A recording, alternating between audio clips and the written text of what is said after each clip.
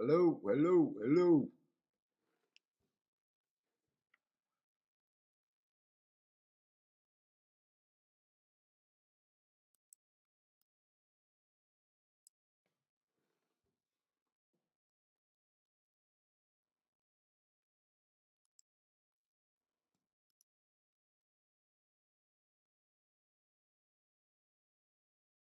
All right, I can go live now.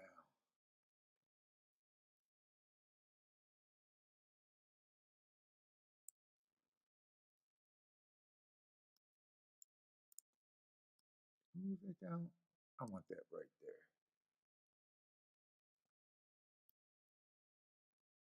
there. Hey, what's up, everybody? Welcome to the Shake Up. I think I'm actually live. I think I'm live. We got Friday. What I got? Gulfstream, and I think it's Churchill. I know I wrote Churchill, but I think it's Churchill. It is Churchill. I just got to get set up over here. I just sat down. Is that where I usually have the damn camera? Looks different to me. Oh, give me a cigar started. Holy shit. What we got going on today?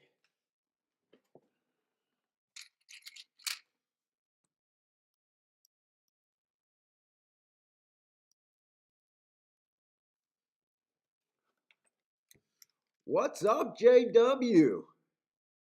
Thank you for rescuing you from that god awful show. What's up, man? With Sterling and how do you say it? Stable? Is that the other dude, fat dude's name? I just know him as a fat guy in the midget. I shouldn't say midget, by the way. Sorry about that. I don't want to get canceled from nothing. What's up, Renner's Due? Oh, I did not realize I was showing you my little odds thing last night. It wasn't until I was watching the replay that I did something that made my video screen smaller, and I did not realize I was showing you guys the percentage, but I wasn't showing you guys the odds that correlate to. So now the whole let me actually look at the video and make sure I'm let me make sure I'm not making the same mistake. I think I found out what that problem was. But let me check the video there.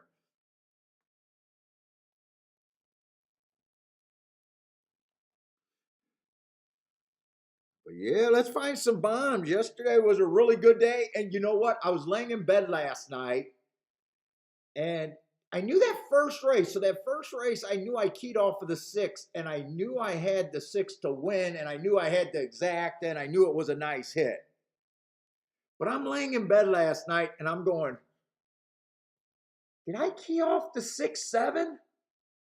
You know how I do that key box with two horses, and I had to run downstairs to check it out. So that first race was actually a bigger hit because the horses that I keyed first and second, they both ran in the exacta. So I actually hit that for twice as much than I thought of.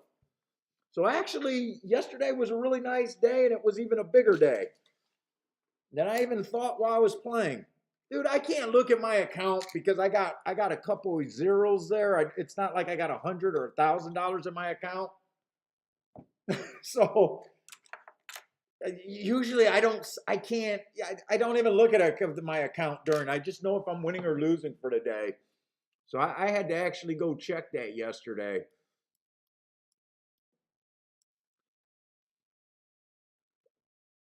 But let's say this first race over here at Gulfstream kind of isn't my cup of tea. You guys already know that.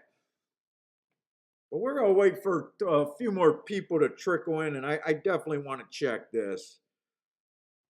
Looks like we only got 3 people in right now, anyways. The most important 3, though. As long as we got JW and Ren is due on a Friday, that's good enough for me. Yes, you'll be able to see the odds today. So Sorry about that yesterday. I know I got some questions. What the hell is that? But you guys were just seeing the percentage that I was giving the horses to win.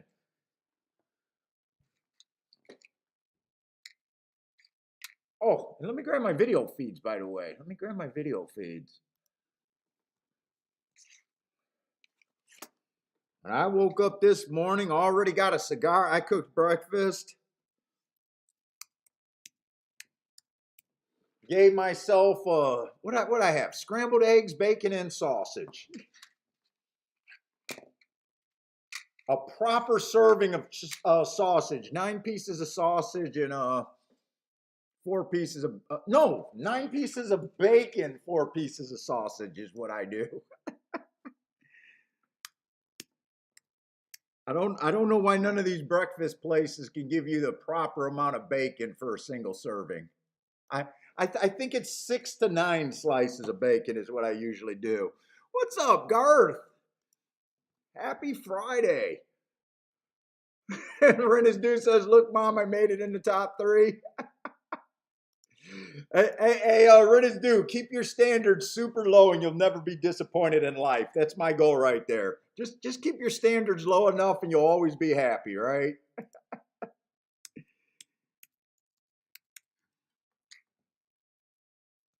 Yes. Oh, well, that is true. Dude, Bentley, I take a bite of bacon. Maybe I'll take 2 little bites of bacon and Bentley gets his chunk. Yes, Bentley, he doesn't get the scrambled eggs because I put a lot of peppers and onions, and I think onions are really bad for dogs. So he doesn't get my scrambled eggs, but he definitely, he probably gets a quarter of my bacon and sausage. He gets way too much of it.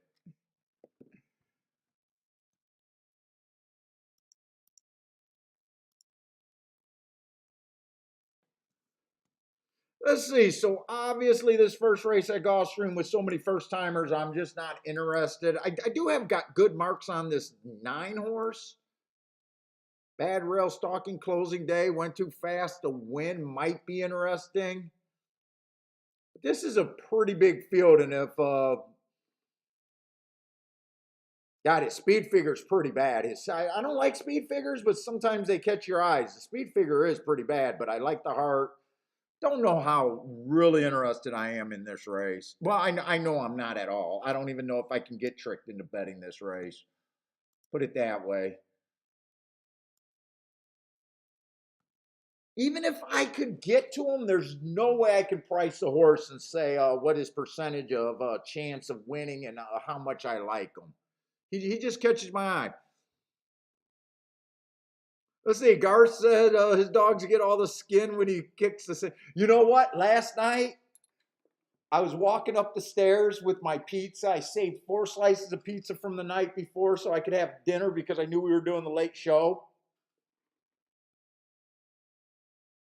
Motherfucker, I dropped my tablet. I was carrying my phone, a drink, and the tablet, and the plate with all the pizzas on it.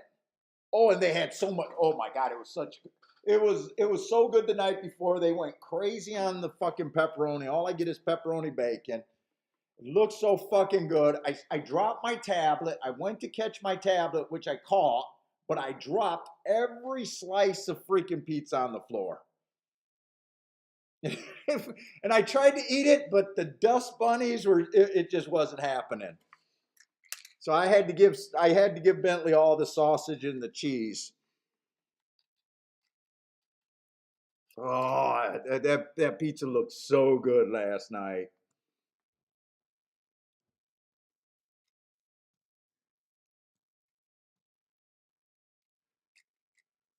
Let's see, got my video up. Let's see. Hopefully the weather's nice at both whoa.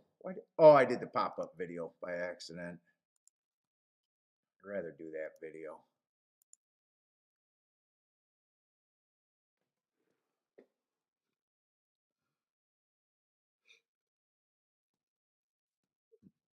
Let's see, and 13 is in and he drew in, but I'm not gonna do that race.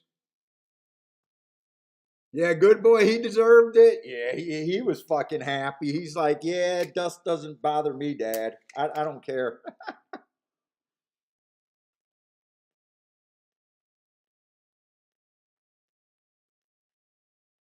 So I had to eat chips, an ice cream sandwich, more chips, and a yogurt for dinner. That's what I had for dinner yesterday. Because I don't know how COVID is still affecting the fucking food industry, but I swear to God, our fast food all closed at 9 o'clock now. Ever since COVID, they used to be open 24 hours or till 11, 12 o'clock at night. It seems like this whole city just shuts down at about 9 o'clock. I don't know if they don't have workers.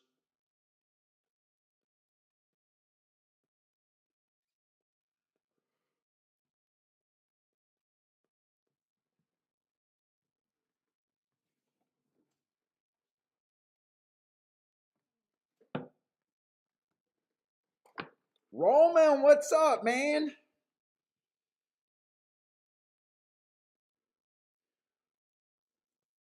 Let me flip over because Churchill got to be more interesting than this race, right? Churchill does have to be more interesting. 50,000 maiden claiming, but at least we got running lines. Yes, Churchill is at the very least more something I can at least handicap.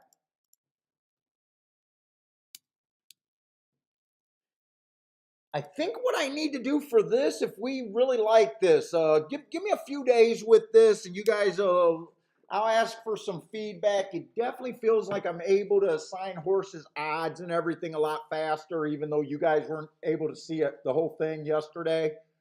I hope you guys enjoy, like the extra work, but I think I'm able to assign the horses odds much faster than the old way. I see Roman marked up some races at Gulfstream, and he's waiting for race two. Good luck on whichever way you're thinking there.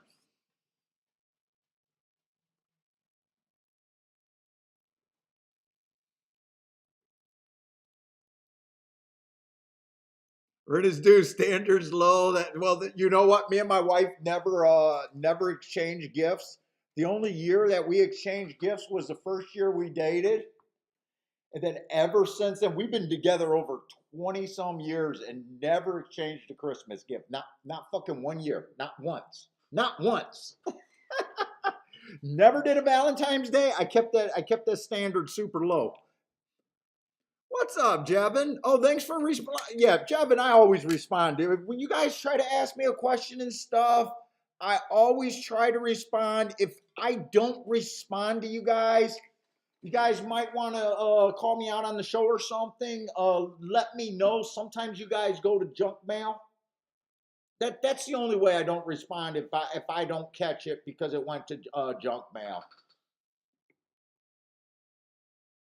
I usually give a response. Now, a lot of times I am bad with the follow through. I know I talked to one guy that wanted a little extra help, and I offered to do a Skype call. And I'm still willing to do that Skype call if you're listening right now. I know you had a different name from the chat room, so I don't know who you are in the chat room. But I answered the email, said I was willing to do a Skype call to help you out a little bit. But I was back. Then you responded with, "Okay, let me know when," and that's where I kind of lost it at. What's up, Steve? But yes, Jevin, what you are saying is right where I started. I got a you were asking about how to do the charts a little bit, and you just told me what you were doing. You're right where I was starting at my ground zero point. You know, after years of experience, I'm able to fudge it a little bit, but you're right at the starting point. You'll get what I'm saying as you're going on. If you start charting a lot of tracks or even concentrating on just one thing, there's going to be some things that stick out to you that you might want to add or take away. But that'll come with your experience.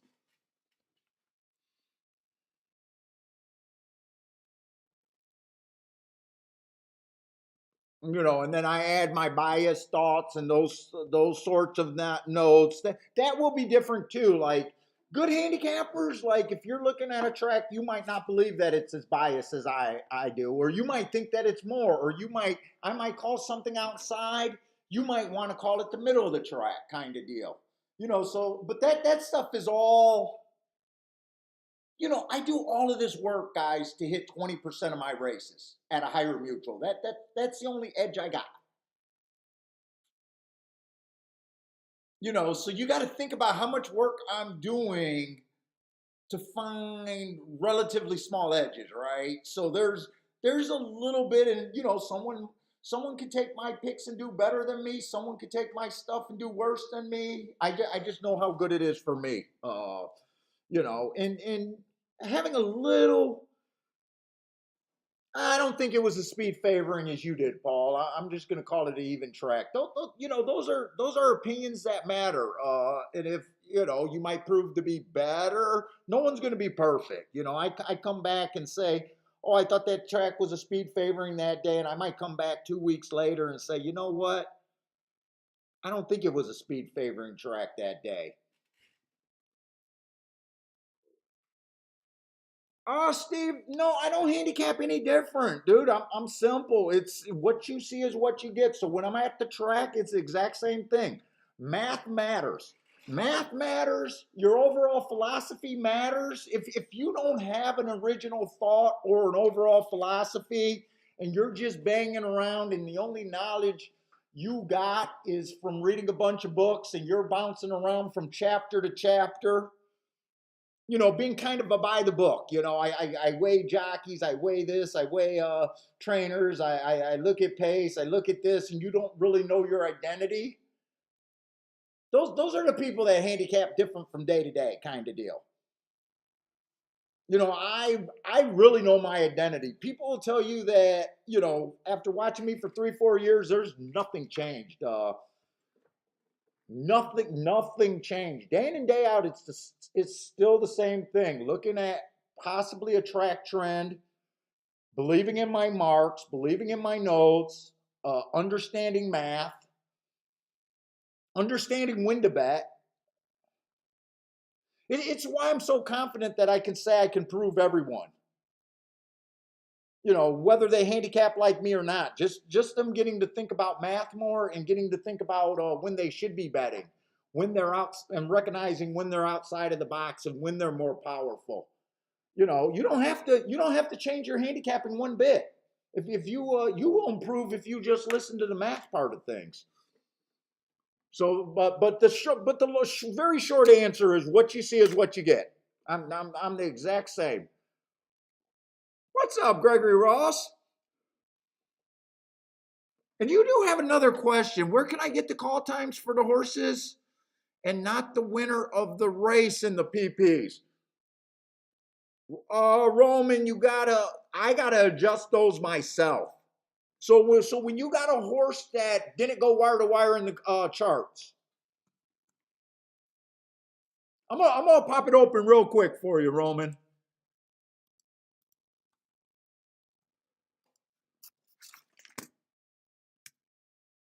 You might be able to go to track this. Some of that, what is that? Track this. I think they might do things different. But the charts that I use is equine base. So I think what you're asking is how do you get the times for the horse that is not the winner? So obviously, in this race right here that I'm showing you, this horse went wire to wire. So these are all this horse's times, right? I think you understand that.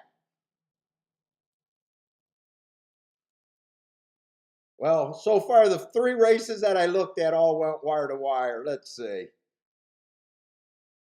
This one's a little pain in the ass. He only came off 1 length. All right, here's a horse that came from 6 lengths behind. Or let's see. If you're using equine base, which was where I directed you before, you go right here. So this was the horse that was leading at the time. I think you know how to read this, but how you do that is you can count the lengths by just adding these up here. Half a length to 1.5, that's 2 lengths behind. let's see, the 5 was in front of them. That's 4 lengths behind. And then there's a half a length there. Or you could go right down here and it's right here for you. So I round down on my lengths. So they got 4.5. I would just use the number 4. I use 5 length or length. I do my stuff in fifths. So each length behind is 1/5. So as soon as you hit 5, it is. So all you're doing is adding 4 lengths to the 22. I also round this down. I don't, that's why sometimes you'll see me mark a horse, then I come back and say it's wrong. It's just a rounding error. Or I'll say it's right, but it's a rounding error or whatever I say. So this just turns to 22 and 4. You're adding 4 lengths. The next card right here, 45 and 2. Now these are in tenths. So this is actually 45 and 1 length. Plus you got 5 here, so you got 6 lengths total. So this turns into 46 and 1. And you'll be able to get to it pretty quick. I used to do all of these in my head. Now I was able to build a simple spreadsheet. I won't tell you exactly how I do it because I can't give away everything. I can't give away everything I do, but trust me, you can do it on a simple spreadsheet. It's really easy shit. I already give away so much shit, but that's easy to figure out. What's up, Catherine? Jerry, what's up, Jerry?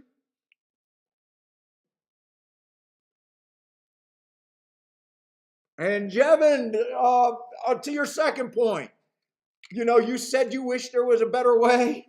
Dude, after doing this for so long, I'm with you. Look, I don't know if my way is the best. It's pretty labor intensive. I won't change it because I know my results. Put it this way, how many of your guys' wives are telling you not to be on the internet? You're giving too much shit away. If your wife says, honey, you need to go gamble because that's work and your work should not be shared because it's the par mutual pool. If that's not the biggest indicator of what I fucking do, I don't know what else to tell you because I bet most people that go to a racetrack, their wives are going, oh my God, you're going to a racetrack again. Oh my God, you're going to a racetrack again. What's up, Boulder? Oh, Boulder, you too. Boulder, I've been definitely, when I get the shit done, I've been trying to help out your workload. I know you appreciate it, but I really appreciate you sticking with something for so long, even though it's time consuming. Catherine's on a road trip. Catherine, you're always doing something, whether you're at the lake, a different track, on a road trip, you're always out there. So does that mean you're just having us on like the radio and not really playing today, or are you going to be able to play today?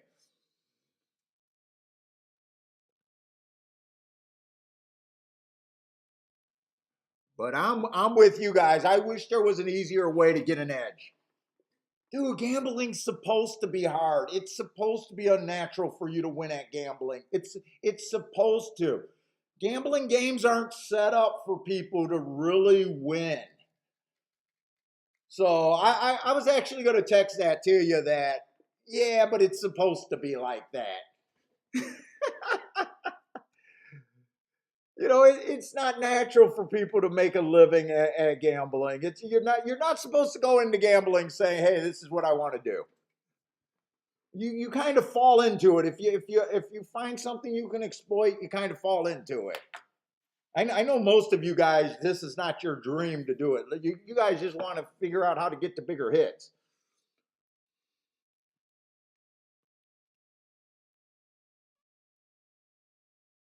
Oh, nice, Jerry. You said looking back at the past videos really help, and a lot of I hope I hope this show.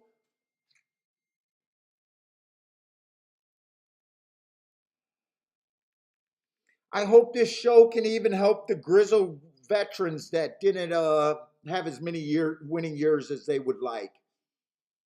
I hope they can look at and figure out, if this clown in Michigan can do it, and he's been doing it in front of me for all these years.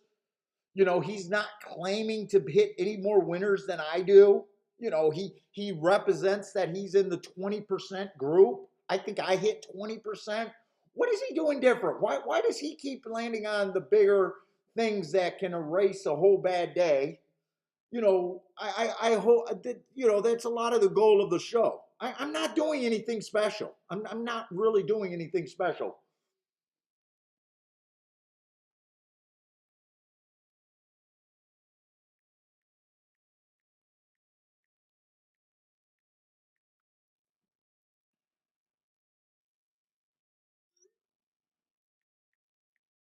Let's see. Kiki's just now texting me.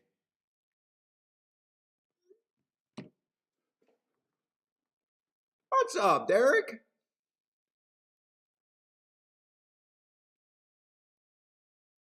Oh, Kathleen, your kids. What your kids hate you gambling, or your kids hate you traveling all the time?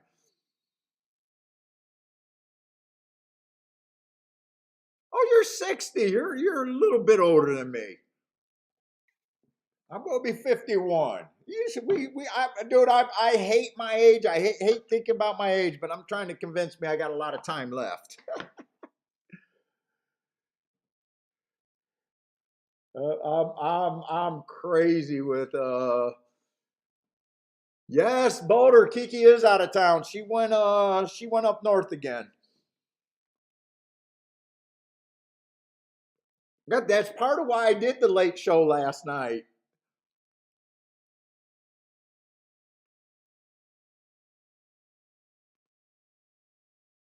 What's up, Jay?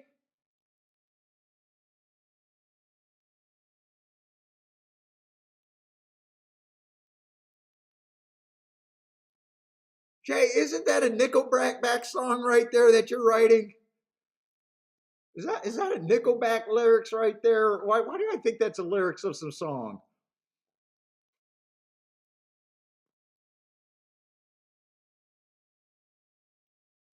All right, let's get started on this race. Let's see. So Churchill, we did. At least I made an adjustment. I didn't think speed was great yesterday. It was opening day. There was some nice prices yesterday. We had a nice hit.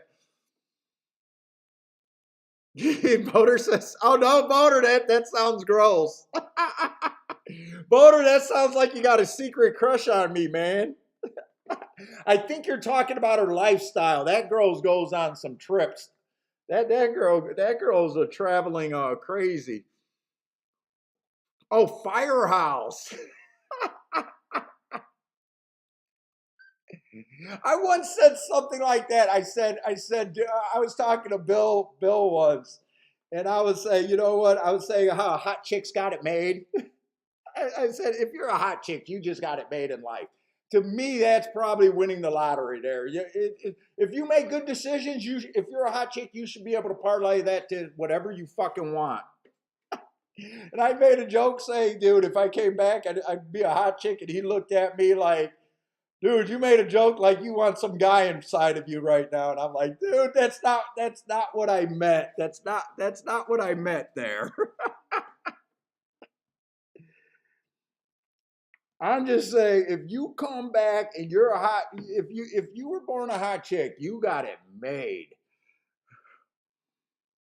No, Devin, I still have not heard from Bill. Dude, just a couple days, his wife posted a happy birthday on my wife's Facebook. That was the first time we've heard of him.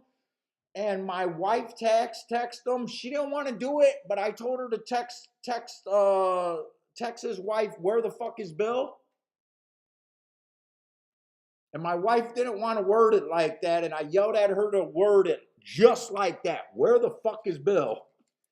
And I have not even got to respond to that text. I have no idea what's going on there.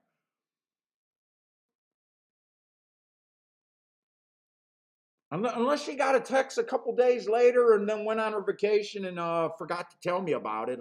Unless it was responded to late.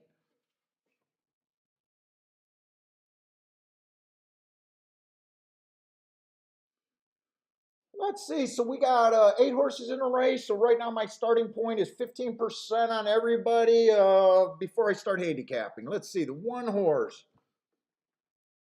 got the running style that I thought was okay yesterday. Coming a little bit off the pace. Dropping a little bit of class.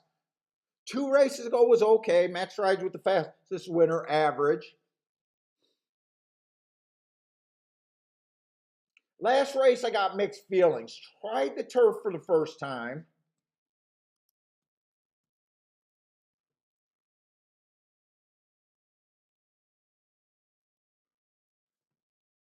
Tried the turf for the first time, so that could be an excuse, but I'm looking at my notes where I got inside of the track was good. The horse had a 3-hole and was slow, slow, slow.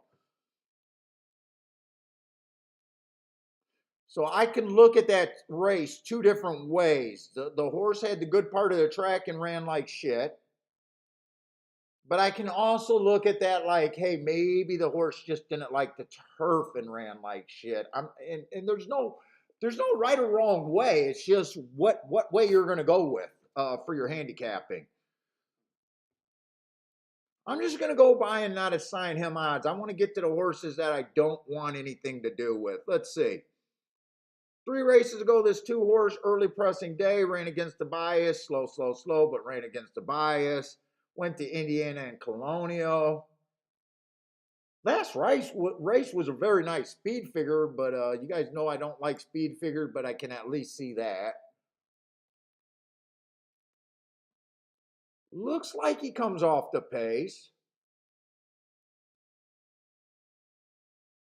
But I'm probably not too interested in him as my first thought. I'm going to put him at 5%. Not impossible, but not likely. And you guys should be seeing the odds, right? Let me just see on my video if this is working. Oh, did I freeze up?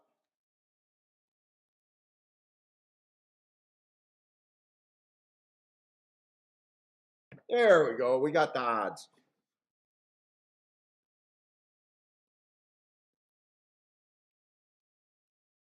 I think it has to be more than gambling. I don't know what happened. I really no. I'm not that worried about it. Like some people would go to a search party and stuff. Bill has disappeared without warning more than once in my lifetime. you know, and when Bill comes back, if Bill comes back, nothing will be said.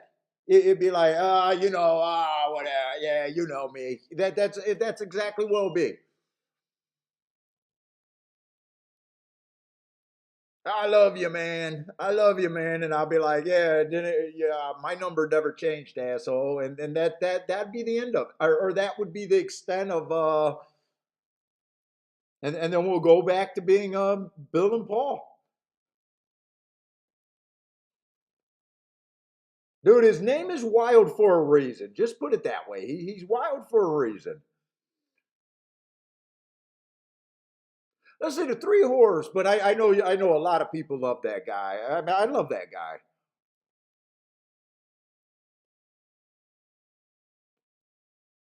Let's see, 3 races ago on this 3 stalking day, I gave him an asterisk for being a closer. Next race was in Indiana. I'm behind on Indiana. Uh, Last race, inside of the track was good. Had the 4-hole. I gave him a little bit of asterisk there. At Saratoga, that race is okay.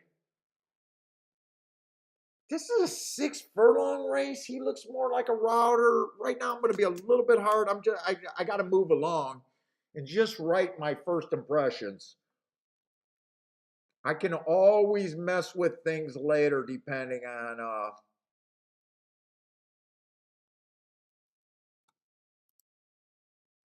see, 4 just looks too far back. Route to sprint.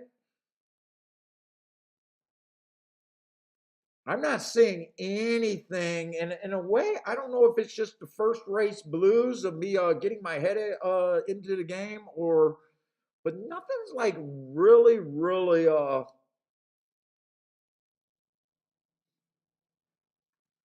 jumping out at me. I do like this race on this horse 4 races ago, but it was at a route. Running against an inside bias. That's a nice race running against a bias, but all right, this is what the chalk looked like. Chalk to me has the right running style. First race out was pretty ugly. That was a 1 race sample. Last race was a very nice race. I can't say 4 to 5, but so far I am going to agree that he should be the favorite. And I'm even going to give him my most points, even money chance here. That's as low as I go down on the betting line. Let's see, if everyone started with 15%, I'm just going to put the first time starter that I have no story on at 10%, taking a few points away from them. Who knows if that's good or not? Fuck, I don't like this horse at all.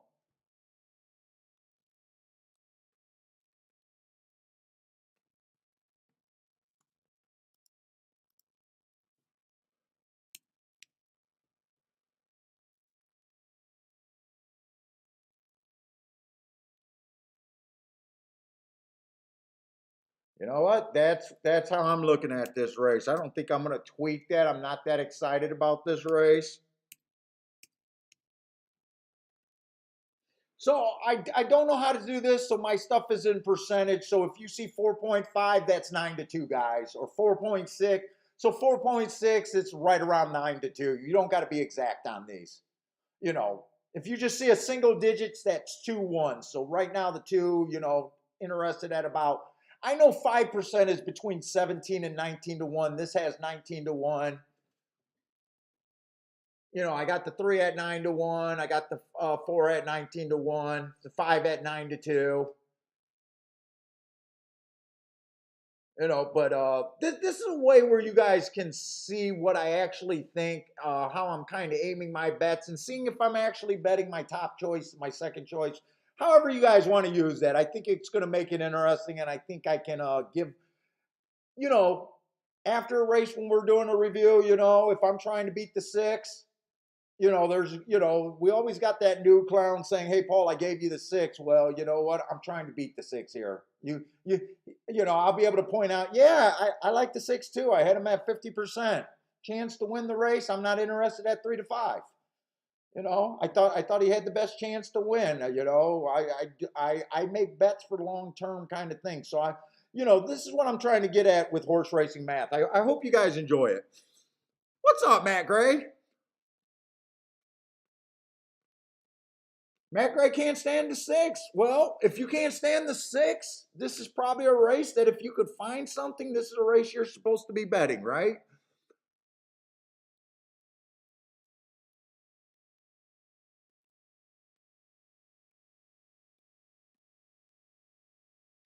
Although you still need to kind of have an opinion. You still need to kind of have an opinion.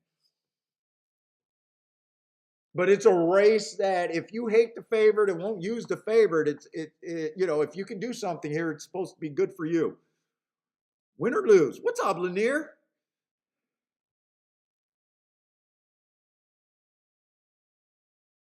Matt Gray is offering to go online to check to see if Bill's in jail. I even had that thought. I don't know. I even had that thought.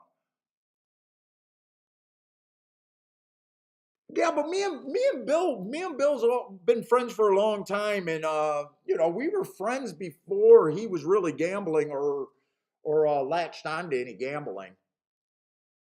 Dude, I met him through another friend, and he was, we were both wingmans for each other. We started out being bar buddies, and then involving into handicapping buddies. So even if Bill stopped playing, there would be no reason for dude, I vacation with his kids. We vacation with his kids. It's like I haven't even heard from the kids or nothing.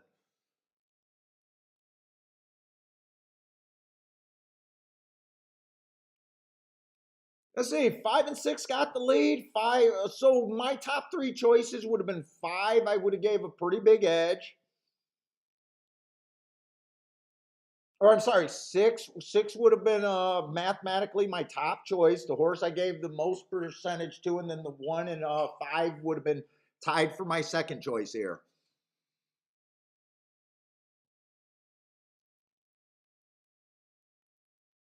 What bar on Middle Belt? There's been a lot of bars, Middle Belt and off of Middle Belt, that we used to go to. And Inkster.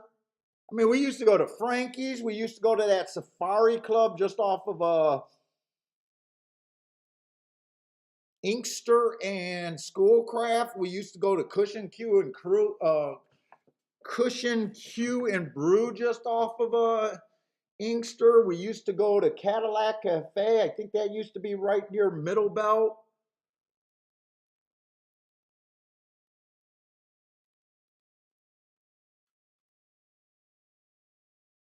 Some bars come and go too. I'm trying to think of other bars. I think there was a Jamie's on 7 that was just off of Middle Belt we used to go to.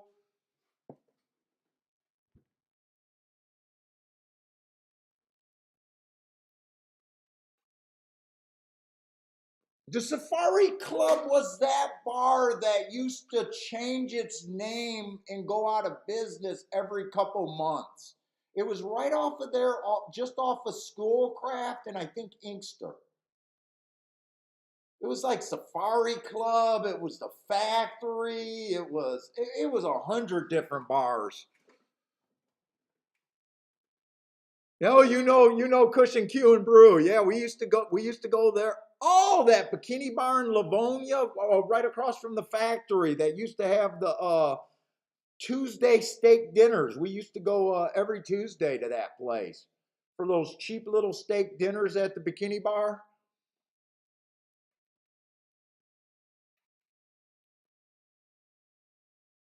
Cadillac Cafe, I think was off of Middle Belt, like Grand River and Middle Belt, something like that. Let's say the 2 horse won that race, so bombs away. I was a little bit harder on the 2. That was a horse coming from. I downgraded the Colonial and Indiana races. I didn't care for those 2 races. I didn't trust that speed figure.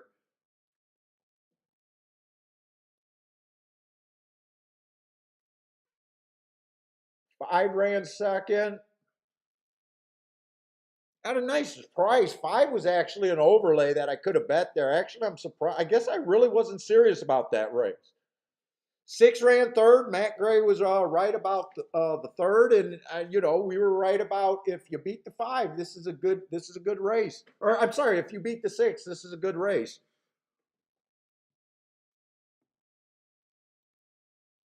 Oh, Token Lounge, yes, Token Lounge. We used to go to a lot of bars on Telegraph too. La Chambre. There was a good bar on Telegraph and Ford Road, a sports bar for a while. That was a good bar. I used to try to conquer Michigan with my penis at one time. One lovely lady at a time. Well, I would try to get more than one at a time, but for the most part, it was one at a time. Oh, you saw Corey Feldman there? Oh, I did not see what happened at Gulfstream, and I really did not see how. Holy shit! How did Gulfstream already run the first? Wait a minute, I am super toned out. I'm like holy shit! I completely missed that Gulfstream went off, and there's 2 minutes for the second race. Holy fuck!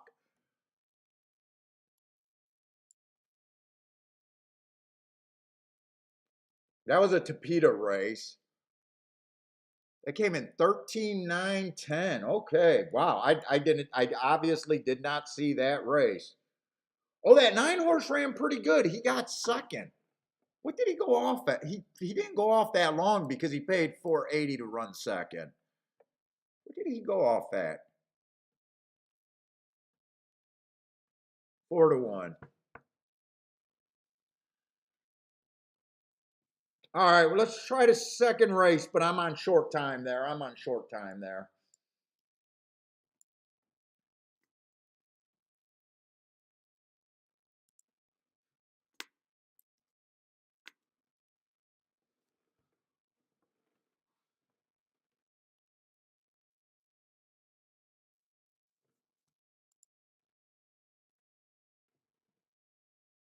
Not the greatest betting board right here.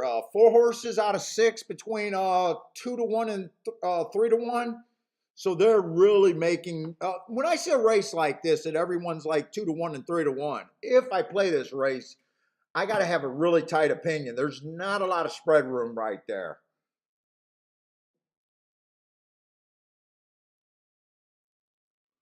There is not a lot of room. You know, if you box those horses, there's probably not much upside there. They're kind of in those type of races mathematically. They're really making you force with an opinion.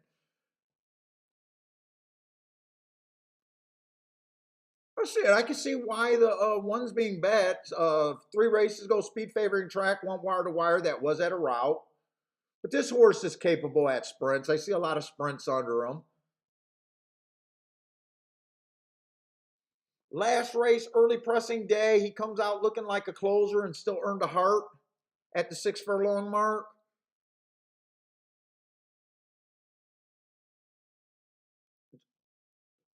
Competitive at a little bit higher of a level.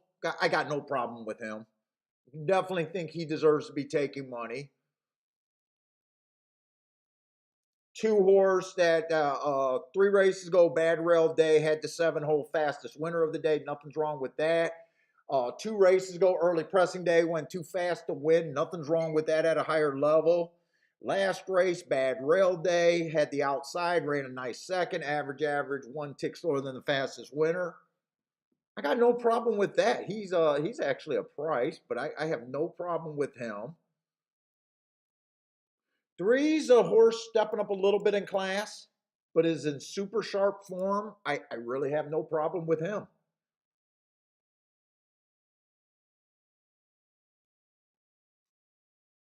I'd probably be a little bit harder on him just because of the step up, but if he wins, he's in really sharp form. 3 races go at this level. Match strides with the fastest, or he went too fast to win. So he could get away at this level. Front speed, sharp front speed is always dangerous. I would still be a little bit harder on him. I wouldn't take 2-1 on him. I wouldn't have a problem with him winning, but I just wouldn't take 2-1 on him. In fact, he's supposed to start with 20 points. I'm just going to put it at 15. Take 5 points away from him and say I need about 5-1 or higher to be interested. So at the very least, he's overbet.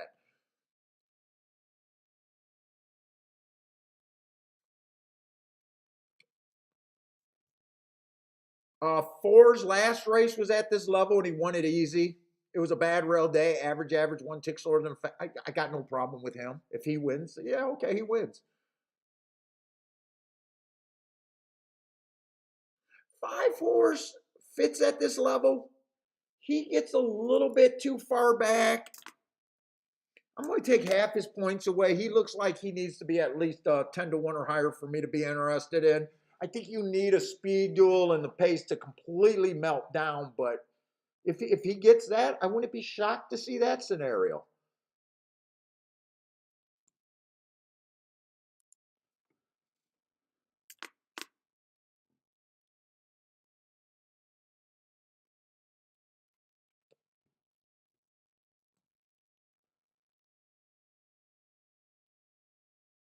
Let's see. I'm going to be a little bit harder on the 6. Sharp horse, but stepping up in class a little bit. He might not be stepping up in class on paper with this being a $20,000 race, but we got a lot of horses dropping, so I'm going to act like that's a little bit of a step up. I don't think my opinion is strong enough here. I'm just going to say all the other horses are 5-2. About 28%. I'm going a little bit over 120 betting line here, but not by much.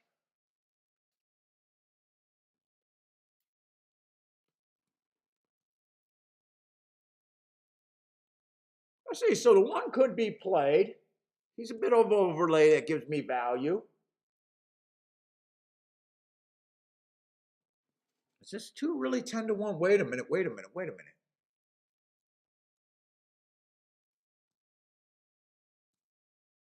I got the wrong betting board up here.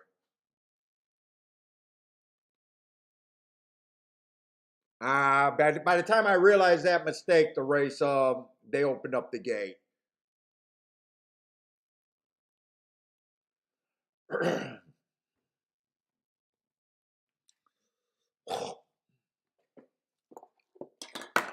Shit, I gotta empty that ashtray. Boy, 3, they really, I said I wouldn't take 2 to 1 on the 3, and they bet him down a little bit more. He did get the lead. And he got the lead fairly easily, especially when you consider he got away at 23-3. Wow, 23-3, really?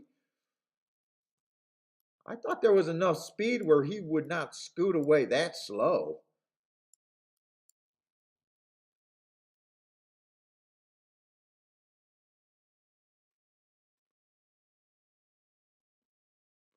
(45-4), he definitely had to speed it up. That's going around that turn at 22-1. So they were able to speed it up at the half, but he's gone. 22-1.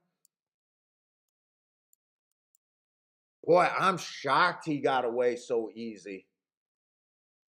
I would not have took him at 7-5, that's for sure. That's definitely a good, well, that's a good race that I knew I wasn't that interested in. I think 6 got second, so that's a real bad AB ticket right there. What's up, Ryan? Ryan, we're smoking the Undercrown today with the blue label, the blue and gold label. He wasn't able to get these for a little while.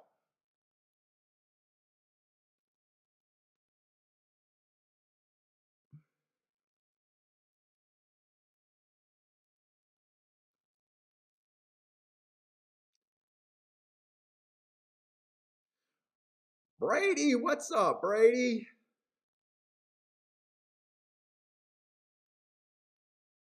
Let's see, Jay saying that 6-3-3-6 is both ways 8-1.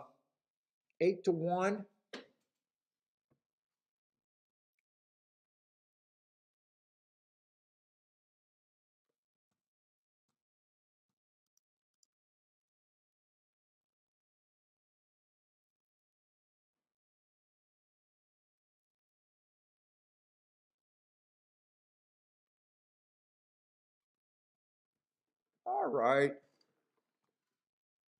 All right, my betting line was not that great because I thought the 3 horse was stepping up in class. I thought there was going to be a little bit more speed there.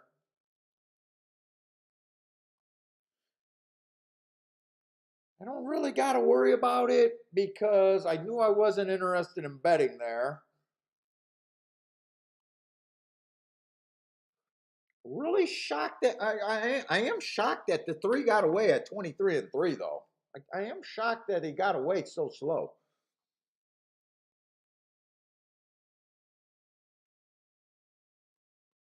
I see Brady sticking to Belmont today. Good luck. Churchill was bending you over yesterday.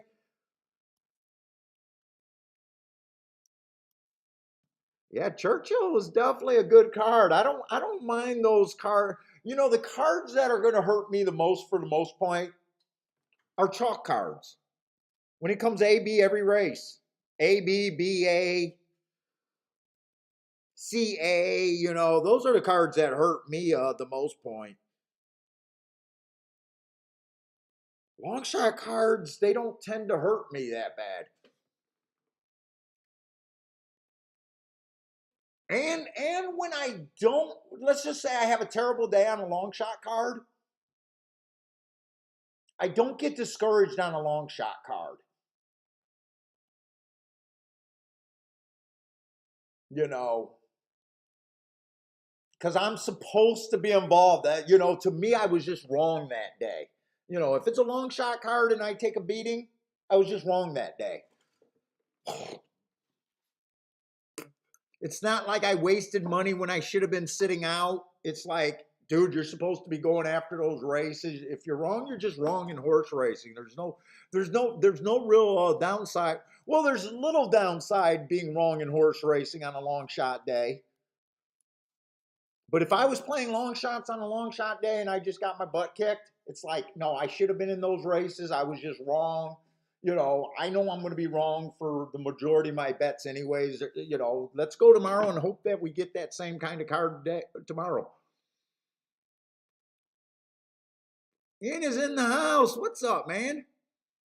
Oh, Brady also doesn't like dirt-only cards. So you're fire on the turf. So yes, you definitely want to go to where you think you handicap better. There's nothing wrong with doing that. Yes, this one is. I think the blue label is the Maduro. They got the lighter wrapper with the red or burgundy. I think that's the shade, and they got the white one that's even. I think a Connecticut label in the same family. So I think this is the Maduro, the darker leaf, full body. Medium to full. I'll say medium to full.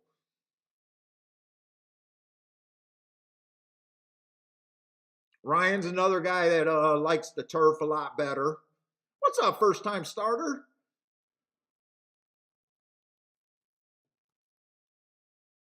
Okay, so far I had no plays so far, so no harm, no foul done so far today, and also no hits today. But we're early. We're early. And let's get tic-tac-toe boards going. Let's get everything going. I thought the tic-tac-toe boards were useful yesterday at both tracks.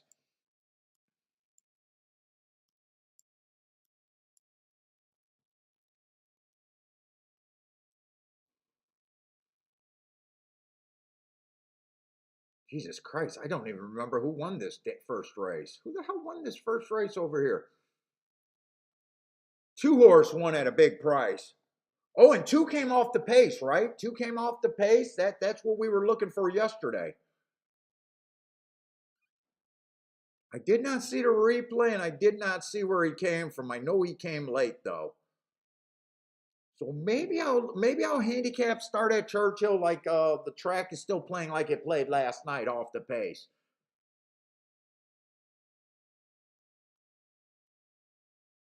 Another 6-horse field. Everyone's just at 20% chance to start out.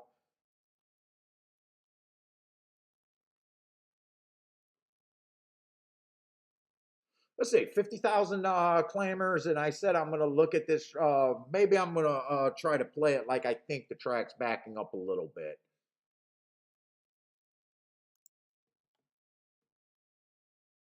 And there does look like there's speed in this race with the 1, 2, 3. All looks like they're capable of getting the lead.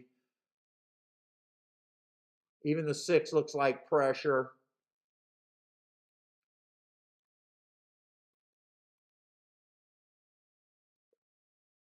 I mean, 1 went too fast to win last race, but that was at a route.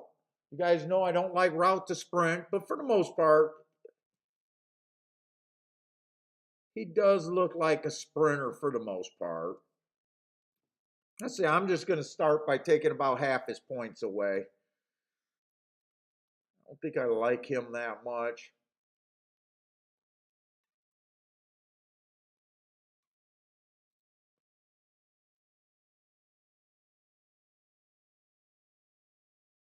Six earned a heart 2 races ago while trying to come off the pace. I'm going to hold off on him right now.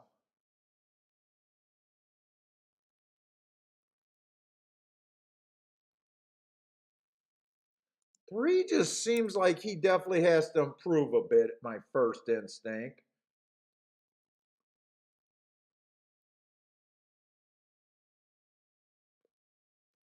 4, if the track's backing up, will definitely benefit. Last race, the rail was bad. It was early pressing day. He had the 4 hole. He got off the step slow, and he was closer to being a closer. I like that asterisk there. And if the track's backing up, I think I want to give him a fair chance. He also seems to be dropping a bit.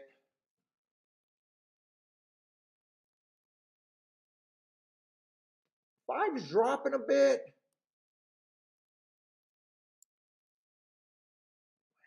Man, has went wire to wire before, but has not been showing his same speed.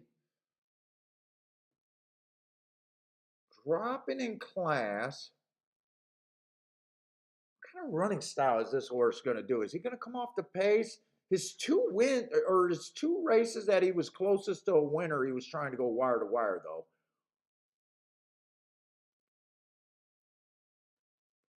Most of his races, he is coming off the pace. I'm going to assume that he's coming off the pace. I'm just making educated guesses sometimes on these running style. We're just educated guessers.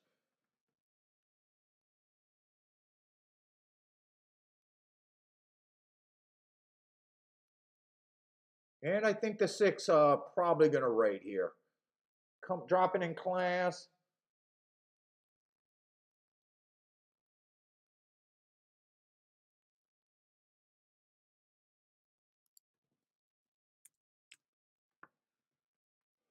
Do I want to break this down some more? This is not that good of a... I really feel like I can get these betting lines done a lot faster. I'm seeing a pretty congested race. I see 4 horses that I think are roughly the same, and I see the 2 horses that I made kind of a long shot roughly the same.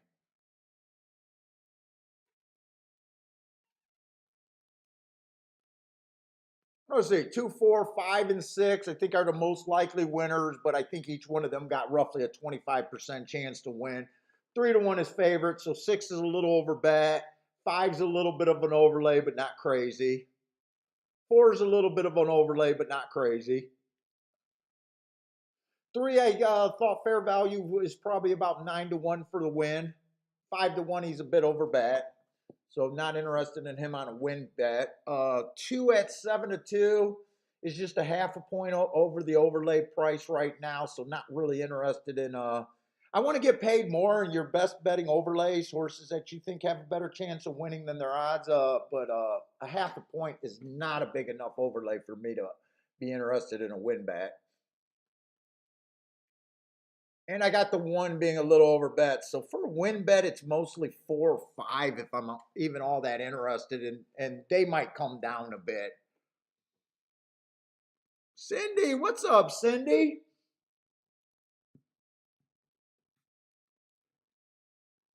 Let's cash some winners. Good luck to you too, Cindy.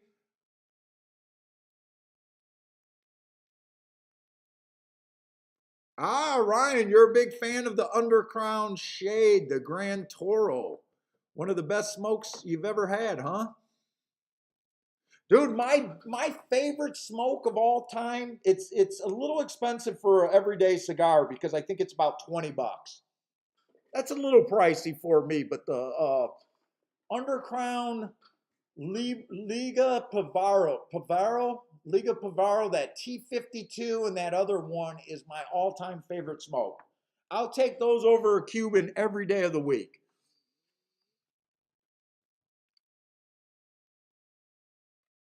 That's my celebration. If I'm going to your wedding, your bar mitzvah, your fucking kid's bar mitzvah, your kid's graduation party, and I'm gonna be outside and I'm gonna have a smoke.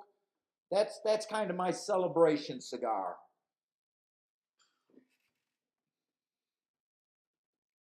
When I sell a house, I get them.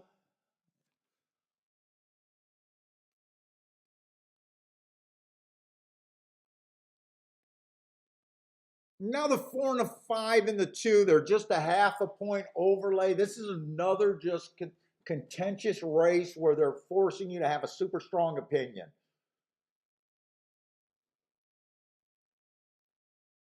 Now, according to me, now remember, I do my betting lines at 120%. So, according to me, I think the 2, the 4, the 5, or the 6 should win this race 100% combined.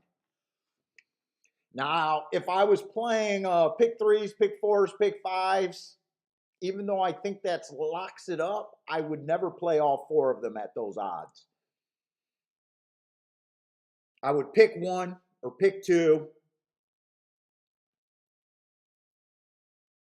But I would not go all 4 of them in this leg when the highest you can get of my group of horses about 4-1 or 7-2. It's just not enough. Let's see. Cindy likes the 7 over there at race 1. Good luck. Get off to a nice start over there, Cindy. But this just looks like another sit-out race for me. And if you guys are new to the show, I will sit out a lot of races. Some days I'll play a ton of races. Some days I'll sit out a lot of races. If I don't have some math edges that I believe in, I won't play.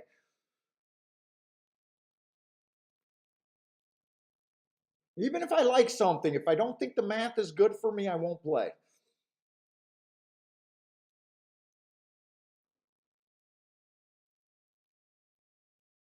And we're early in the card, so it's okay. It's okay right now.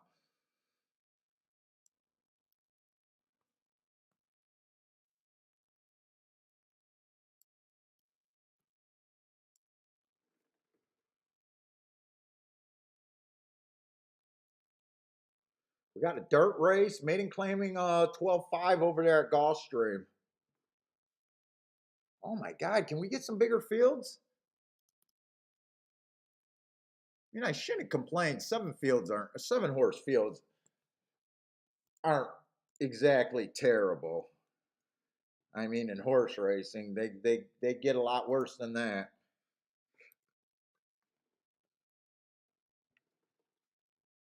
Let's see, Jay got the 4-5 going to the 4, double over there at Churchill Downs.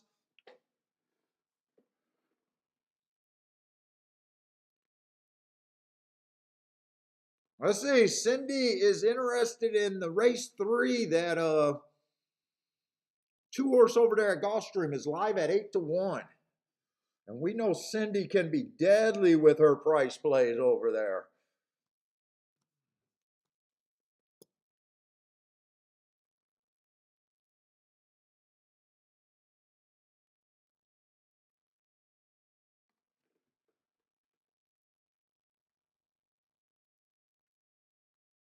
I don't know. I might play this race. I'm just waiting for the Churchill race to be over before I look at this Gulfstream race. I think I got enough time. What's up, Derek? Derek got a 2 with a 5-6 and a key box over there. King off the 2-horse, first and second.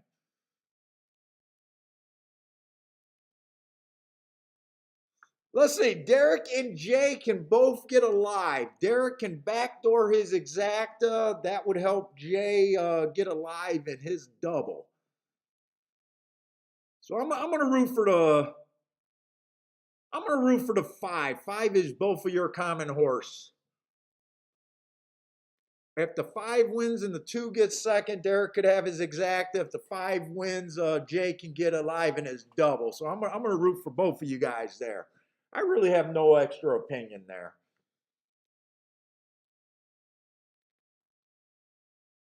Wouldn't mind if I can get a clue to see if this track is doing playing like it did yesterday. I wouldn't mind.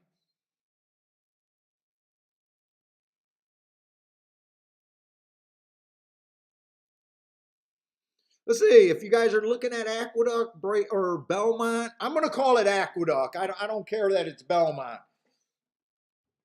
But I'm going to call New York Aqueduct because they're running on the Aqueduct surface, and that's the profile that I'm going off of. I think I'm playing Aqueduct tomorrow. I think I downloaded New York for tomorrow.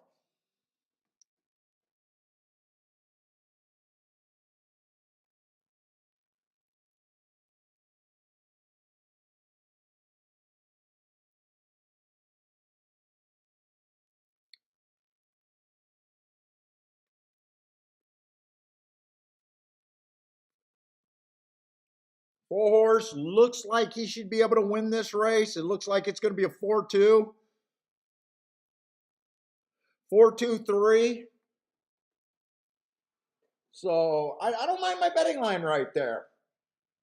I had 4, the 2, the 5, and the 6, all with a 25% chance to one to win that race. 4 was a little bit of an overlay at 4-1. Came a little bit off the pace, not crazy, a little bit off the pace. So I don't think my betting line was bad there.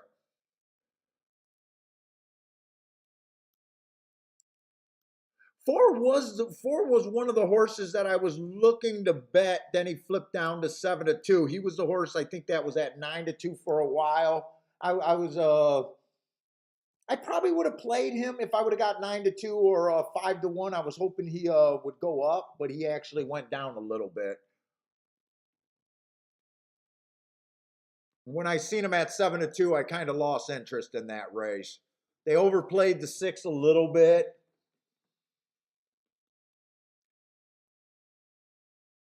Derek says speed seems fine over there. That was pretty well. They went quick, but they still came off the pace. That's what's sitting in my head. If someone gets away and be able to slow it down, that was pretty quick. 21-4, 45.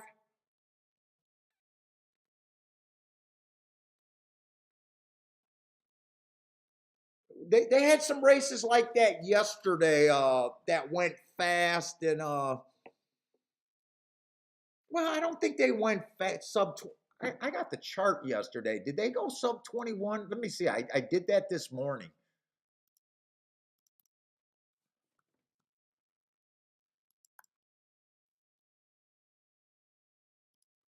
Wrong thing.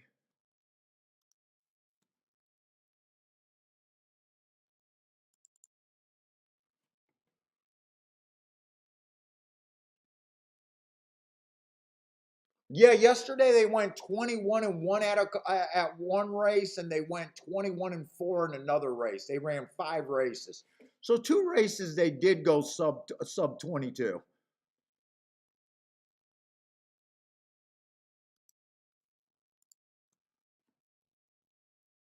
What's up, Ed? I gotta call you Ed. I think that's. Let me try to say your name. Is it Edgardo? Maybe someone can tell me if I'm saying Ed's name right. I think it's Edgardo.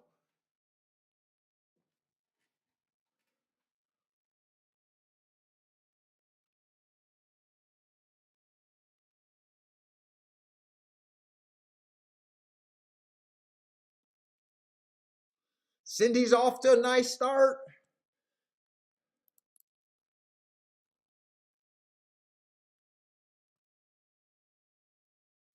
Maybe Cindy backdoored a little bit.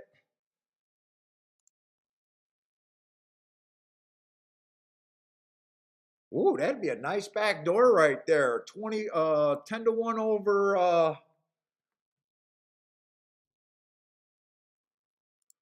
what did her 7 go off? Her 7 went off at 9-1. Am I looking at the right race?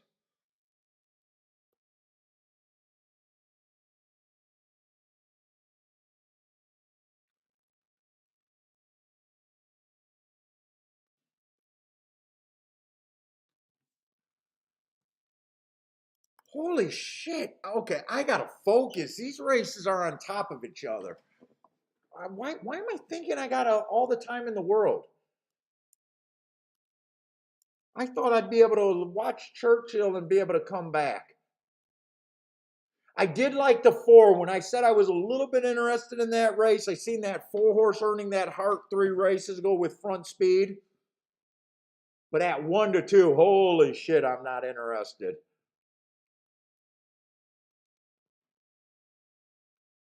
I seen that heart, but I was not looking at the odds at that time.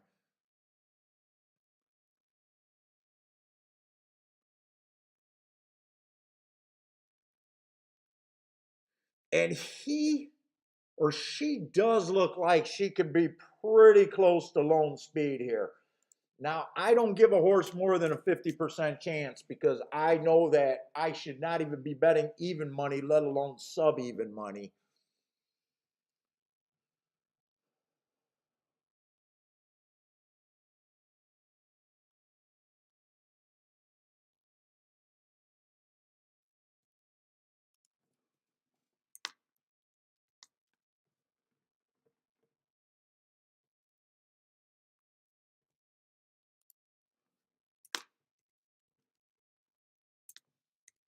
That's as far as I'm breaking that down.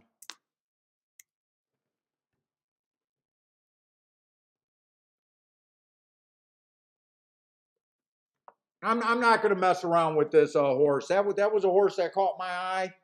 Not worth a bet. I don't see anything where I'm that interested in exactas, I don't think. It's going to have absolutely zero time to look at a double. Let's see. Cindy liked this two over there. Oh, I did not like the two. I did not like the two or the one. I was really hard on the two.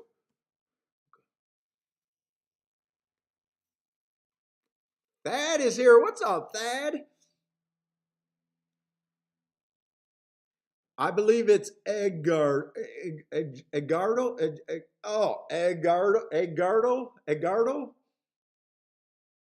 Dude, I hope I'm not butchering your name, Edgardo. I hope I'm close enough, man. Forgive me if I'm really off base with that.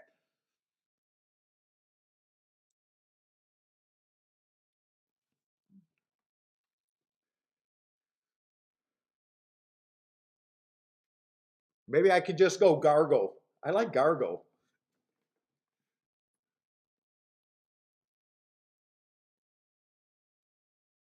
So far, I still don't have a play. So far, no plays.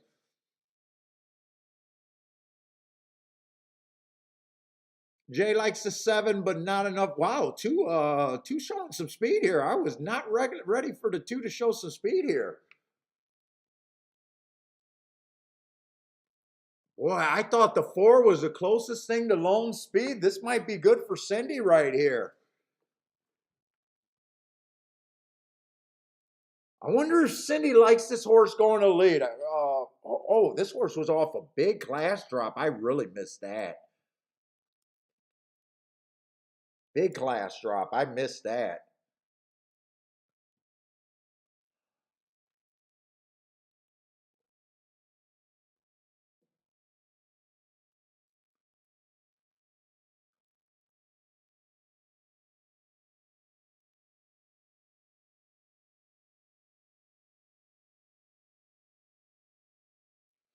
Looks like the Chalk Eaters are going to take one.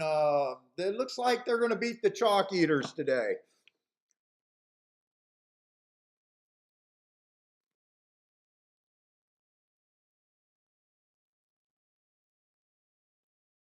Let's see. I thought the four had the best chance, but he was no play at those odds. I thought there was a bunch of horses that all had a 17% chance. The seven and the six was in that group. But I thought 9-2 was fair value, and they went off at 7-2, the winner.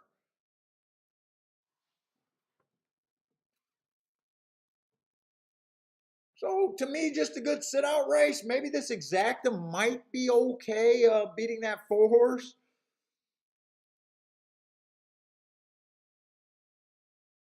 Oh, here's another name. How do I say this name right here? Anil. Anil.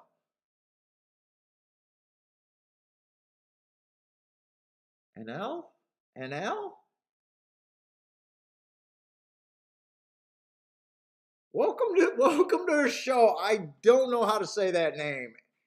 NL maybe?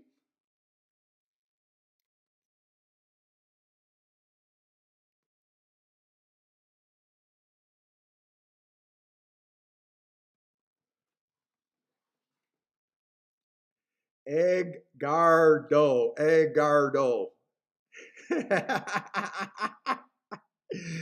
Hey, Gregory, you're trying to teach a guy that just cannot talk, right? It's hopeless trying to teach me how to read.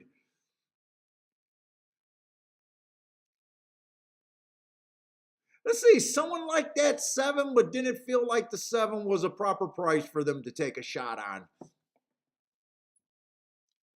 Who liked that 7 horse?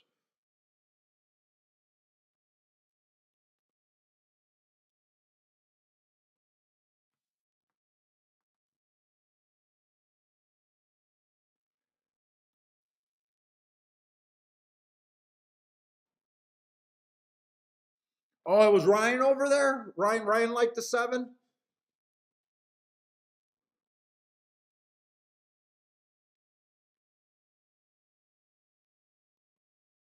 Dude, to me, that's the right move, though, Ryan. If you sat out because you weren't happy with the price,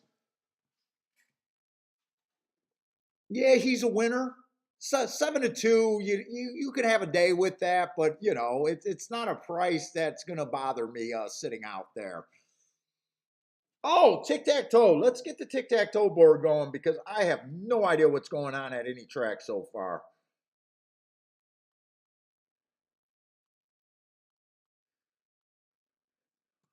We need boulders keeping me on point today.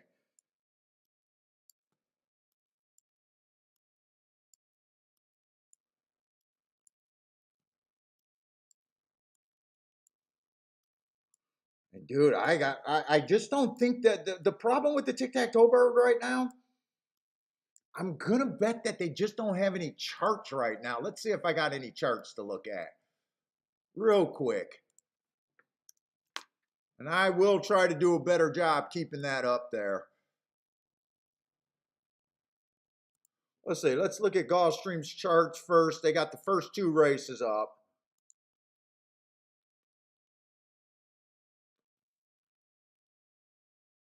The 13 basically went wire to wire in the first race. That was on the Tapeta. Coming from the 12 hole, so it's just safe putting the number up there. I don't got to worry about that. Second race was on the dirt. The 3 went wire to wire. And the third race, the 7 horse won, but I'll watch the replay. I'll try to get the replay there. And let's see, the other track we're doing is Churchill. They only got 1 chart up so far. The 2 horse in the first race stalked.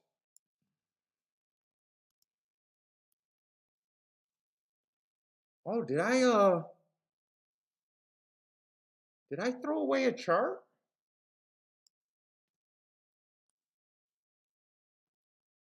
I must have got rid of my Churchill chart somehow.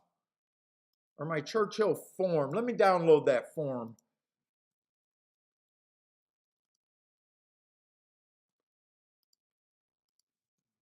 Let me get that form again.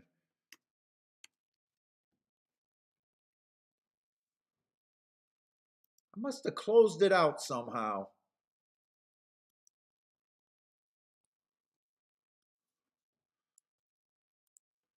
Let me get my pin working.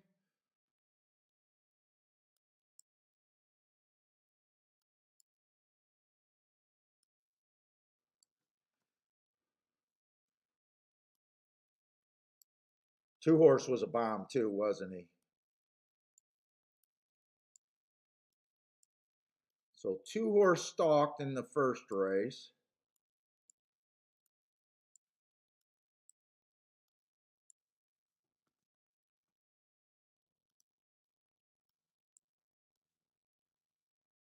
I'm pretty sure 7 stalked over there at Gulfstream. I just want to be sure about it if I can watch that replay. JJ is saying that the 2 horse or 7 horse did stalk.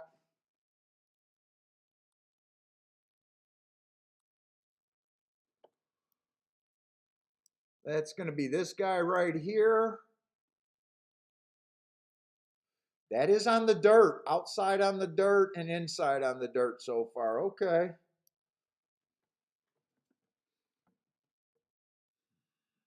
What's up, K Phil?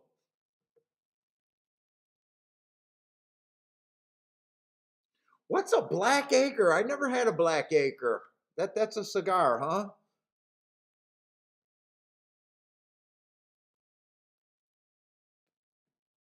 Let's see. Jay's telling me that the second race, the 2-horse wired.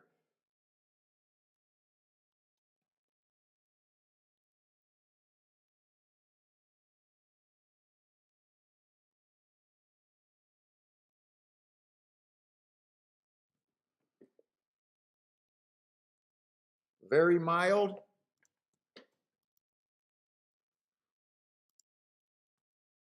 Was that the 2 that won the second race? Why did I think? No, it was the 3-horse. 3-horse wired. C Trident wired. He was a cheap horse, not the 2. I thought it was a 3. He did wire. Well, was that on dirt or Tapeta?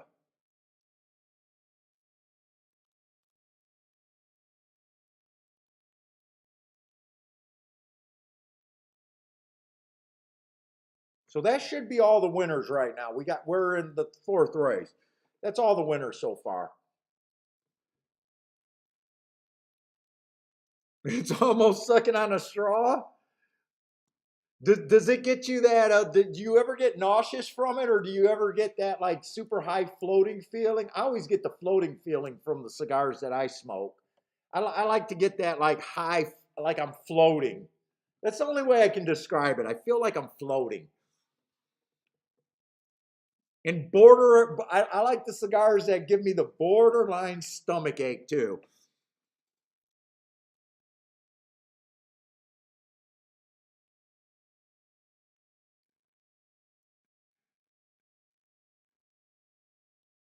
Yeah, 7 definitely stalked. Okay, so nice call, Jay.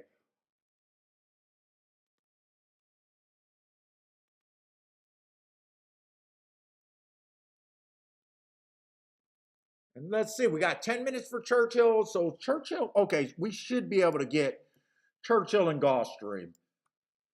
There's about 10, 12 minutes between those 2 races. So hopefully they stay like that.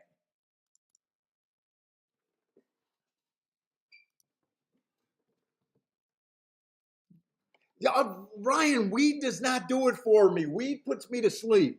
Weed might give me a good giggles for a couple minutes. I might be funny for about 5 minutes and then I want to go to sleep. Weed is not a party drug for me. Weed is a sleeping aid.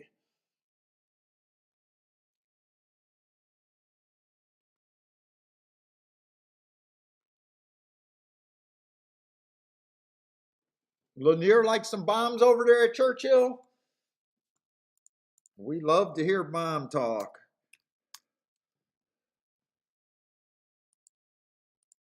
I don't like that percentage on a scratch horse.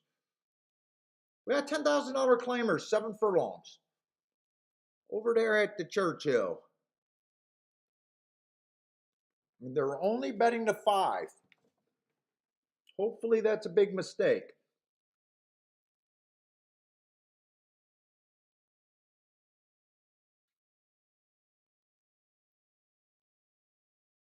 Let's see, 4 races ago on this one, he broke his maiden. He's just average breaking his maiden. They tried him in a grade 3 race. No shame in getting killed in a grade 3 race. It's no shame if you're not a grade 3 animal right now. He still managed to be close to the pace, even though I got that pace being slow, slow, slow. It was the slowest pace of the day. He just wasn't good enough when the real running started, though. 2 races ago was another stakes race. Really no shame there right now. Early pressing day had no speed. Off a little bit slow, like the asterisk. Then he goes to Tim. I don't know what Tim is some little track. It's not even on my radar. He won that race, but was placed 3rd. But I'm not sure what I think of him one way or another. Let's see, 2 only broke his maiden, match strides with the fastest winner, which he was of the day, average. Not a bad race. Hard to pick a hole in that race. Other than I don't like route to sprint that much.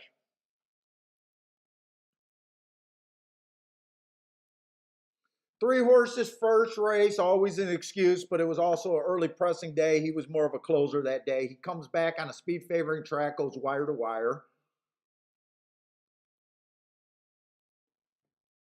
He tries a little stakes race. bad rail early pressing day. He shouldn't have been nowhere near that rail. Match strides with the one tick slower than the fastest winner. Match strides with the fastest winner while dueling. So not a bad pace there that he chased. I think he has a little bit of upside, except I don't think speed. I'm right now. I'm not believing in speed at Churchill right now until proven otherwise.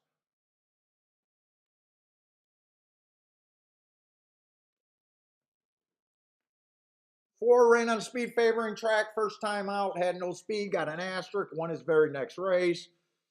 Just being average. Five won his first race out, hard to poke a hole, fastest winner of the day, earned a big speed figure.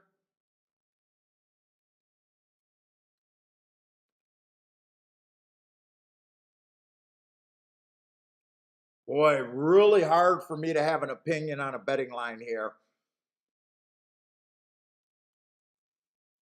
7 is scratched. 6's last race was a stakes race. It was a speed favoring day. He dueled and lost. Probably lost to eventual winner since I had that being a speed favoring day. So not really that bad.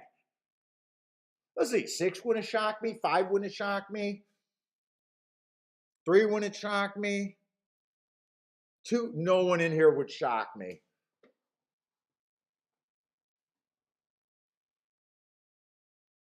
Do I want to do anything here? If I do anything here, I'd be playing for horses that I think could benefit from a fast pace.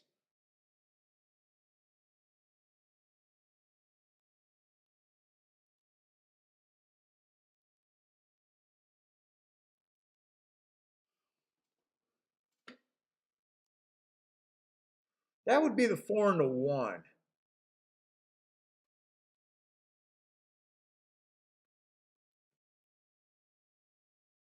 4 and the 1.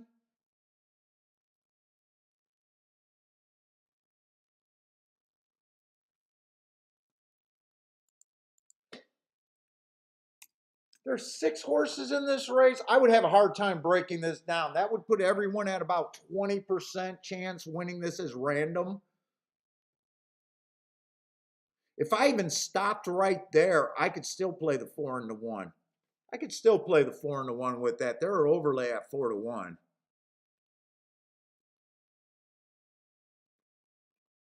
If I do this, it's just going to be a play bet for me.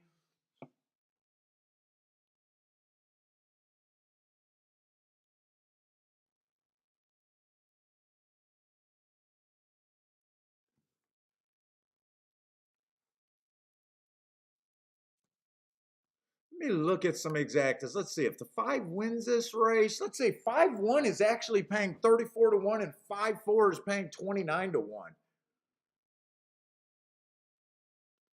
You know what? I might have to play this race.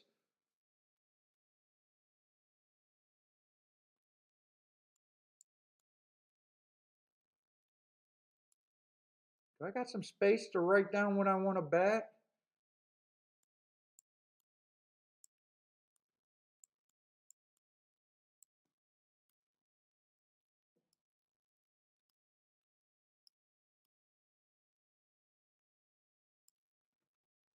No, I'd probably wait. If 5 on top of the 1 and 4 are paying good, I'd probably could just box that and hope for a 1-4.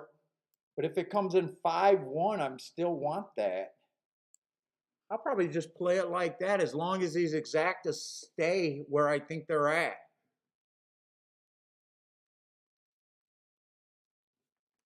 Roman, I don't play them seriously. In fact, I've only played 2 pick sixes in my life, and I hit one of them. But you can see how I handicap. You know, I'm making my decisions. Like, I don't handicap early enough to take pick 4s, pick 5s, pick 6s serious. It's mostly because I'm lazy. And I'm such a biased player. You know, I'm always making adjustment to how I think the track's playing. I used to play pick 4s fairly regularly for maybe a year or so, maybe 2 years. But they were grenade tickets. I could do a lot better with my not I'm a much better thinking player than what I used to play them. If I was to play them now, I'd play them completely different.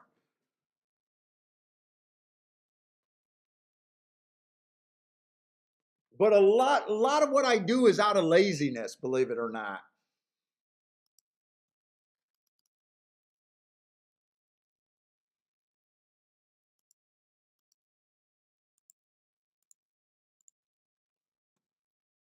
Let's say I'm just putting those bets in.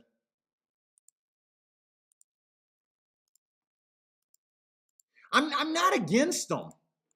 Some people think I'm against them, like I'm saying they're bad bets. I don't think they're bad bets. I think jackpots aren't the best bets.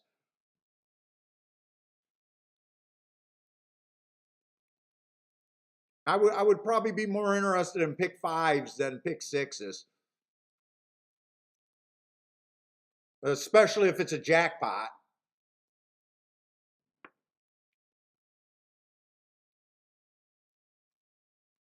So I'm not against them. It's just the way that I play and my laziness. Like it looks like I do a lot of work before the races. All I do is put in my marks. I don't like when I'm marking a race, I don't look at it like, oh, I think I'm interested. Every once in a while, a horse will jump off the page and get my interest the night before. But for 90% of the time that I'm marking horses, I'm not even paying attention to the marks. I'm just throwing them on there. So all my decision making is exactly what you see now. This is my decision making. So, you can kind of see why pick fours and that and going out even farther is kind of right now the way that I do things is would be a wrong move for me. What's up, Peanut?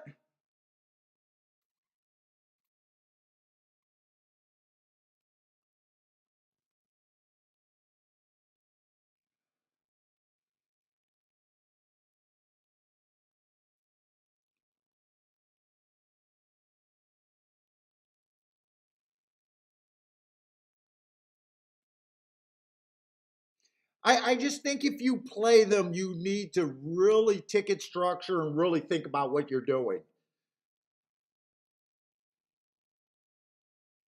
But my rules are the same. My rules would be the same. Anti-favorite for the most part. If I use a favorite, that's all I'm going to use in that leg. And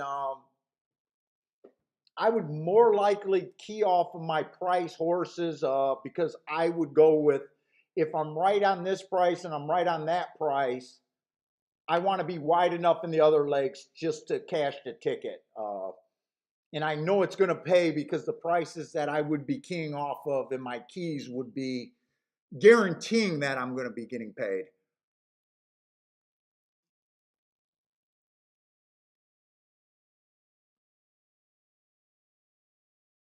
Oh, I don't have the two, and they are going wire to wire. Okay, so they can go wire to wire today.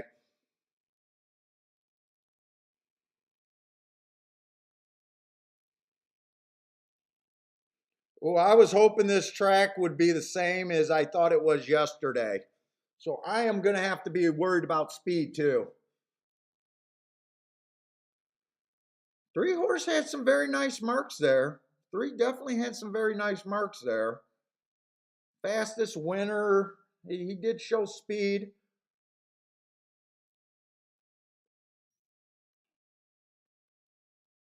All right, that's my first bet today, and that's going to be a losing bet right there. Came in 3-2, so actually ended up being an okay betting race. They did beat that five horse.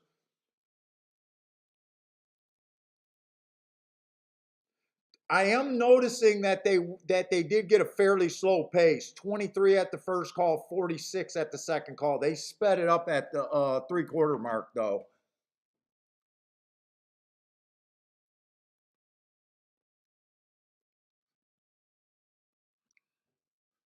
All right, that's my first play of the day.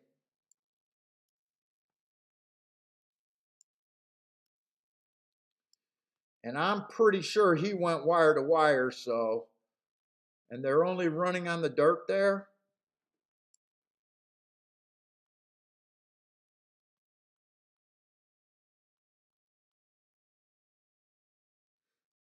won that second race at Churchill? I think the 4-horse won the second race at Churchill, right? The 4-horse stalk.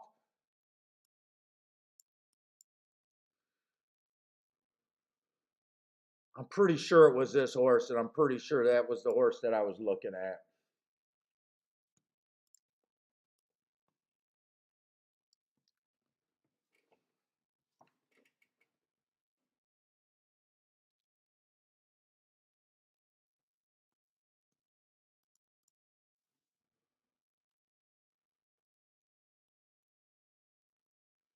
Gulfstream, we got a bunch of first-time starters in this race. 13 is going to draw in.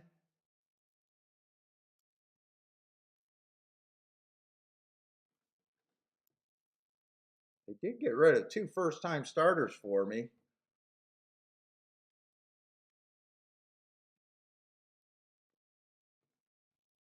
Ooh, they got rid of 3 first-time starters for me. They're like saying, come on in. It's not that scary.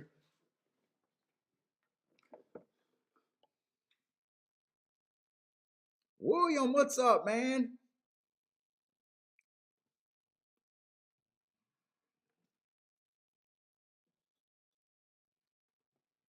Let's see. I do want to look up this outside horse. I didn't know he was going to draw in. Let me get that. That's all I need to get on in this race. Let's see, move that over a little bit, and I got everything.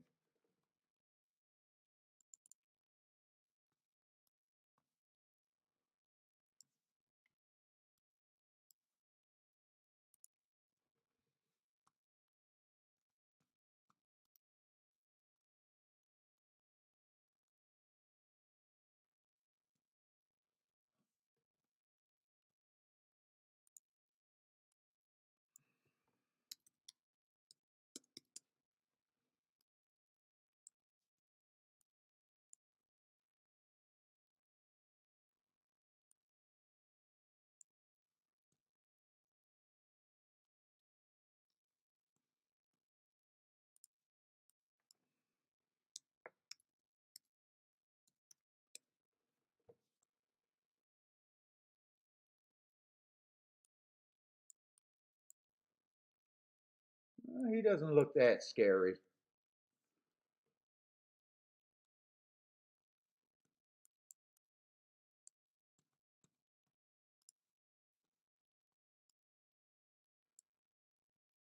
Come on, that is not a cue.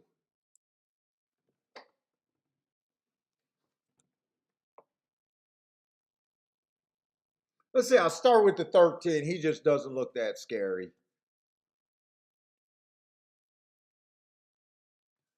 We got 9 horses in the race. 13% is what they all start at.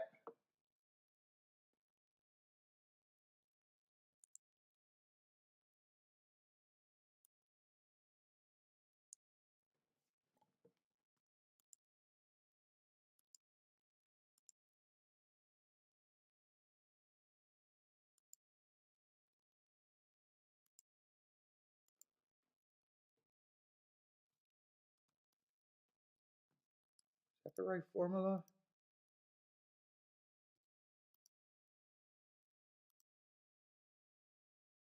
Ah, fuck it. I'll do it. I'll do it another time.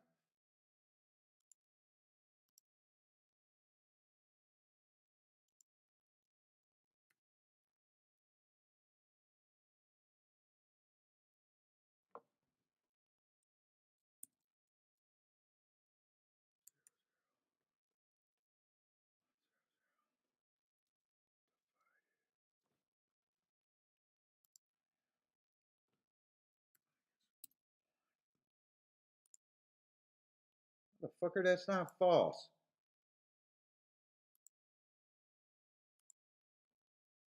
Equal 100 divided by this minus 1.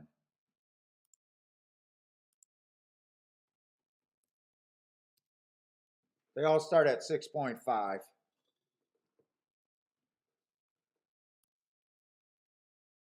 Give myself a little bit more.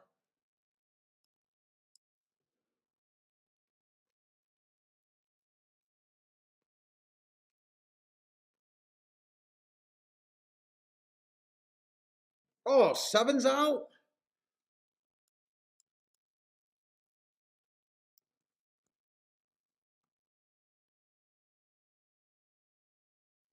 Oh, I missed that scratch early. I missed that scratch. Let's say the five that race 3 races ago, inside stalking closing day. He wasn't on the inside, he was a stalking closer, but he did go too fast to win. I do like that race. Ah, he's 5-2 though. He is 5-2.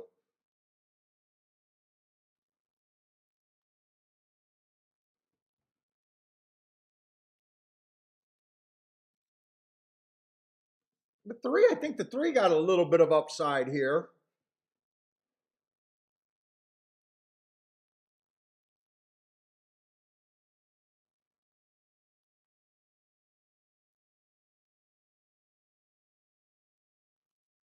I don't know if I can put a real betting line because there's a lot of first timers that I just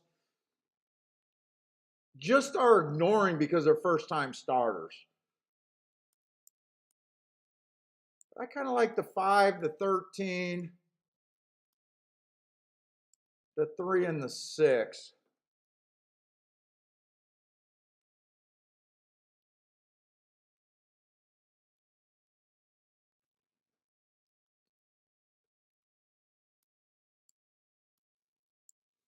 Let me see these exactas.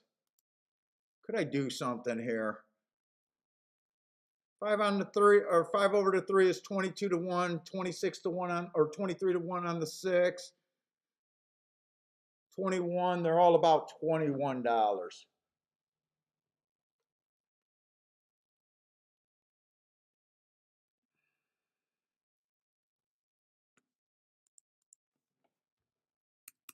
Five, I probably think should be about 33% in a dangerous race.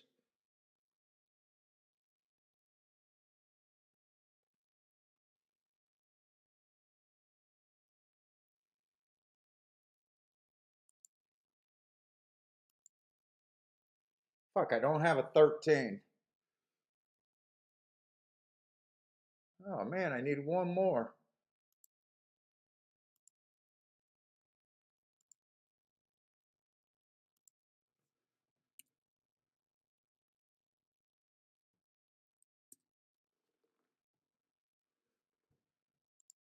Motherfucker had made me add a 13.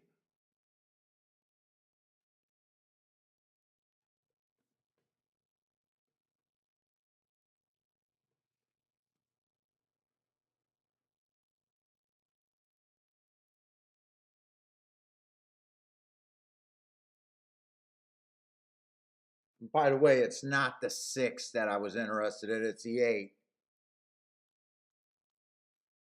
It's not the 6. 6 is a first time starter.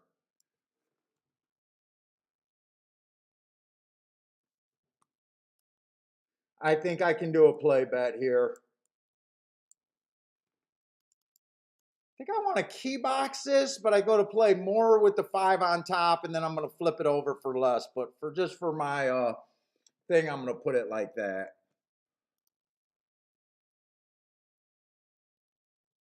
5, I can't do a win bet, but I need to make sure these exactas are still what I want them to be.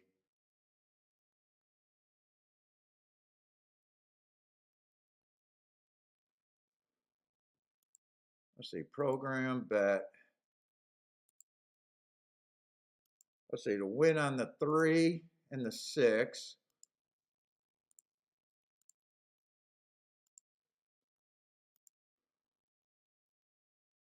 Let's see, I'll do the exacta key box for one amount, and then I'll play it straight for the other. So 5 with the 3, 8, 13.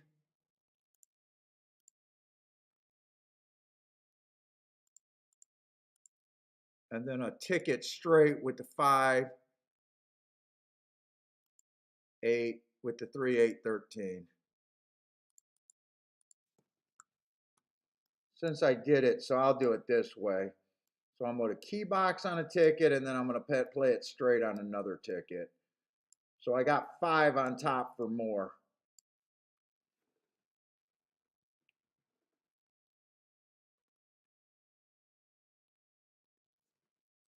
That's going to be my second bet of today.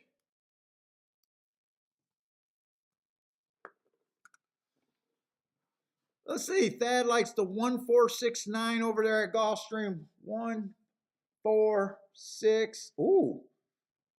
Yeah, that could be a 4-horse box. Sure. Decent prices there, and you're fading the favorite completely.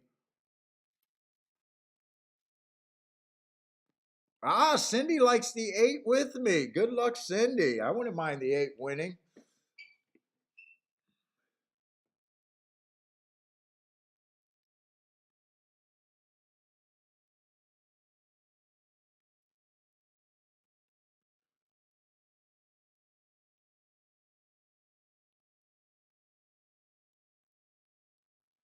Let's see. Peanut at the track is taking a 9.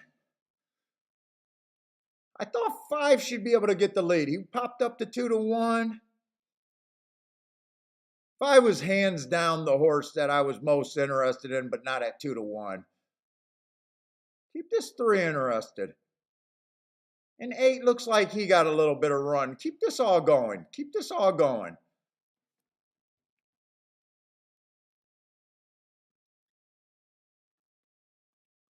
Come on, 3 with your bad self.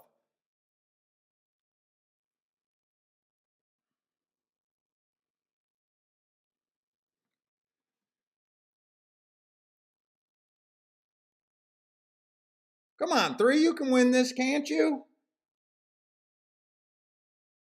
Come on, 3, put a nose. No, I don't think so. All right, just hold on for a second. And keep this exacta paying 24-1. I'll be happy at 24-1. I played the 5 on top for more, so. All right, gonna hit that exacta. I just got to worry about the bet down at the end. Oh, tell me it went up to $27. Tell me it went up. Tell me I got an uptick. I'm going to go to the restroom real quick.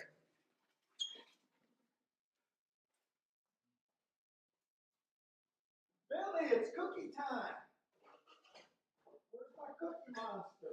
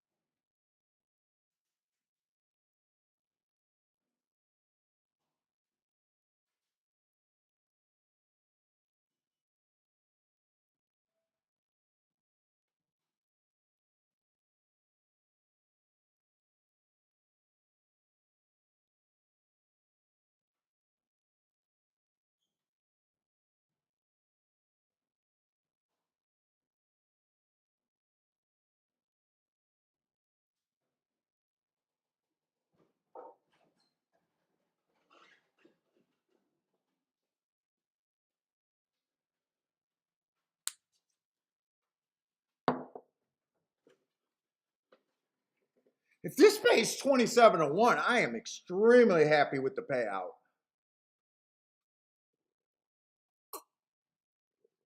Extremely happy.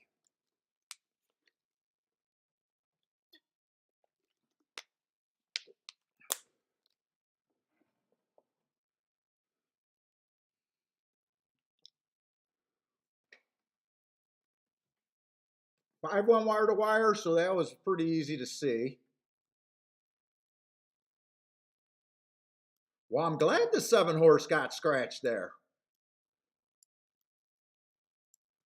Olga. Olga's Kitchen's right next to my cigar store.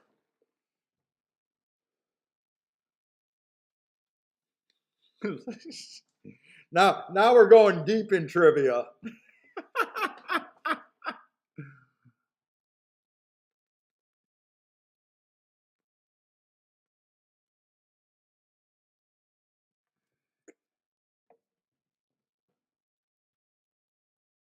What's up, Lloyd? Yup, I'm hitting another ticket with a favorite on top.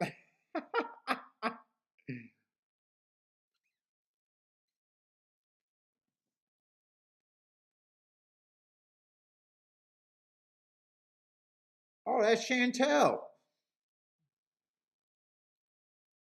Come on, put up that sweet 27-1 and I'll be happy. In fact, if I get 27-1, I actually feel like I'm stealing.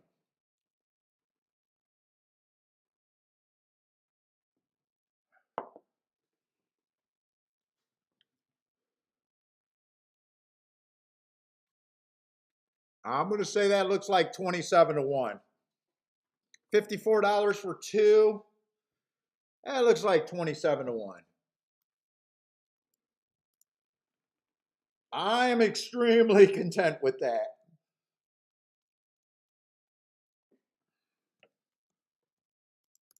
Let's see, Churchill, we're going into fourth race.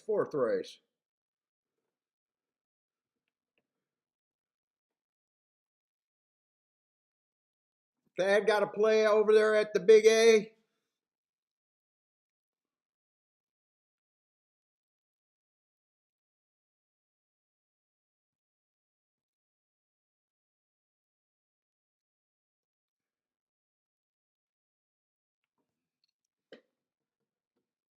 Let's see, we got 9 minutes. We don't got all day. I think this is the first route race today, right? And routes yesterday had some real long shots going. And I definitely thought, by the time I realized that I thought that it was middle and the outside of the track coming off the pace, we ran out of races. I don't really know what I think here.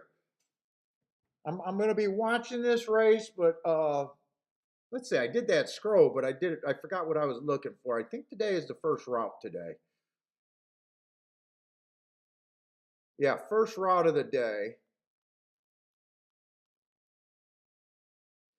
But so far at the sprints, it does look like Inside Speed and Stalker so far after the first 3 races. So the track could have changed completely. Hey, what's up, Robert? Yes, it's a better starting time for me. Yesterday, all day long, I just laid around feeling like I had a late shift to work. I didn't want to waste any energy. Yesterday we went on 2 walks early, got our 5 miles in, but other than that, I just laid around waiting for our start time. I did not like that.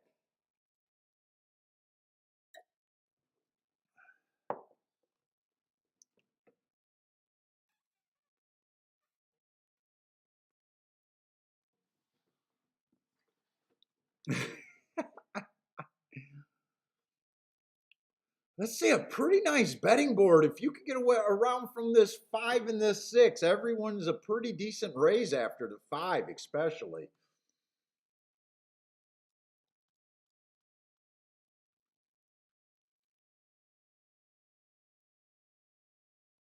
All right, looks, yeah.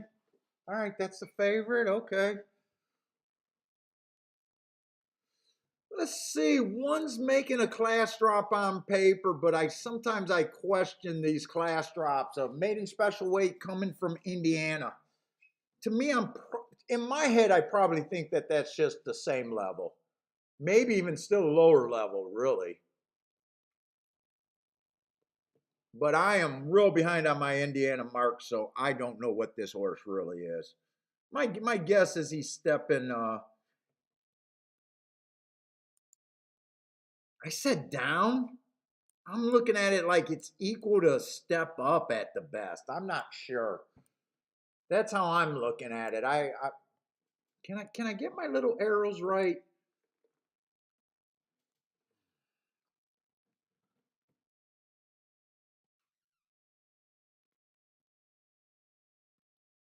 Let's see the two horse 4 races ago inside track early pressing day was just slow, slow, slow, but looks like he chased the slowest pace of the day. I don't think that's as bad as it that I have it marked. The next race was a closer on an early pressing day. I like the asterisk. Then he gets a 1 race sample. Last race, stalking closing day, tried to go wire to wire. Average, average, average, but I am looking at that pace. That pace was super slow. I got a feeling that pace was so slow that that was a race with a whole bunch of horses that really didn't want the lead, and he just found himself on the lead. I don't really think that's what he wants to do.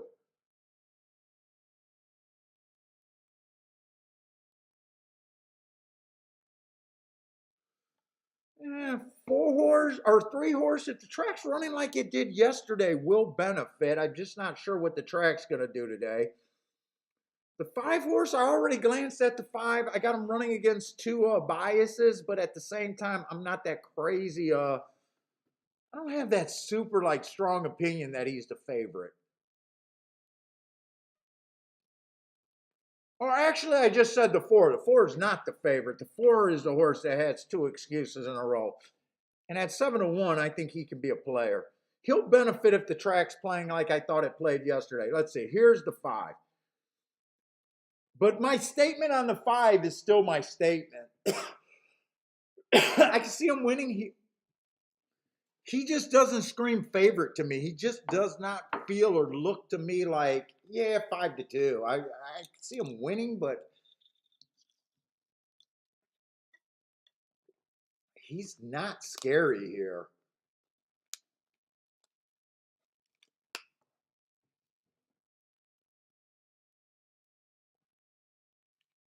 6 will benefit if the pace is fast and the track was running how it ran yesterday.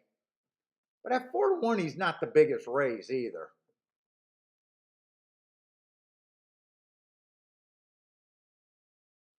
Let's see, 7 off of that running line I just can't get to.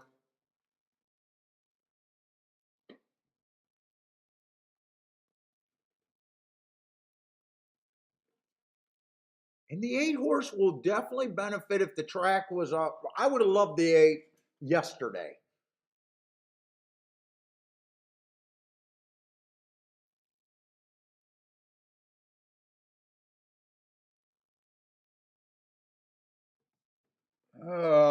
Let's see. Who are the main contenders here? I think 8 got to look, 7 got to look.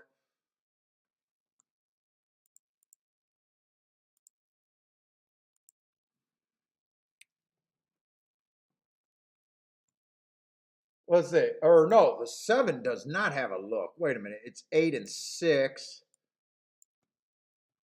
7 is a horse that ugh, 8 and 6.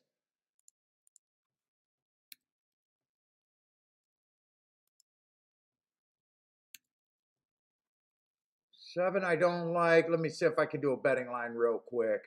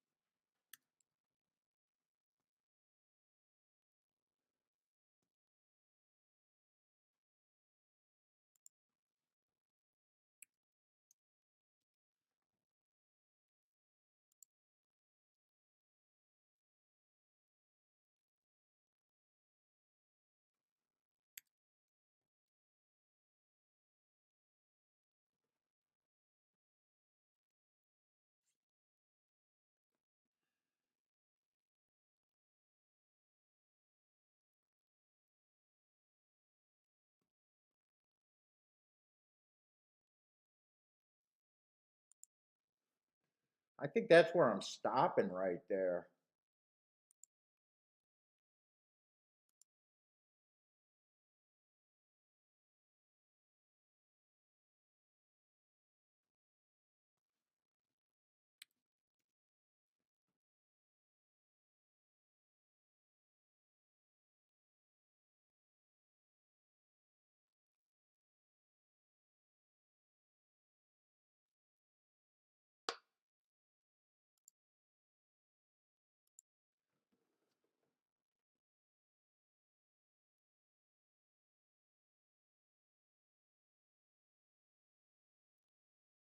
Oh, okay. I see what I'm doing.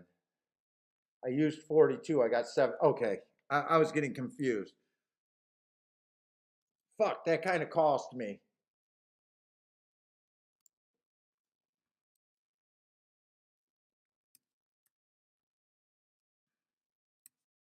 Shit, they're in the gate, and I thought I could play this race. I thought I could play this race. I thought there was quite a few overlays, but they're already off. No, that's wrong.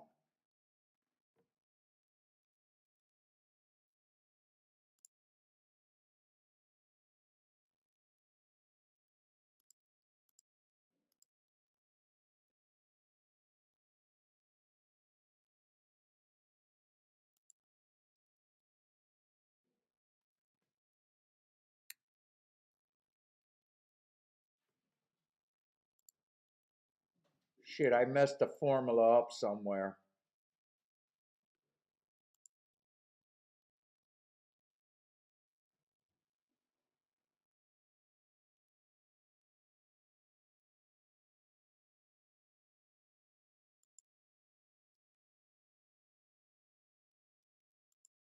What did I mess up here?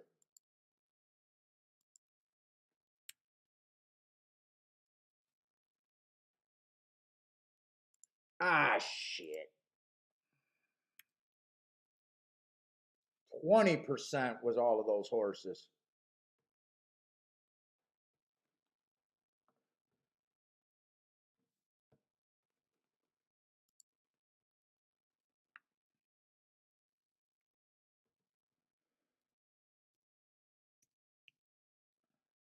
Oh, I see what I did wrong. I see what I did wrong.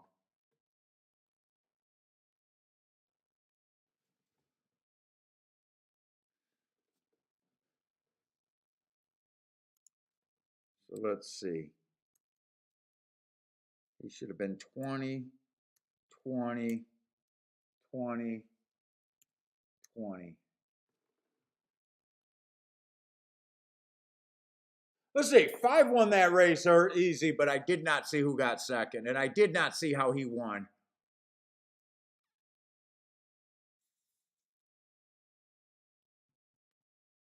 I was going to use the 5, but I think I was going to use the 3, the 6, and the 8 with the 5. But 5 was not going to be my key. It just depends on which horse I would have chose, but I got distracted with the bad math. Let's see. 8 would have been overlay, 6 would have been proper odds, 5 would have been overbet, 3 would have been a little overlay. It's just depending on. I probably would have used the 8 and would have had to check the other exactas. The best I could have did was backdoor that, but I have no idea who got second.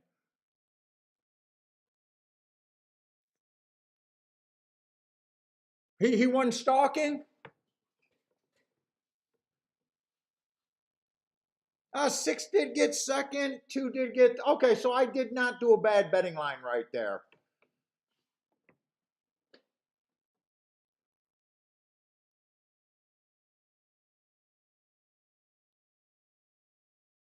I probably would have used the 8 as a key horse. Maybe I would have used either the 6 or the 3. I'm not sure which one. I think I liked 6 better when I was handicapping. But I'm not sure what I would have done, but I could. The best I could have did was backdoor that, and I'm not even sure if that would have been worth that bet. Let's see, what are those exactas paying? All I knew is I wanted to play that, and then I got mixed up with the math. That's actually a $39 exacta. Actually, that exacta. Oh, that's for $2. Wait a minute. They do their exactas for $2. I keep forgetting that. So that would have been at $18 and change. I'm not sure what I would have done there. 8 got a bad start.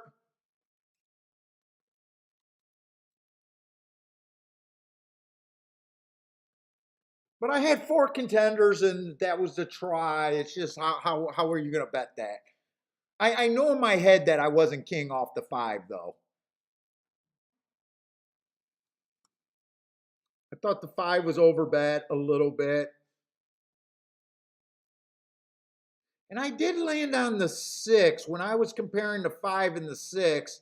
I think I even said something like this. I thought the 6 was better looking than the 5. But that's not a big payout, so I'm not sure what I would have done. But ended up being a no bet. But I did want to play that race. Or I thought I wanted to play that race, I should say. Let's go over to Gulfstream. Didn't cost me anything by watching.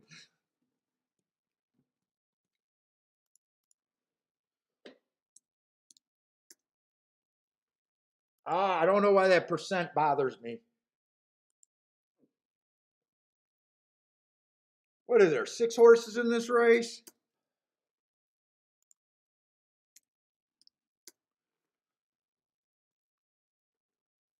So fair value right now, if you're just a random ass bettor and you just want to be ahead of the math, but you don't do any handicapping, you don't like any handicapping, my suggestion would at least demand 4-1 in this race. At least keep the math good.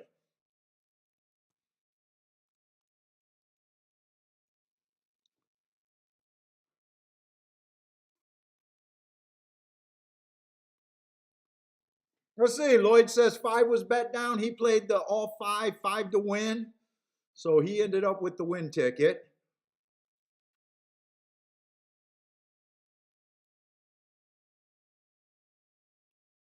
And K. Phil is telling me that he stalked to win that race. Let's throw that down. I trust you guys with my definitions. I trust you guys. We'll put them in the stalking category, middle of the track there. We're in the 5th race over there at Gulfstream, so I only played 2 races so far and hit a winner. A nice ticket, actually. Shit, I can stop and I can claim that I hit 50% winners today.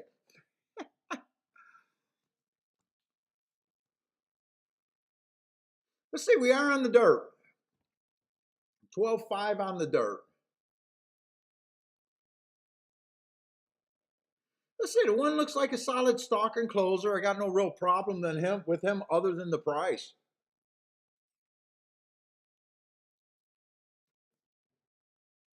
Four races ago, bad rail stalking closing day. Gave him an asterisk for the bad rail. Came right back off that asterisk and won. Another bad rail, but he did not have the bad rail that day. Average match strides with the slowest winner, which he was. Comes back, just runs a nice second, improving his speed. Figure that's nice. Just an average race, but was kind of caught up in a bit of a duel. That's the old Z pattern right there, guys. I bet some of you guys use that. The horse came out, he made a move, he fell back, and he re-rallied. That's the old Z pattern right there. Some of you old school guys might like that. And then last race had the 7-hole on a day that I thought the rail was bad, was just kind of average. Got beat by a horse that's in this race. We can see that in the bold type, but favorite, I'm not so sure if he's yelling favorite to me either. Let's see, this is 6.5 too. He looks like he'll be a bit of a stalker, maybe even a closer, but coming off the pace, I would guess right now. Let's see, 2's making a big drop here. He dropped it at this level last race and just kind of missed on a bad rail day. Did say he had the rail, but I'd be curious to see how much of that race he was on that rail.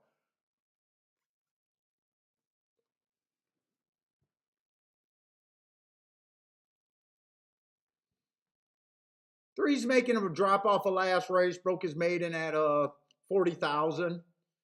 I got him running on a bad, wait a minute, inside was good last race, but his running style was wrong. That's the favorite, huh? Forgers broke his maiden at the basement. This horse is making a bit of a drop, but these are extremely ugly. Actually, he's out.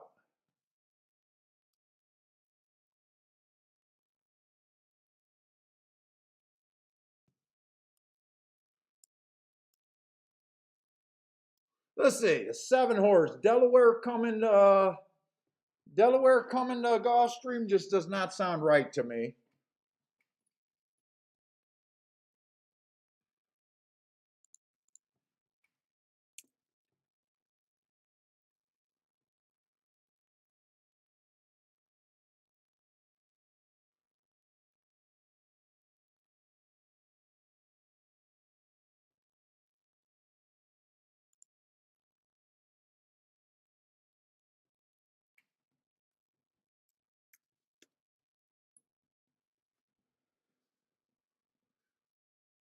One just feels a little overbet to me.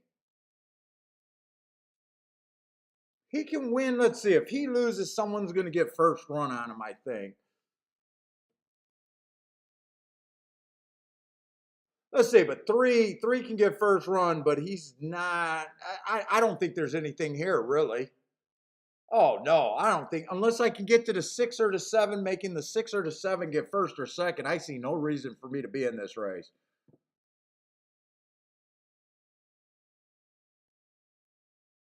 I see no reason for me to be in this race. None.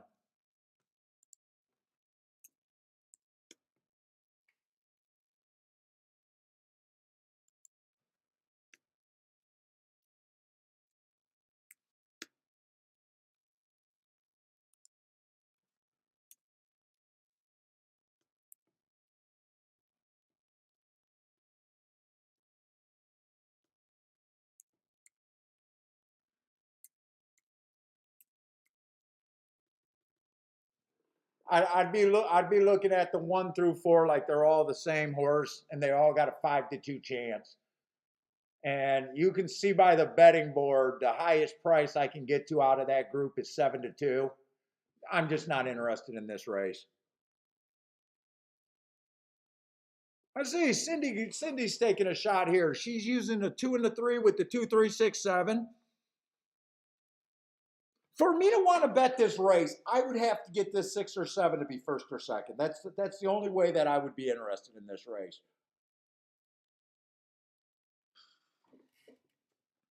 She got part of that. If the 2, 3 wins, she can get the 6 or the 7 home for second. That really spices that up. Let's see, who else? Anyone else got a play? Let's see. K Phil's calling out. There might be a bias over there at Churchill. He's looks like he's interested on the inside, and nobody's coming from far back.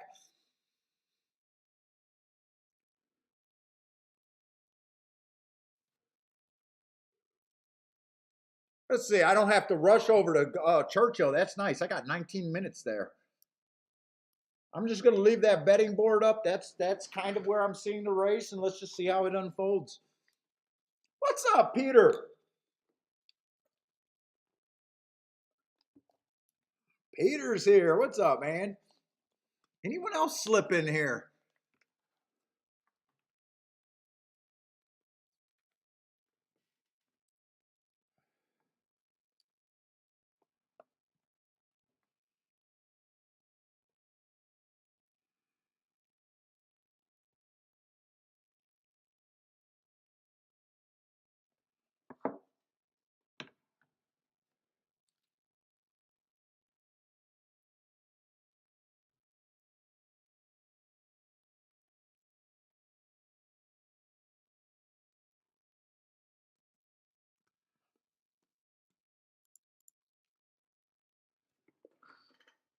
Oh, 2 gets the lead over there. 3's stalking. 4's in pretty good position. And 1's in an okay position. 6 is trying. 6 is at least trying. We'll see if 6 is good enough to get make a move here.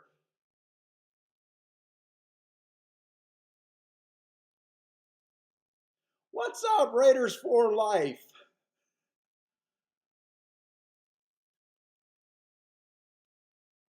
Right now, it does look like the best part of the top 4 horses are there. Does look like the best part of that. 4 just took the lead. 2 looks like he should be able to get second. There's really no one coming from behind.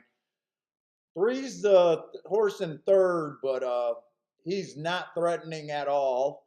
And 1's in fourth, and I don't see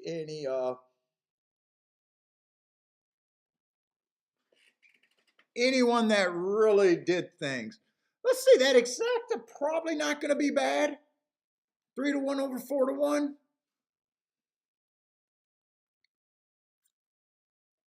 3 was a little bit of an overlay, and so was the 2. Or I'm sorry, 4 was a little bit of an overlay, and so was the 2.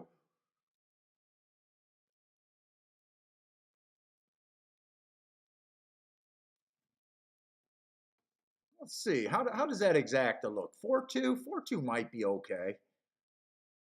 $20? Okay.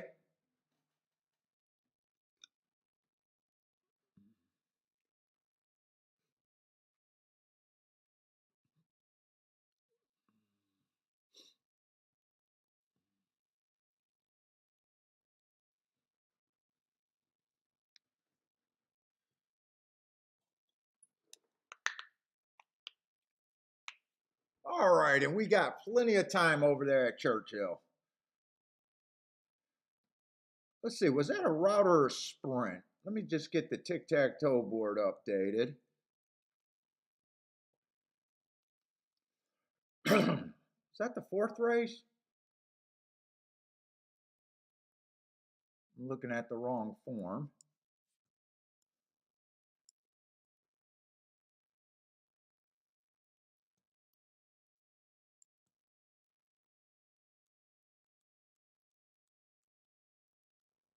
Why didn't I look to see the distance?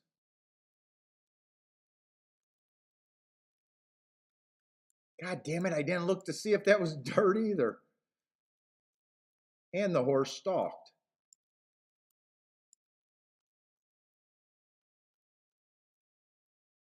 That was on the dirt. All right. Not too much going on today. I think I only played 2 plays today.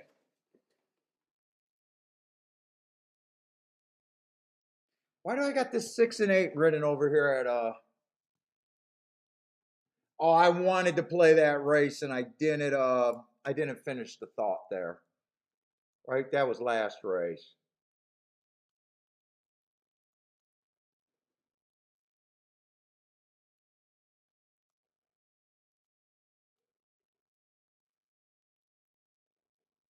Five Horse won that race,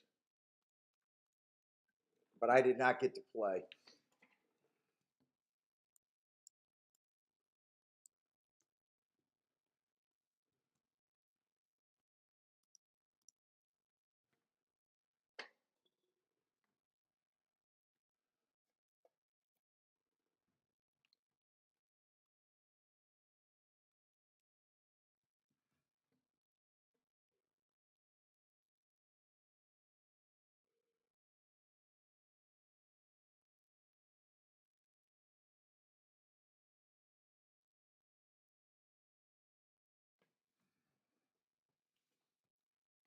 All right, we got a baby race. I'm probably not that interested in this race at Churchill, unless they're making a crazy mistake somewhere. But nah, probably there's probably no upside here. Let's see, the 1 horse going to be in the 7 hole. 1 tick slower than the fastest winner, average slow. The 1A, average slow. Okay. 3 to 5. I mean,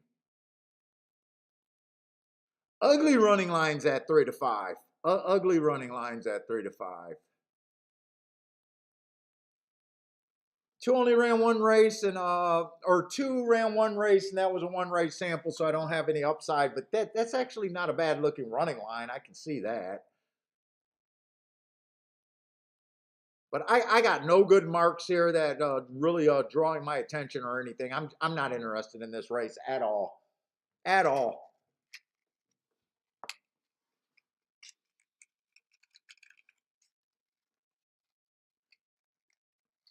I noticed that what was it, Caitlin liked the 2-horse over there at I seen her pick at Churchill Downs, Caitlin Free or whatever her name is. I don't think that's the worst play. I mean, the running line is pretty nice. The favorites don't look that scary, but man, I can't do anything there.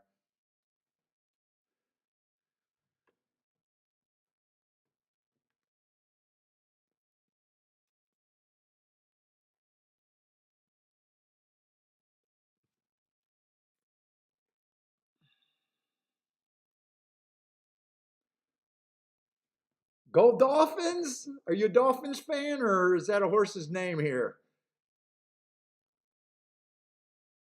What is the Go Dolphins at Churchill Downs? Looks like Gold Dolphins are getting played big time at Churchill Downs next race. Is next race this race coming up or next race? Let's see. I don't see a Go Dolphins.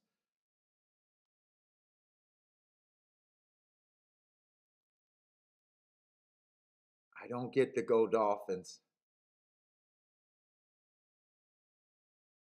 I'm in the right race, right?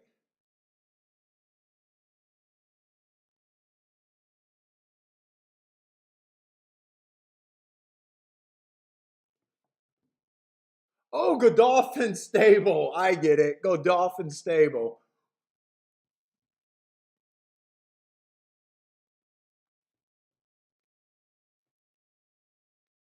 Didn't Brad Cox have his court appearance coming up? Didn't he just have another court appearance?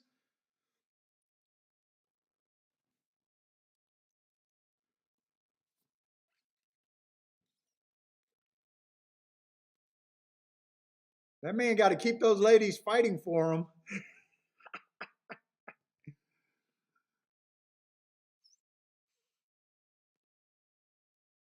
Let's see how many people we got in. Wait, that can't be right. 40, only 42 people watching today. Come on.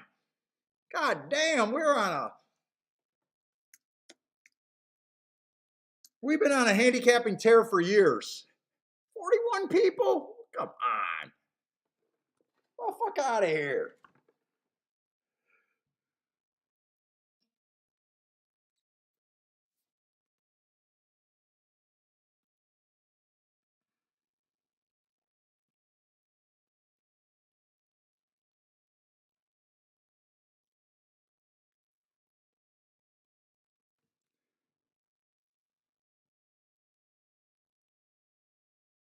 Let's see. I'm going to flip over to Gulfstream because I got no interest, but Gulfstream, I got a long ass time.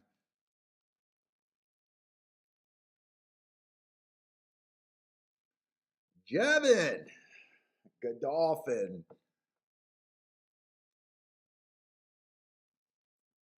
What's going on over there today at Woodbine? Let's see. Woodbine's coming up in a minute. I'm going to watch Woodbine. Anyone got any Woodbine plays over here? I was wondering why the chat seemed like it was a little bit slow today.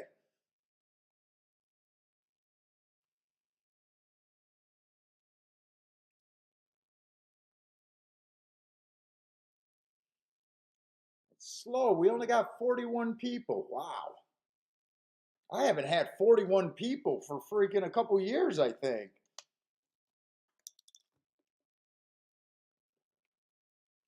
K Phil likes the 8 over there at Churchill. Nobody got a Woodbine play, huh? Woodbine, you got about 0 minutes. If you got a play up there, throw it up.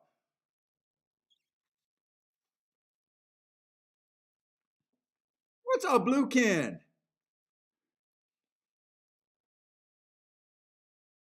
You ready for Mike's song and dance? I've only played 2 races today. It's been pretty slow, but we hit a nice 27-1 exacta, which is pretty nice.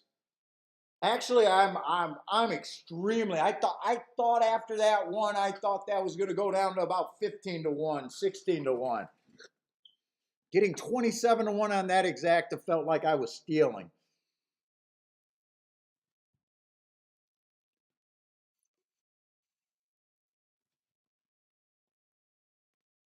Yeah, maybe Mike started his own channel, and that's where the audience went.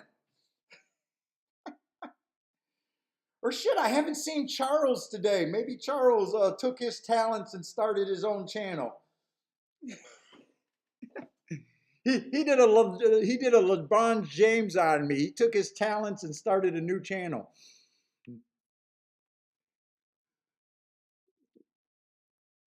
Let's see, Lanier got some Pimlico picks over there, 3-9 over there. What's up, Jerry?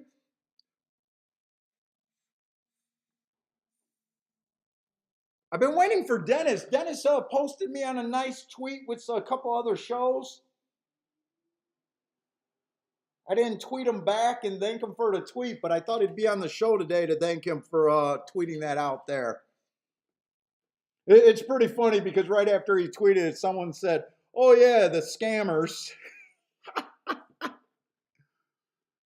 Really? A scammer on a free show? A free show that does his homework and really doesn't even sell a product? Free show?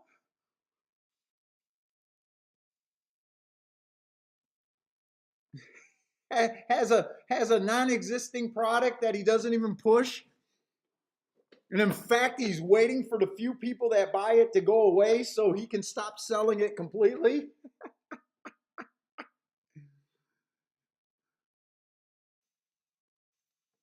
I got labeled a scammer by someone.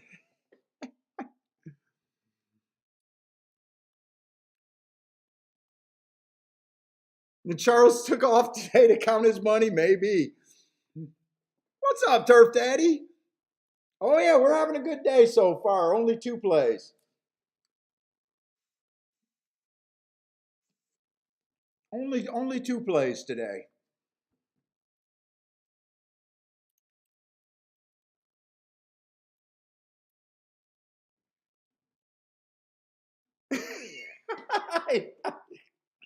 Hey Jerry, I've given up being nice and I've given up just trying to prove. You know, there's no use on it anymore. There's just absolutely no use. Turf Daddy can't wait. Now, see, I'm in no hurry for that turf to come back. I don't want to divide between 6 different surfaces out there.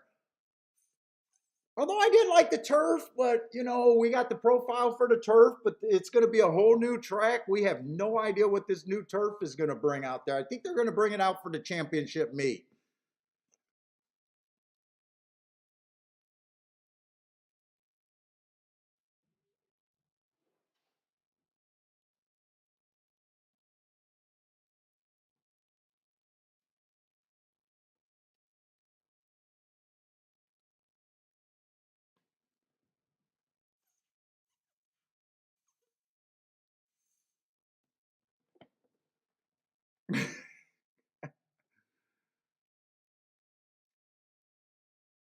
Let's see. So no one got a Woodbine play, huh? I'm not rooting for anything here, I guess.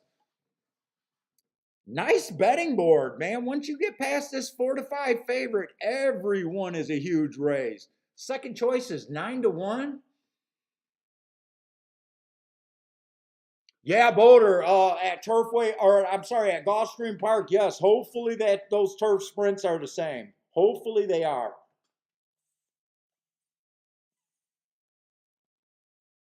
Yeah, we'll figure it out. Whatever it is, I have no I have no fear of figuring it out. And if I can't figure it out,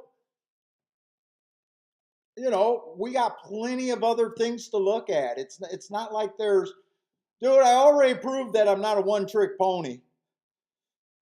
You know, we're going to have fairgrounds coming up this winter. Oh, shit, I can't wait till fairgrounds come back.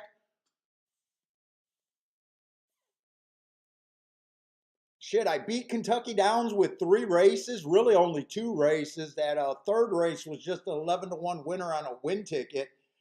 That was a Dutch, and I missed the exact. That one wasn't even big. But I had those 2 monster. That's what I said about. I made that joke early in Kentucky Downs. If you can't beat a weak meet, it's gonna be. It's kind of rough sledding to beat a longer meet. I said, shit, I can beat Kentucky Downs with only 1 or 2 opinions, and that's what happened there. Shit, I had a $2,000 score there and a $4,000 score there, and I probably bet less than $1,000 the entire meet. So right there was 6,000, and then I hit that 11-1 winner. I think I hit for like 400 something there. You know, so fucking that was like $6,000 right there. I probably didn't even bet $1,000 in that meet. Maybe 1,000 at the most. Beat Saratoga.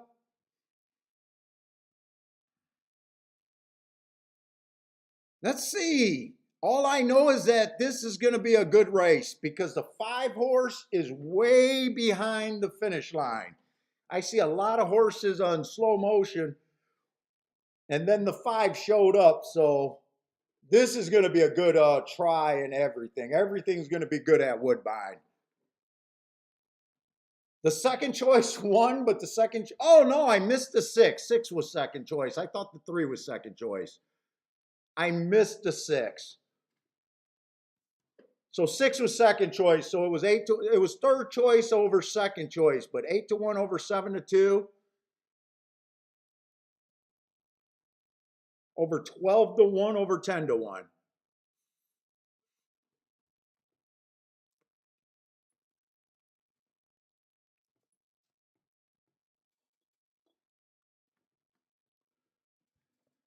What's up, brother man?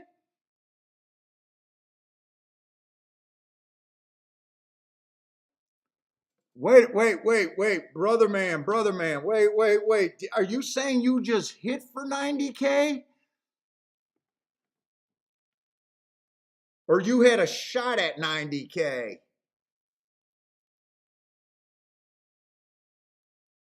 He got the super as well.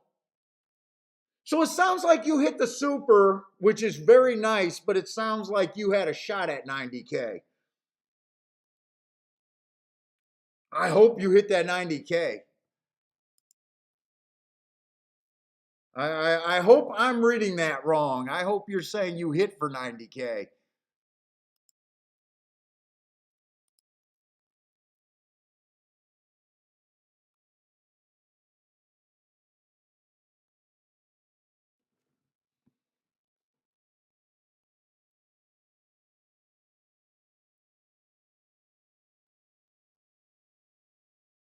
Oh, being burned by the losing favorite at Woodbine. But you hit the super. Nice job on that super. You can't be disappointed with that super.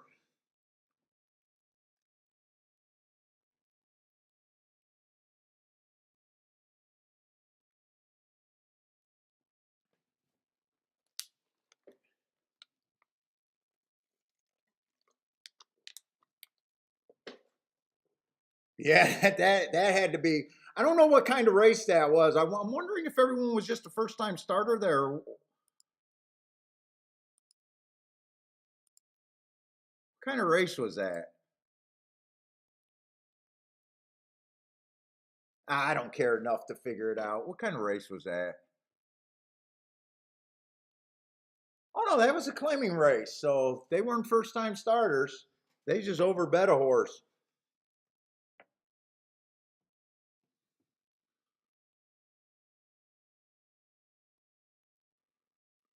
Only handicapping he used was who goes to the front other than the favorite.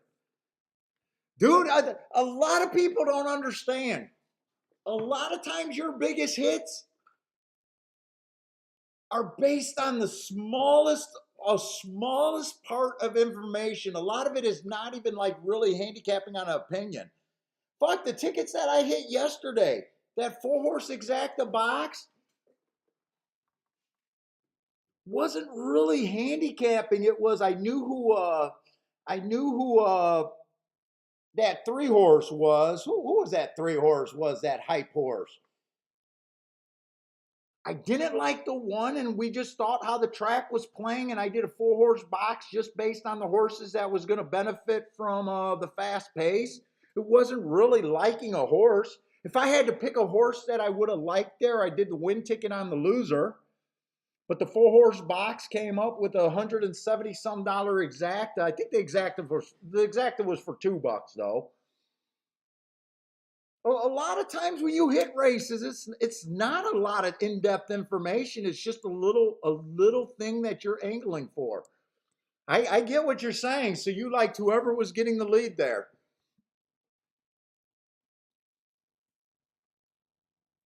What's up, Steamboat?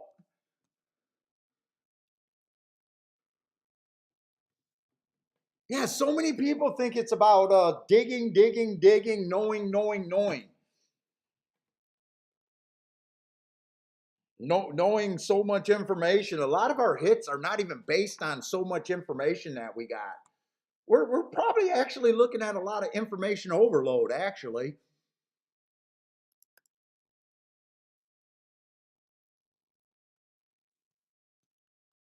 Let's see, they did beat the 3-5 or the 6-5 over there at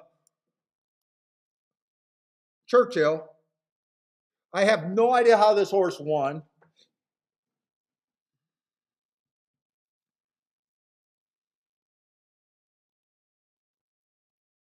Ooh, the 10 was 47-1.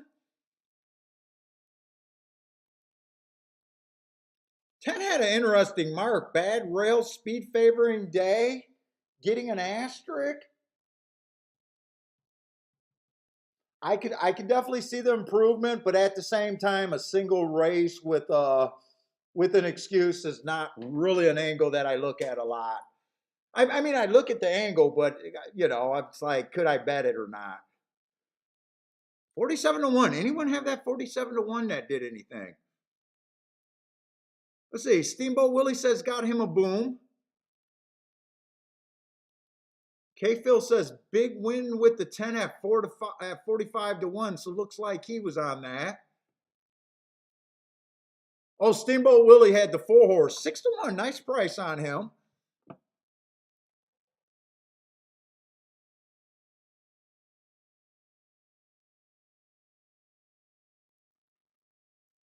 Lloyd, did you like the 7 and the 10 and you just went 7-all?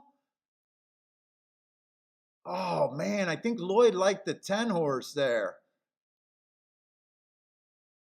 Hopefully Lloyd got something on that.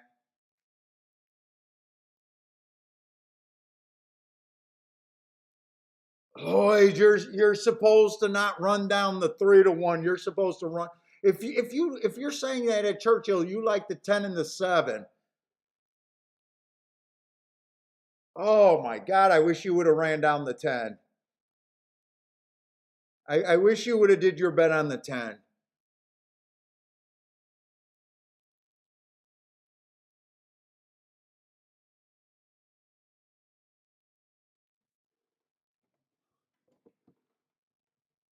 About 180-1 on that exacta, something like that. Oh God.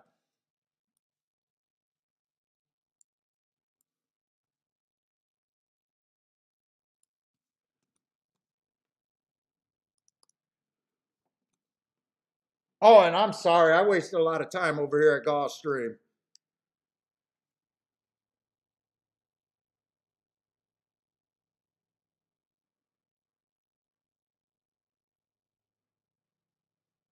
Let's see, $25,000 claimers on the Tapeta over here.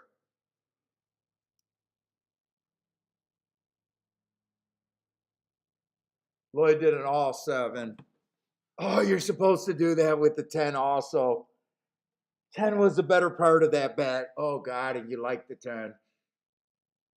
Let's see, one's annoying to me because not because of anything he's done personally. It's just he's keep coming off of a whole bunch of one race samples. So I can only look at those races like everyone else's, and I say those at least look good. Let's see, the 2 is out, the 6 is out.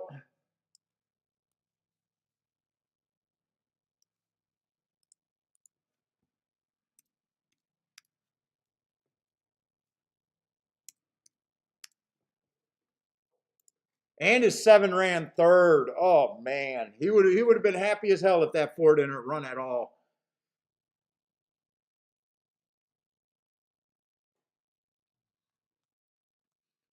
Let's see, I'm on short time, so we should start with the favorite.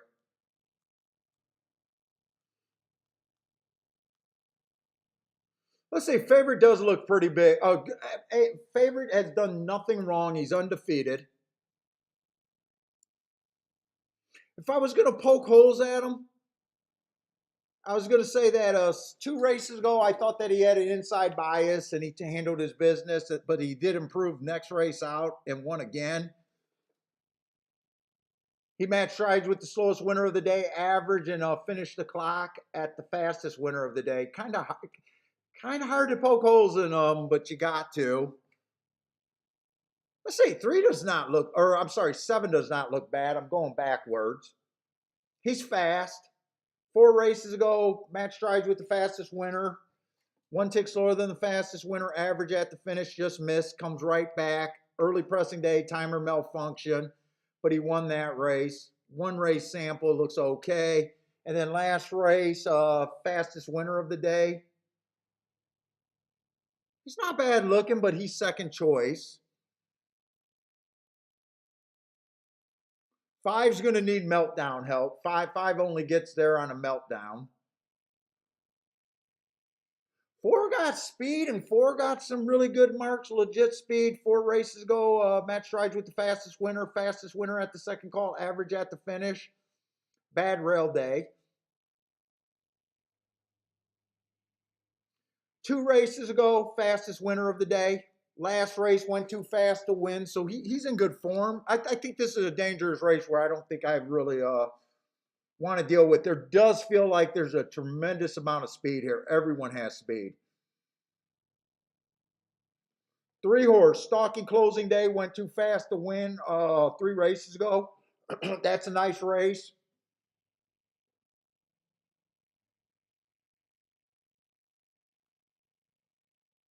Well, I'm kind of looking at this race, and for everyone but the 5 horse, I'm basically saying yes. I can see it. And even the 5 horse, with all the horses looking like front runners, I can even see a scenario where the 5 horse, if the pace is fast enough, can benefit and get there. I'm probably not that interested in this race, really, with the way that they're betting it. Kiki's getting ready to go on a boat ride.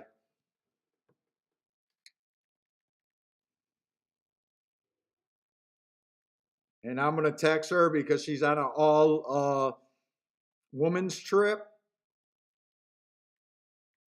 with the little man in the canoe. All you perverts know what I just said.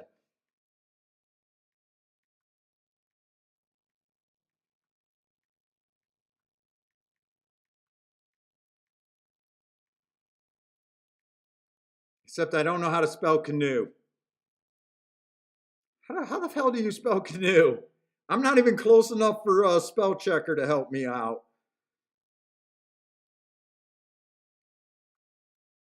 It's got to be CANEU? No, CANUE? Jesus Christ, I cannot spell whatsoever. UE? I have no idea how to spell canoe.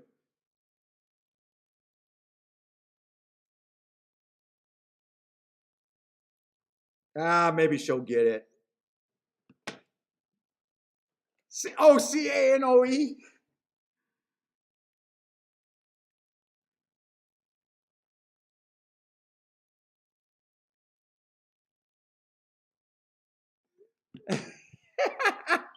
What's up, Mizzou man? Oh my God, I couldn't even get close enough to spell it with spell checker.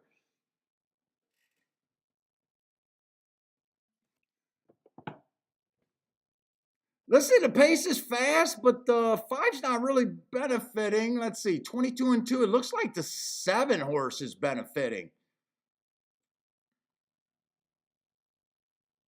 And the 1 looks really dangerous. This is going to be tight at the wire. 7, 8, 1.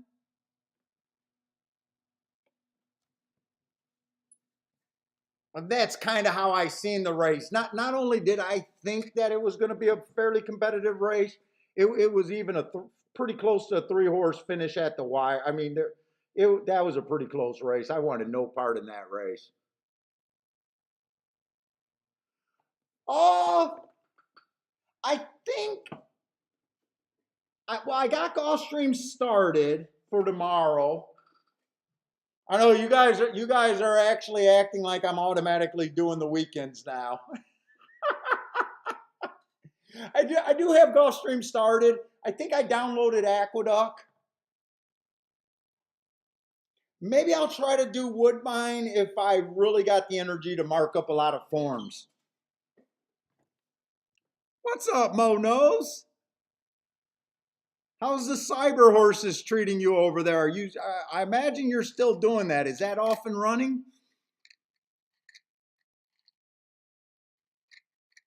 Yeah, Case. What's up, Case? Spell check will change the words all day until you need help with one. That is true.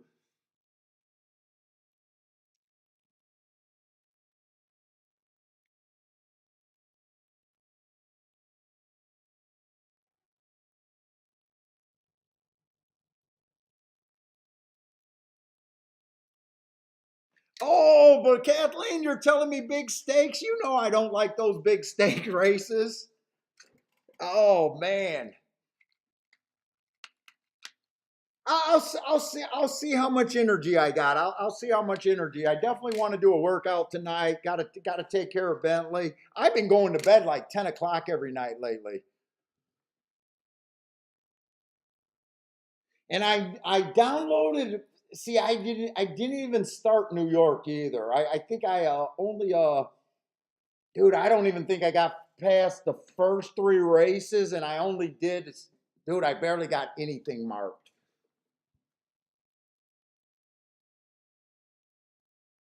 Ah, well, I'm trying to find a banger, but you know what? Sitting out races is actually not bad too. At least I'm not leading. I'm not trying to lead anyone down a whole bunch of bad bets either.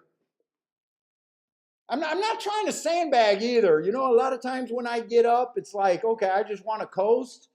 I'm just honestly not seeing races that have that much upside. Like even this race, you know, I thought it was going to be super competitive. You know, this 7-2 exactas, you know, the 7 at 7-2, you know, isn't enough for me to really bet to win, especially with my soft opinion. And then, you know, the exacta here isn't that great. I mean, there was a couple races, you know, like the 4 contenders last race where, you know, the best exacta you could have got to ran first and second, but at the same time, it wasn't like, I think it paid like 20 to 1, but it wasn't like something I could have teed off of. So I just sat out.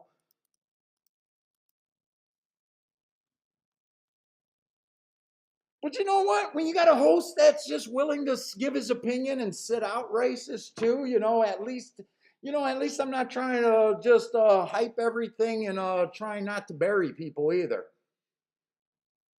Well, I'm really not trying to bury myself in a bunch of races where I just don't think there's great math.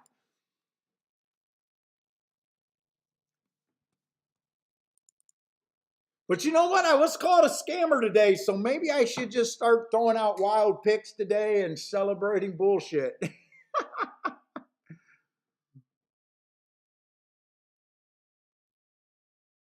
Yeah, and the race that I hit was nothing but a 2 to 1 over an 8 to 1 that overpaid, in my opinion. But even that race, other than I really like the 2-to-1 horse, even that race was like a race that, I hit it, and after the race, I was super worried about, was that price going to go down? I was up. I was lucky that it upticked a few dollars instead of going down. So even the race that I hit today, it wasn't like a normal kind of a normal hit. It was like, I think this is a good spot. I think I'm pretty safe here. But I did definitely have to worry after the race that I was going to lose the value that I thought I had.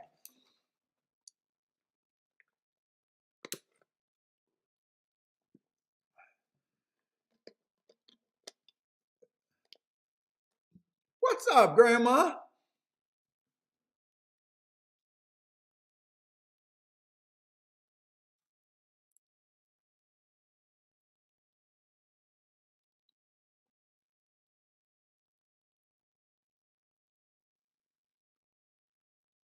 Let's see. First time starter says the one at Belmont looks like a steal at 12-to-1. Good luck on that price.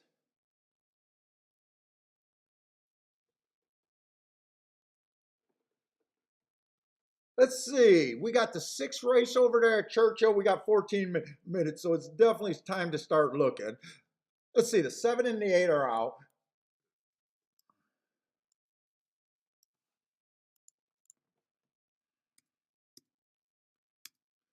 Hey, does anyone got any feedback on me doing the betting line like this? I feel like it's a lot smoother. I feel like it's worth the effort. I hope it's not taken away from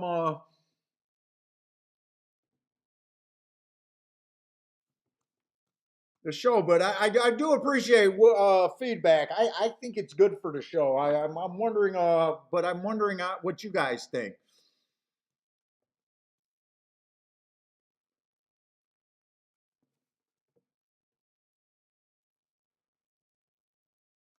It feels a lot easier than the old way that when I was doing the betting line. I know some of you guys really like the betting line. Some of you guys thought it was too slow the way I used to do it.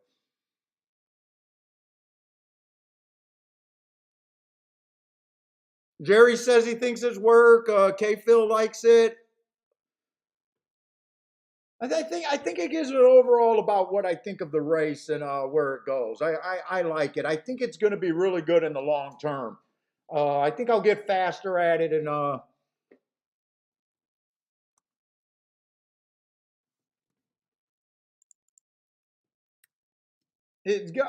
gambling games are such a math game that I don't believe you can pick horses without taking advantage of the math and talking about math.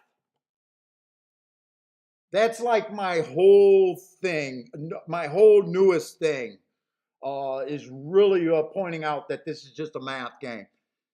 Damien likes it. Rick likes it. Okay, thank you thank you. Yako likes it.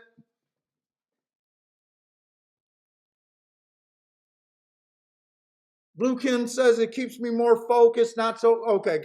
I definitely appreciate it, and I'm glad it is working. Jeff likes it.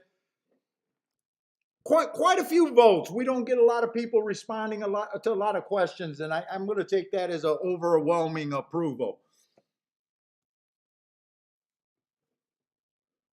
Let's see, we got 7 furlongs. We have seen horses wired. We have seen horses come off the pace on these 6 furlongs. I think overall it does seem like the inside of the track. I'm a little behind on the bias on the tic-tac-toe board.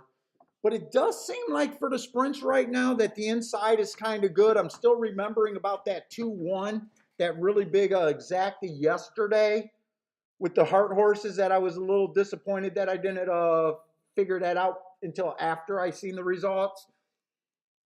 There might be a little bit a little inside. I think I might aim the bets towards the inside if I get involved here. Although I do see the favorite is in the 3-hole. This is 10,000 non-winners of 2 lifetime. Let's say 4 races go on this one. Average, slow. I'm not crazy about that race. He comes back. He runs at a route after that. 3 races ago, the inside of the track was good. He had the 9 hole. I'm just good with the excuse there. He comes back. The inside was good. Stalking day. There's no way I should have gave him an asterisk there. He had the inside and he was a stalker and he wasn't good enough. I don't like the asterisk there. And then last race, he goes to Indiana and runs a third. I'm behind on Indiana. Uh, let's see what the other horses look like. Right now, I'm like, eh.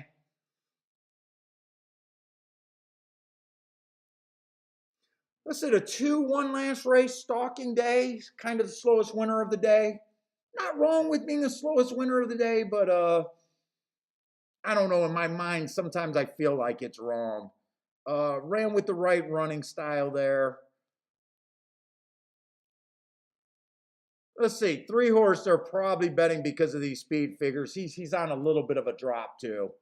Let's see, 3 races ago, not a bad race. 1 tick slower than the fastest winner, 1 tick slower than the fastest winner average. So I don't think that's a bad race. He comes back on a stalking day. He was a little too far back, looking like a closer that day. I like the asterisk there. He still ran a third. He got in position. He pretty much got in position at the top of the stretch. And then last race, speed favoring track. He's just not a speed horse. Overall, he does look like a router.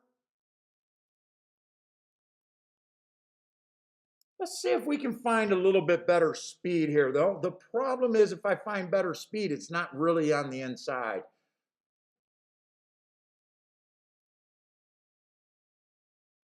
Let's see, 4 races ago at a route. I like that race on the 4 stalking closing day, and he tried to go wire to wire. He comes back, just misses off of that race at 6 furlongs. Goes to Indiana. Man, it's hard for me to forgive going to Indiana and kind of sucking it up. I know there's some Indiana horses that win at Churchill, but for the most part, I'm still kind of against them. But he is going to be close enough to the inside, and there's a real chance that he could be faster early than the 4 horse, or I'm sorry, than the 3 horse. 5's been running at Belterra. I think Belterra is worse than Indiana. But this horse has speed, and he has 6 furlong speed. I could see a scenario where he outbreaks everyone and gets to the rail and see how far he can go. Oh my God, 6 been running at Mountaineer.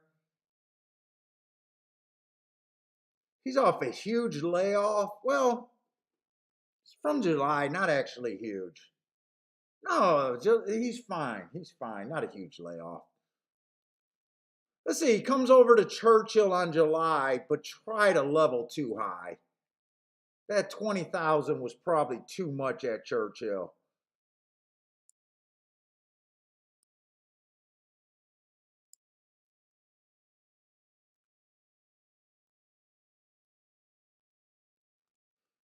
So far, nothing's overwhelming me. Oh, now we got Canterbury. Ugh. All right, when no one is a really good Churchill or A level track, this is a battle of the B levels.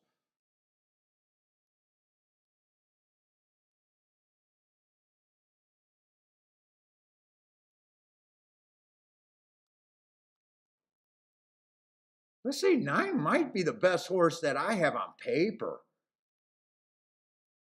That race 2 races ago, matching strides with the fastest winner of the day.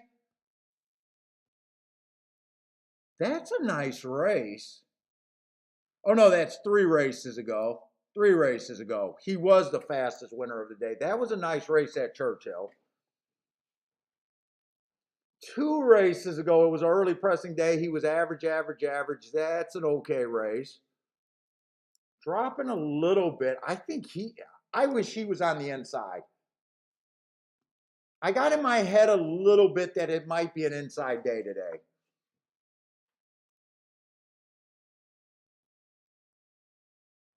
Who I kind of think that he should be the favorite.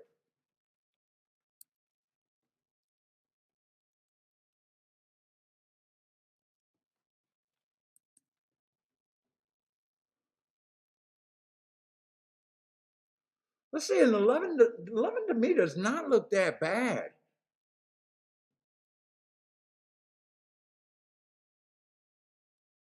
He's at least a sprinter, but he is going to be on the far outside. I'm going to put him at 10 to 1. He's actually playable at 20 to 1. I can give him a 10% chance. Dude, I don't like Canterbury. I don't like Canterbury. I'm using my prejudices in my handicapping.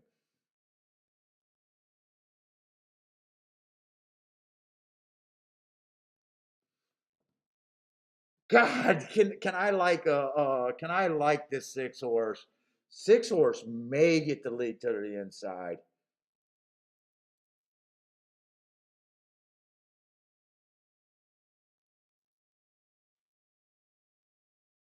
Six and five might be the fastest horses to the inside.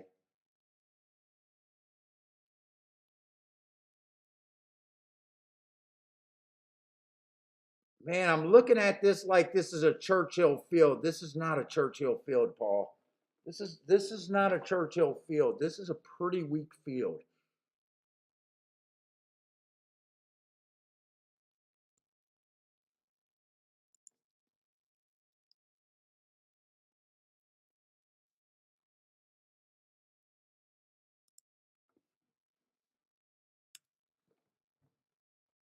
No, I think they should be more than that.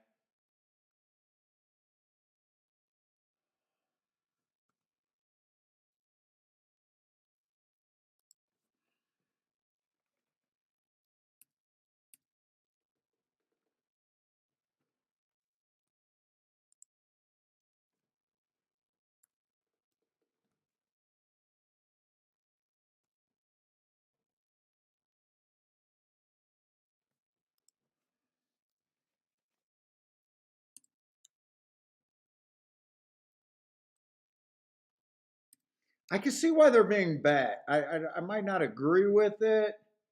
Let me call them a 5 to 2 favorite.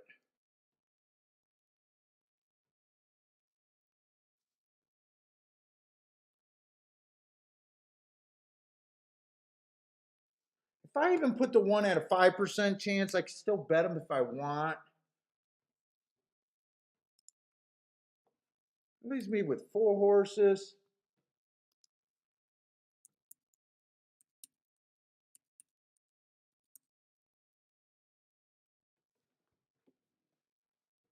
Four's a bit okay. Who are the overlays that I can play? The one's an overlay. I could play that. The 2 is right at his value. The 3's over bet. The 4 I can play. The 11's right at his, or the 5 is right at his price. The 6 is right at his price. The 9 I'm not interested. The 10 is an overlay.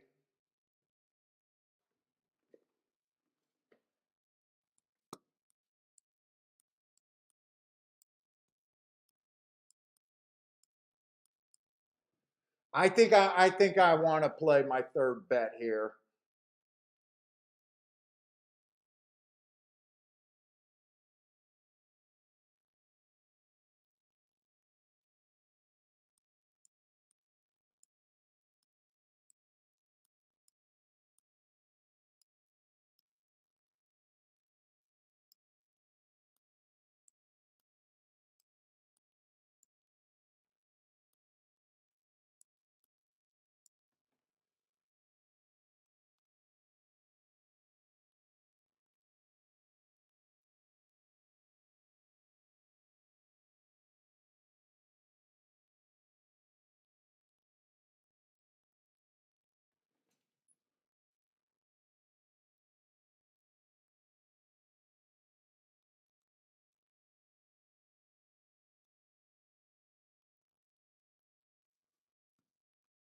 I'm writing down some things that I'm interested.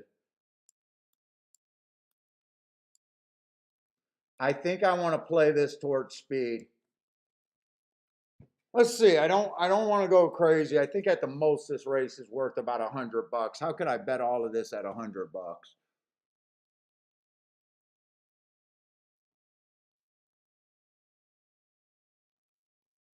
See, if I do those for 10, that's going to be 60. If I do that for 10, that's going to be 60.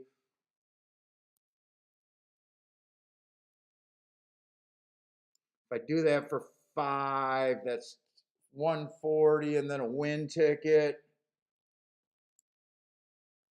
I don't want to go that much in this race. I don't think this race is worth that much to me. Let's see, if I do it for 5, that's $30. Throw those out and do the win ticket.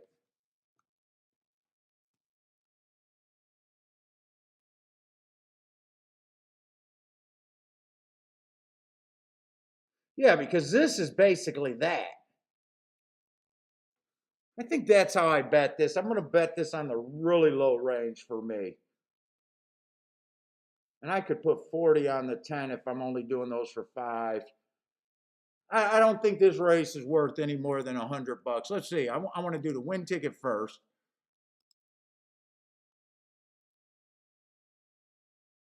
God, I got to put that in twice.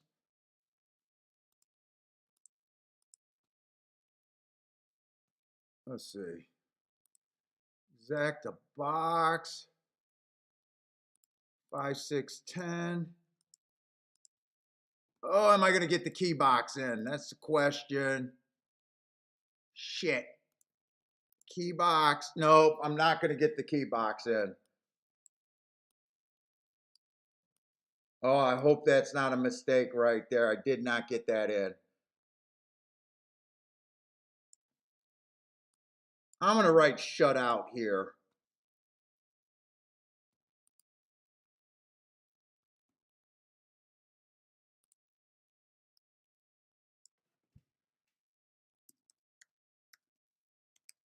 Shutout there.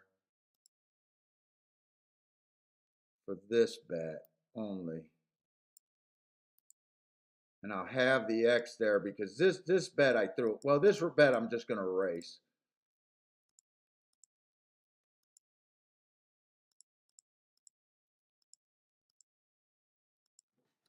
Oh, I got to pee.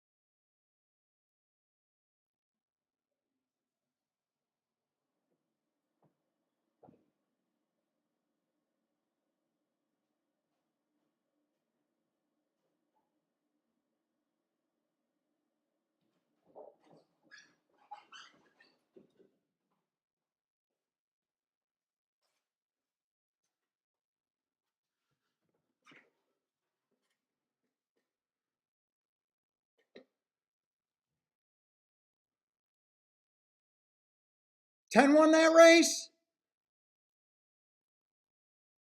You know what? Me getting shut out on that exacta was not a big difference, and I was able to put $40 on the 10.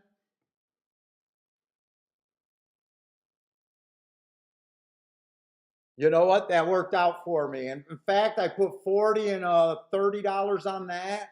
So $5 exacta box, so $70. I got the win ticket for $40. Well, I would have been pissed if that came in 10-11, though. I would have been pissed if that came in 10-11. All right, I'm happy. Actually, I'm doing really well. I played three bets today. 3 bets today and hit 2. Got 6-1 on that horse. Wow, 6-1. I thought he had a 28% chance to win, and I thought the 3 horse had a 28. So my betting line was perfect here. I played the bigger overlay. 3 ran second. 11, I thought he had a live look. Wow, he was 67 to 1. Oh my God, maybe I should have thought some tries with that 10-3 exacta. I didn't have enough time. I got shut out of half of my bet anyway, so I'm not going to complain. I gotta keep thinking about these damn tries. Let's see, Rick with the 310 exacta over there. Nice. What's up, Sungi? K Phil saying big try. I hope K Phil hit the try. Lloyd took the 6 and the 10. So Lloyd's gonna get that 10 horse winning.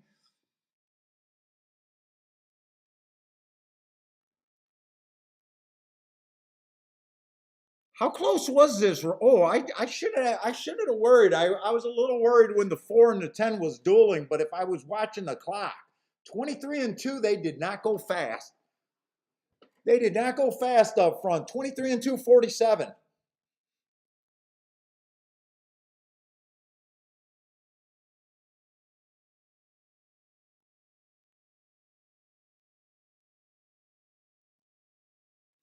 K Phil says his horse dropped anchor just like his name. Oh, you had the 4 horse drop anchor.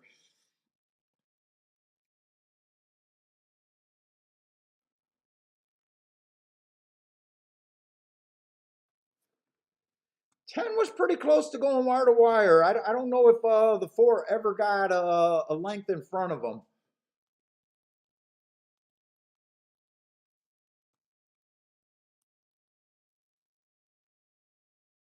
Well, I kept saying I would have loved the 10 even more if he had the inside. So someone was able to win from the outside, but he was able to cross over. Let's say Gulfstream's at 0 minutes. There's no reason for me to rush.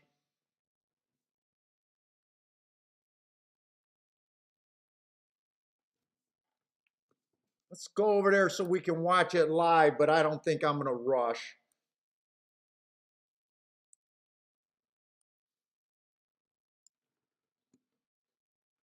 What is that, 7th race? Oh, you know what? Thank you for working with me, Gulfstream. That's not a good race for me. That's not a good race for me. So thank you for working with me.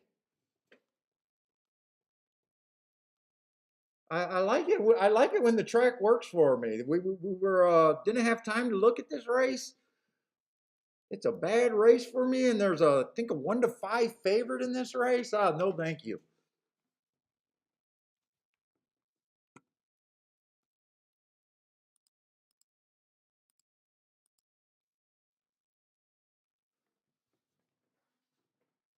Let's say first time starter likes the 4 over here at Gulfstream.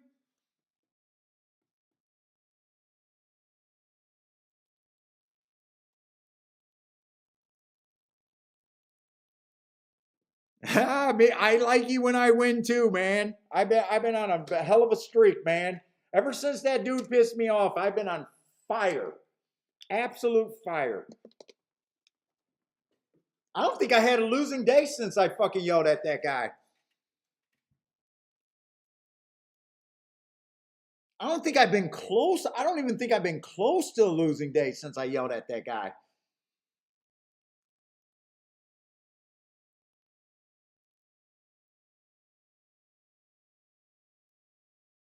I should send him something.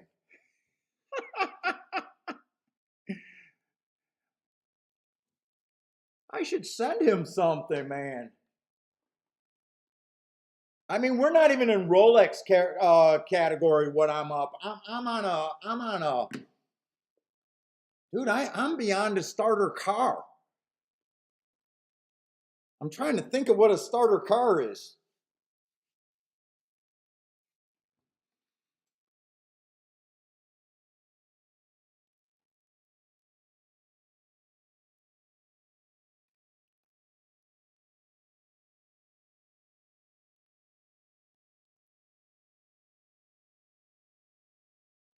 Let's see, the 4's trying, but this 3 looks like he has this race in hand. Three's going to have to jump the rail or something. He's going to have to do a falling leaf to beat him.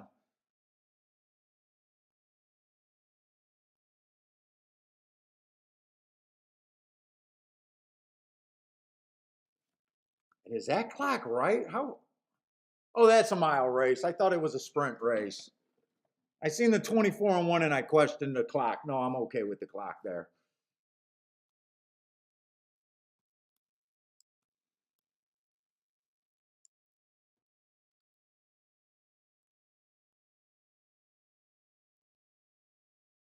Grandma says, "Thinking, you know what? I remember my great Aunt Mary got some horse poo as a gift sent to her for one of her birthdays as a joke gift."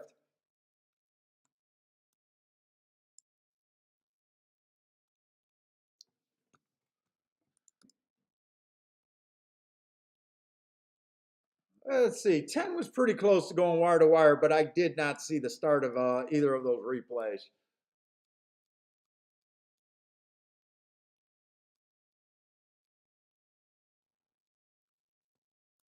I'm going to just have him kind of bordering the line. I'm pretty sure he went wire to wire, though.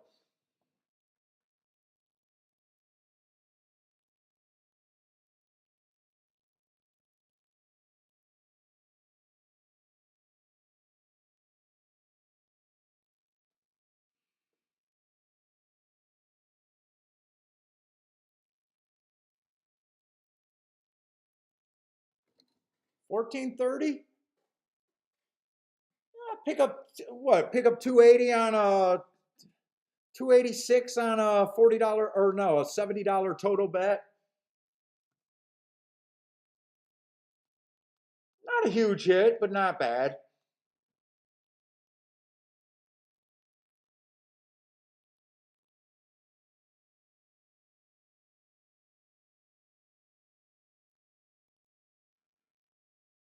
The Banneker horse blew everyone away as Maggie went nuts on FanDuel TV. What was that? Was she rooting for the 3 or something, or the 10 horse? Or are you talking about the flight line race that blew everyone away?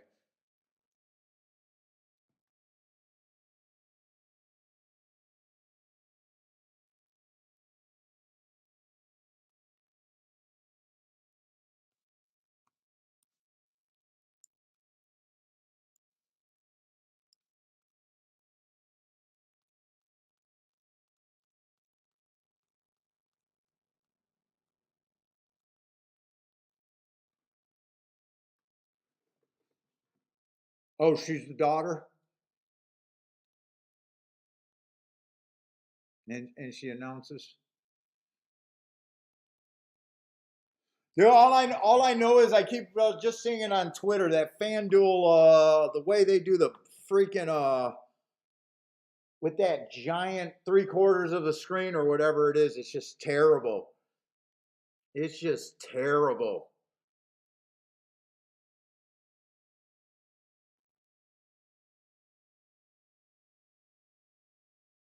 There's some races because of the way they got that people would have screenshots of them not even being able to see if a horse was wide, and there's a photo that you don't even know who won the races because FanDuel has that scroll at the bottom of the screen that's so huge, doing the betting lines for all the other sports.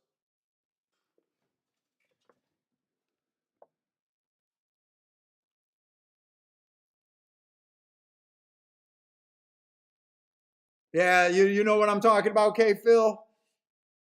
In fact, I said I was going to get the TV in one of those boxes down here where I could have the TV, and then once they changed over, I was like, I'm kind of like, fuck it. I seen people complaining and everything, and I'm like, yeah, do I even want it?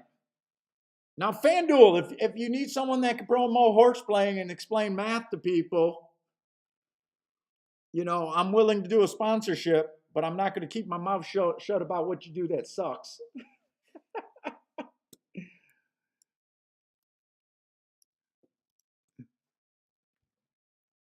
I'm willing to do a sponsorship, but I won't keep my mouth shut if you guys keep doing things that suck for horse racing.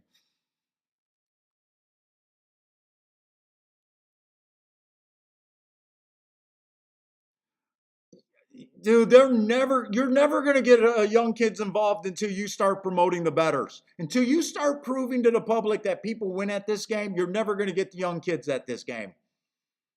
Dude, it's such simple. Think about when you guys go into a casino or when you guys think about playing a game. What are you looking for?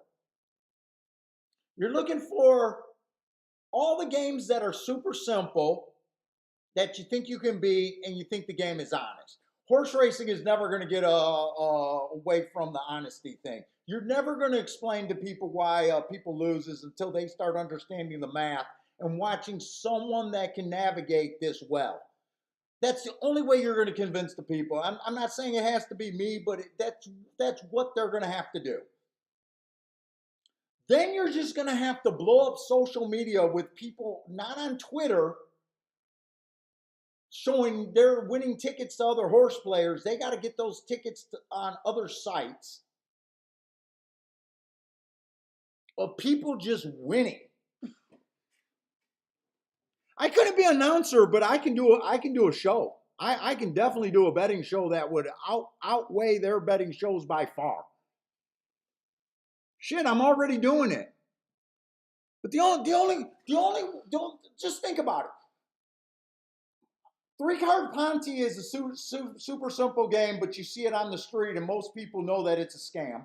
Yet you always get a sucker.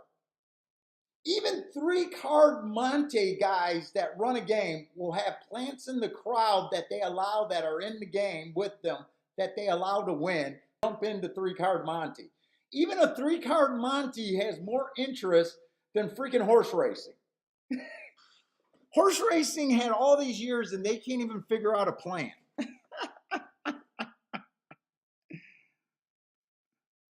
Grandma says she's doing her part trying to get people interested in horse playing.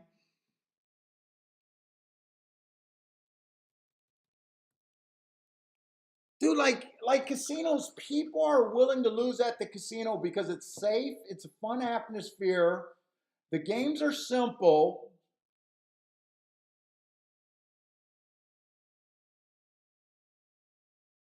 And they're still willing to play even though they know the math is bad, but the takeout's not as bad.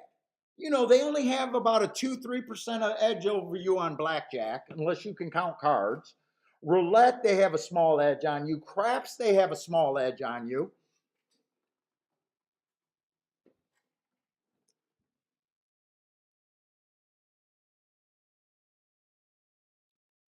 But people are still willing to play because the games are simple. There's no entry.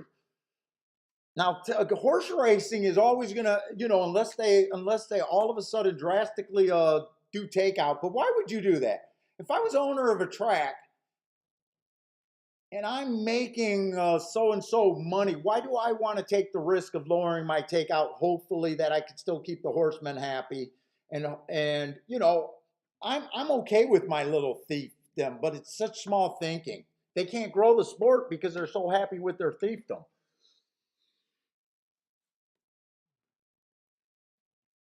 But they need someone to explain the math. They need someone to get up there and honestly say, look, I'm only going to hit this many tickets. I got to get outside of the math. They can't keep hiring experts that keep giving out losers, and when they win, they never have any math advantage. Every once in a while they give out a big price horse, but there's no consistency. And when you're forced to give out a play every race, they're going to have to get away from wanting to give out a play every race.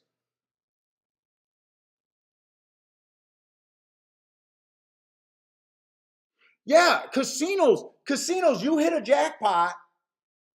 Dude, they even got the coin sound effects on the jackpot. You see how everyone get their juices flowing as they see the slot machines?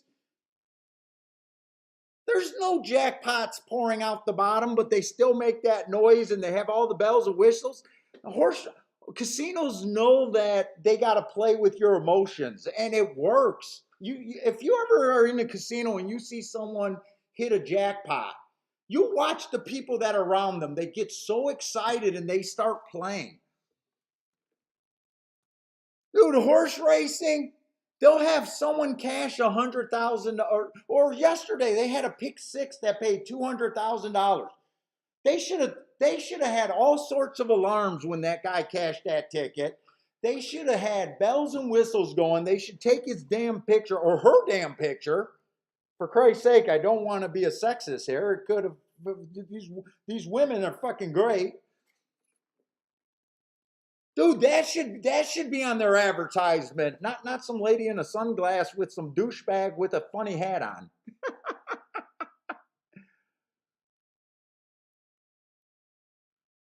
You guys know, you guys heard it enough from me. You guys know what I'm talking about.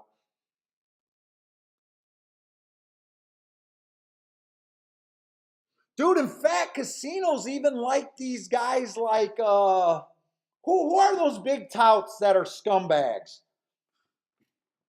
That are always putting up YouTube videos or Twitter, Instagram feeds of them on Lamborghinis, and they're selling pics, but they're acting like they're getting banned from every casino out there. Dude, casinos won't even come out and say, hey, this guy never bets here. They're like, fuck yeah, keep promoting us. That's free promotion. They don't care that those guys are scumbags. Ah, Jay, you're one of the funny hat douchebags. Yeah, the funny hats. You got your seersucker suit. You know, they take a whole bunch of pictures of some pretty girls and some young, good-looking guys. And they got them wearing the pink jackets on the guys and the summer dresses on the girls. That's all they come up with in their advertising. And a free umbrella giveaway. Gaff and Rosie's aren't douchebags. And that's the other thing.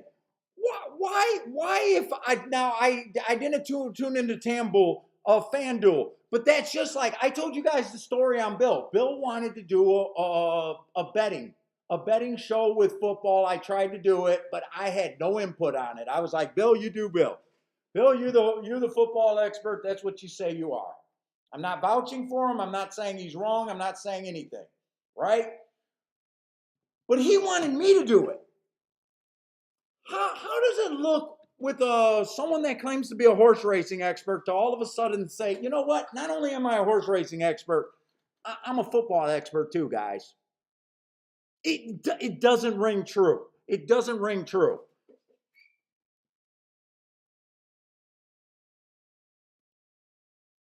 It doesn't ring true. Oh yeah, and when I go to the casino, I'm a poker expert, and when the poker room closes, I'm a slot machine expert. Oh yeah, all these games of chance that 99% of the people lose, I happen to be the expert at it. Get the fuck out of here. None of that rings true.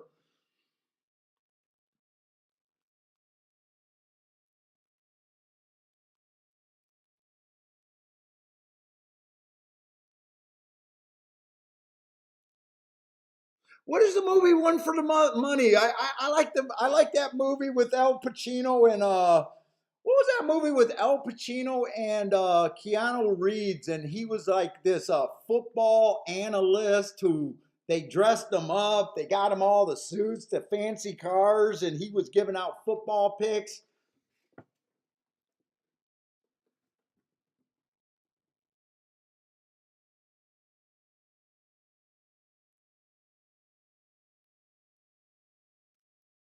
Well, is that One for the Money? I don't recognize One for the Money show.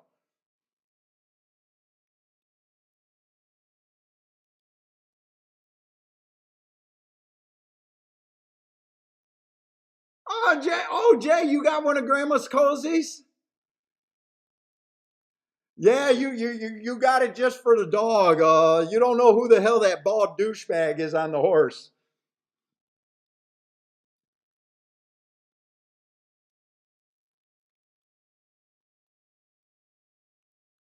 Oh, was that a movie based on someone, John Anthony? The Keanu Reeves movie and Al Pacino? Let's say we got the seventh race over there at Churchill. Let's look at that. We can bullshit when we got nothing going on. I bullshit too much.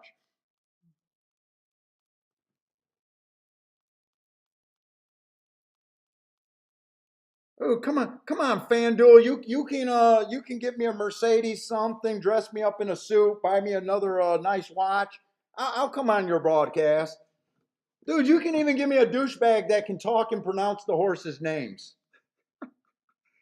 I'll just talk math. I'll just talk math and where possibly you could go. That's it. Oh, it's Matthew McConaughey was in that movie and not that's right. It was Matthew McConaughey, wasn't it?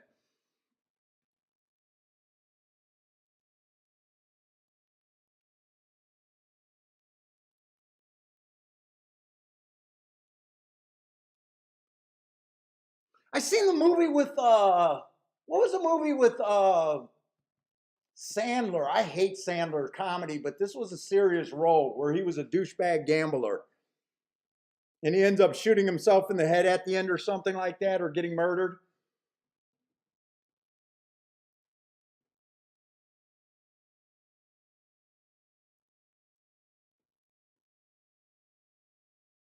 After he hit some crazy parlay.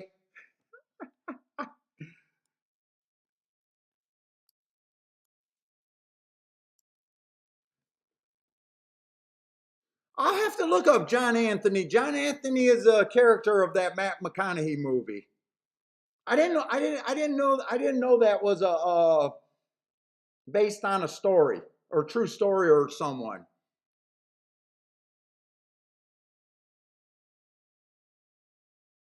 Oh, Let It Ride is the greatest horse racing movie of all time. That's my slump buster.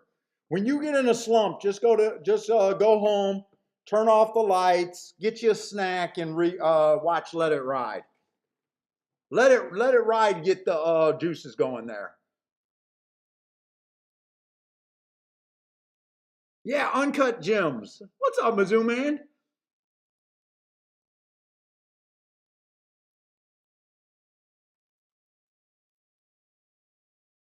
Let's see, we got a mile over here at freaking Churchill. We still got 5 minutes. Let's see where the hell we're at here. Lightly raced horses with a bunch of first time starters, but let's see if we can break down anything. Let's start with the chalk here, the 5 horse. You know, that's a really nice rally on a speed favoring track. I just don't know what he is. It's only a one sample. There's an excuse. I got him a slow, matching strides with the slowest winner. But I like the speed favoring track and him coming off the pace. 9 to 5. I'm probably already digging too far and won't be that interested. Let's see. There's a horse coming out of that same race.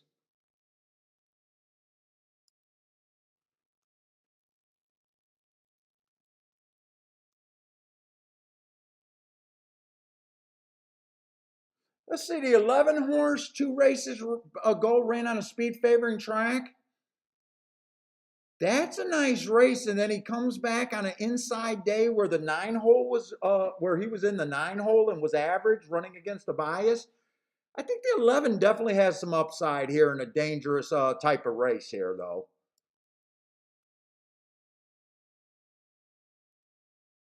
12, I can't make a case for the 12.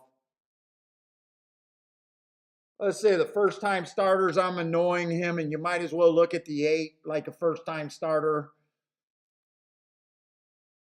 7 ran against the early pressing bias, but that running line is so ugly. There's an excuse there, but I can't spot. I don't know what he is. Let's say 6 ran a useful first race, and actually that race might be a definition of a better race than it looks on paper. I got that being a slow race, but he was only 2 lengths off the lead. So to me, he ran in the slowest race of the day there and probably couldn't make up ground. That might be sneaky good.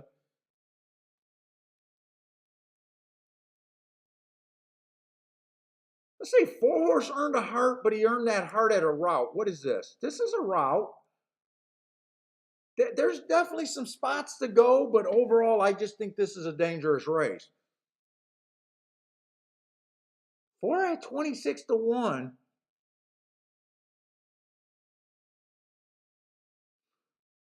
Let's see, 2 just looks like he's not interested in racing, and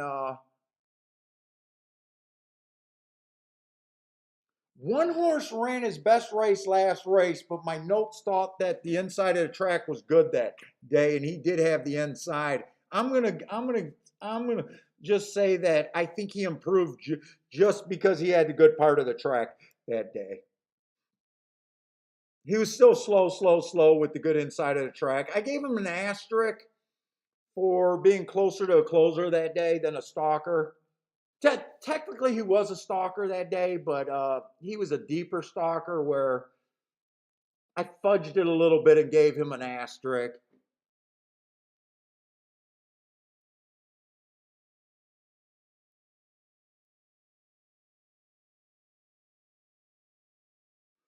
Let's see, 4 I can make a case for, 5 I could definitely make a case for, 6 wouldn't surprise me, and the 11 definitely has some upside. Do I want to do anything here?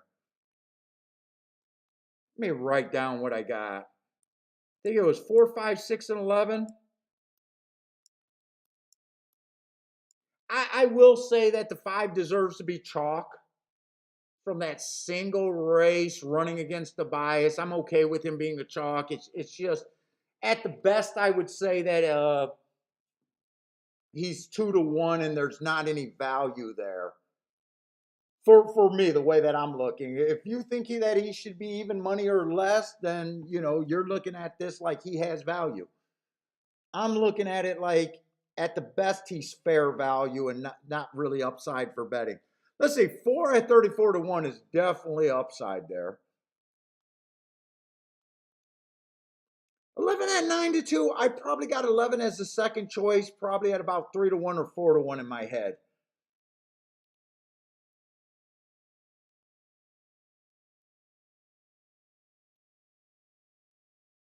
Six is probably the same, about maybe about 5 to 1, 9 to 2 is where I think his value's at.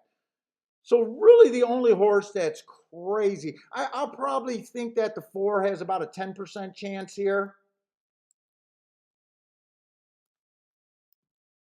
So he is an overlay, but I think he wins this race like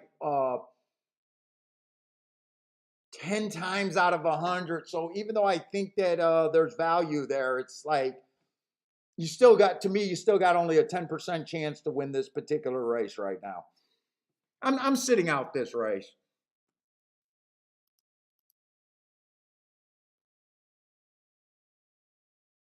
Mizzou man only liked it because of boobs. What movie had the boobs? That can't be Let It Rock. Although Jennifer Tilly when she's cheering. Oh my God, I was so hot for her. What's a win without a knife? Likes the 1 or the 2 here?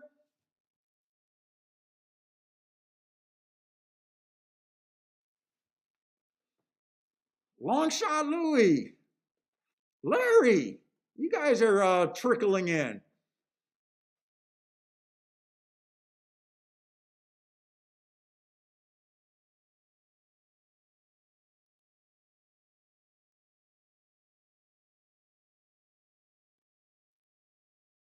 Let's see, 7 gets the lead here. Four's in pretty good position. We'll see if the 4 is good enough. 11's in pretty good position here. 10's making a little run. 4's dropping back.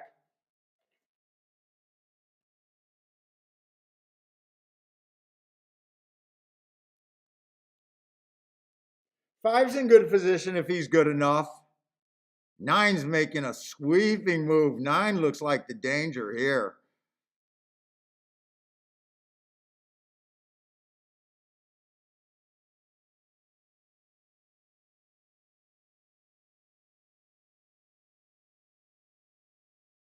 9 gets the lead. Looks like 8. 8 looks like he's going to get second.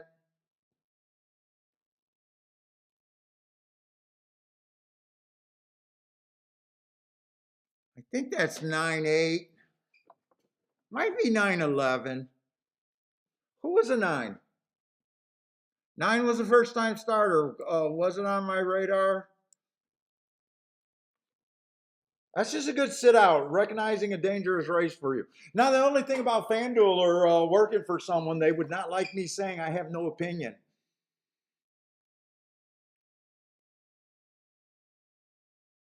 981, I think that came in. 981, 9817.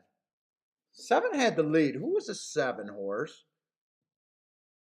Wow, he had the lead. Wow, that's big improvement right there. He improved a lot.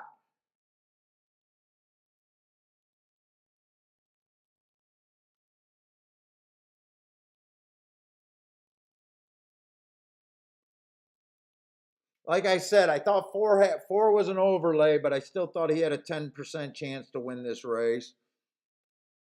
11, I thought was about a 20%, 4-1, I said. So an 80% chance to lose the race. So I really got no, first time starter wins that race. And really, the 8 horse is basically a first time starter too, falling off the first race. This is his first race out. So the horses that ran,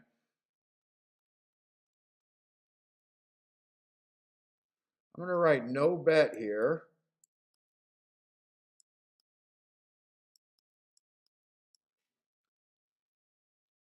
Let's see, Derek with a boom. What did Derek hit there? Derek liked the 8 and the 9 at Churchill. Both of them were a nice ticket for a win, but I'm hoping you actually did a little bit of an exacta there for a bigger boom. Yeah, nice job, Derek.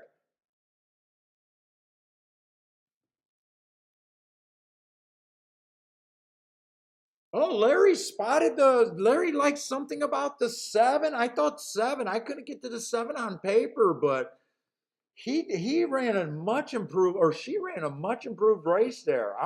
I'm even impressed with her getting the lead. And I think she ran a solid 4th.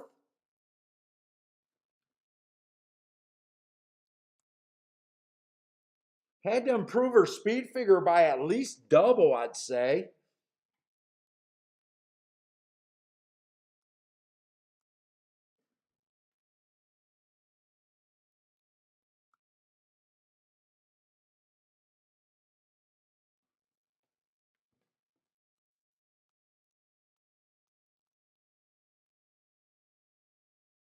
Let's say 9 came off the pace. I'm not sure how far. Is that a mile race? Yes, that's a route race. I think I'm getting a little behind on the tic-tac-toe board there, too. I'm just going to put 9 bordering the line between stalker or closer until I can figure that out.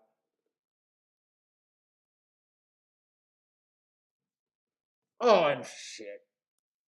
I got to pay better attention to win. I'm not interested in a race. I want to watch a race, but I am trying to look at 2 tracks, and I forget about the other track sometimes.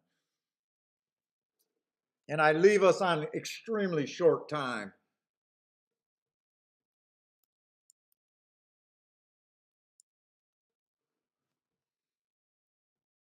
Let's say 1, I got no problem with the 1.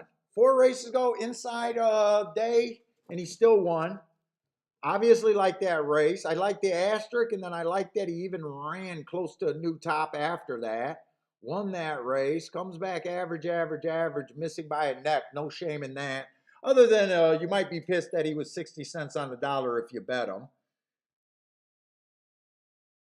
Obviously has speed, obviously is in good form.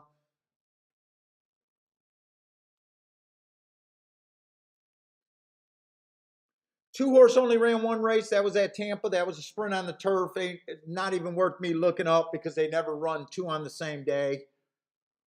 But he handled his business. Hard for me to know his value or what I even think his value is.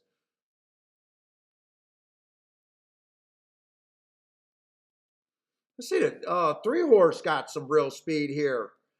Inside Day, 3 races ago, fastest winner of the day. Comes back, just misses. Looks like he lost to the 1 horse, but not by that much to make you think. They battled all the way around the track. Someone beat them both, but there's not much difference between him. And then he comes back and earns heart. He's definitely in super good form. I would say this: if you like the 1 horse, just math is so much better on the 3 horse, and there's not that much different. And you might be wrong this race. The 1 might still be better than him. But to me, the math is so much better on the 3 horse. 7-1 over even money. It's just, there's not much difference between them. If a little bit goes wrong either way, the other one could benefit. But they're both just as sharp. I'm not separating 2 horses by a common race that there's less than 3/4 of a length's difference between them. I would err to the side of the better math.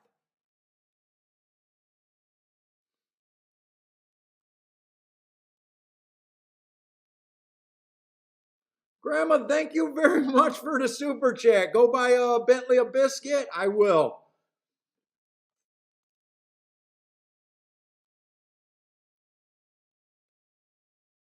Let's see, 5's off a super long time.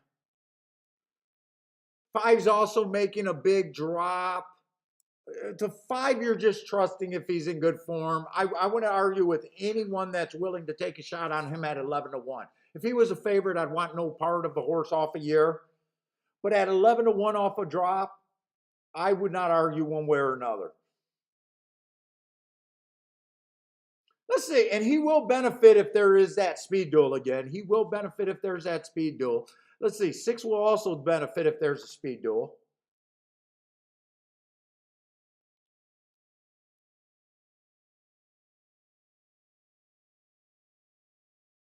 7's making a big drop. There's some classy horses. The 7 and the 5 horse. I wouldn't argue with anyone willing to go off that way. Let's see, they're pretty much in the gate.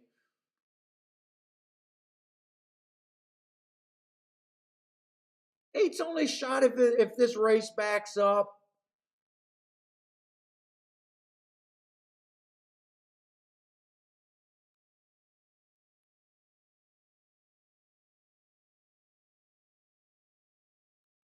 But if I was playing a horse on the front end, it'd be the 3 at 6-1 over the even money, or preferred over the even money, not on top of the even money. If I was looking for horses to come off the pace,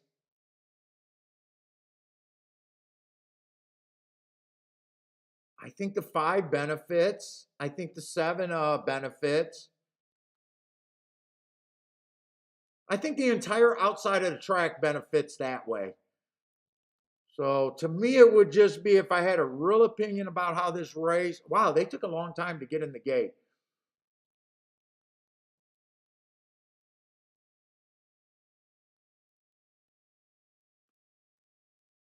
But I would totally be against this 1 horse. I think there's enough reasons to play against this 1 horse. Like I said, I might be completely wrong here, but I think the 1, 2, and 3 all hooks up. I don't care for the 4. I'm looking at the 4 like he's not even in the race. And then I think if they come off the pace, it'll be anywhere with the 4 outside horses here. Let's see how this goes. 1 and 3 are hooking up.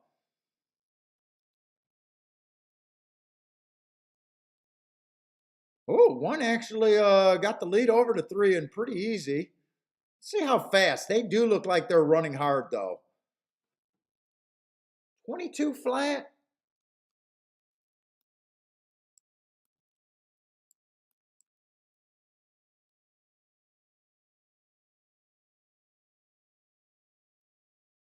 Three's done. So my advice on the 3. Well, is 3 done? I can't tell if 3's done.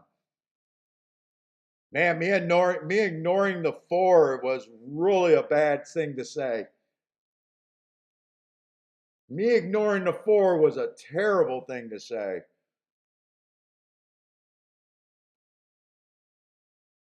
4 was in good position. He was just he stalked. Wow, 5-1 on him. The horse is coming from the pace, never really fired.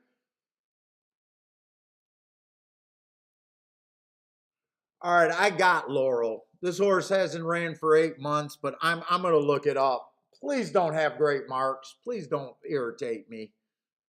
I would have liked to have the information. I wasn't that interested in that race.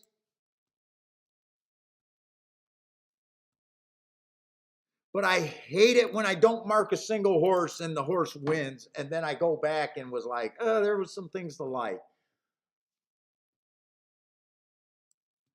Although I got to go back to December 19th. I knew to have it in front of you. Bad rail early pressing day. He had the 2-hole.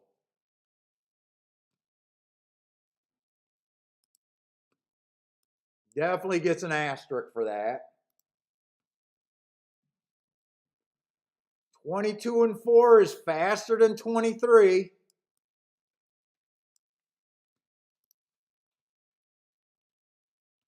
47-1 is right between 46-4 and 49-2.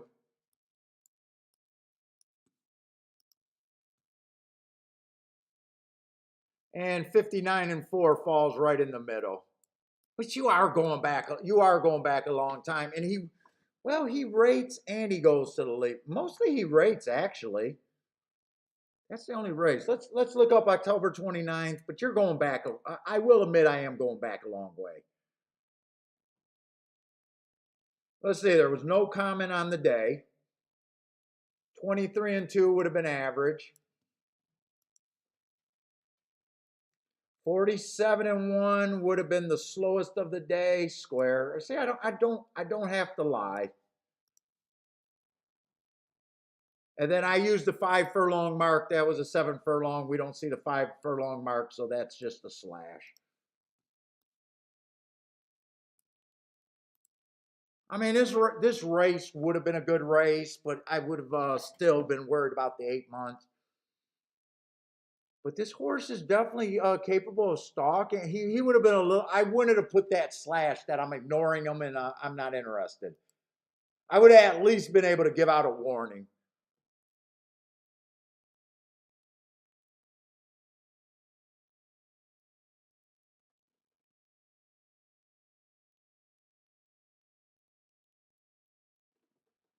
Let's see, Long Shot Louis got the super over there.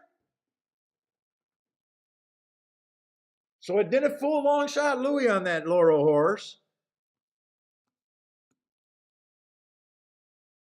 Oh, I missed that. K. Phil's telling me that the 8 horse was coming out of that same race.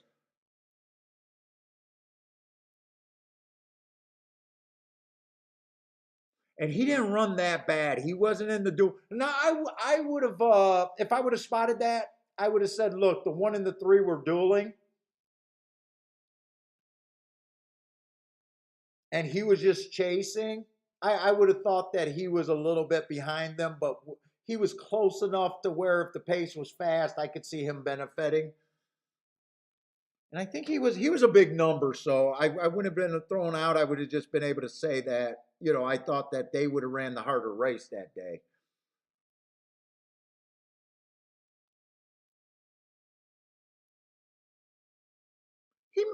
He does make sense because he stalked. The 5 horse, like I said, at 11-1, I thought it was an okay bet. That's normally not something that I would like. He probably wasn't right.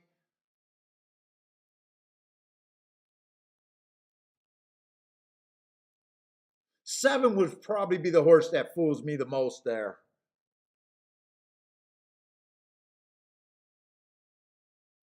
Seven would have fooled me. Seven kind of fooled me the most there. And then the 1, like I said, I said I would have preferred the 3 because of the math, but the 1 still proved better to be proved better this race than the 3 again. I thought, but my overall opinion was I thought that the 1 was set up to be beat here. There was no way that I could have, from what I said, you would have thought, oh yeah, I want to play this one for the win spot. All right. I don't want to waste too much time because we got Churchill. Let's see. I don't want to do anything here. Get me off of that. Let's see. Churchill. Are we coming to the end of Churchill and Gulfstream? What do we have at Churchill? Do we got one or two more races? Well, I still think I only played 3 races today and hit 2. Definitely not a bad day. Didn't hit anything spectacular. Hit a 6-1 winner and a 27-1 exacta. Nothing spectacular.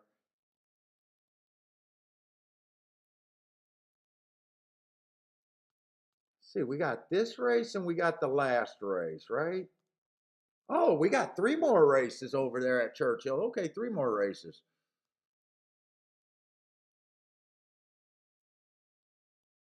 All right, we got a little bit more Churchill.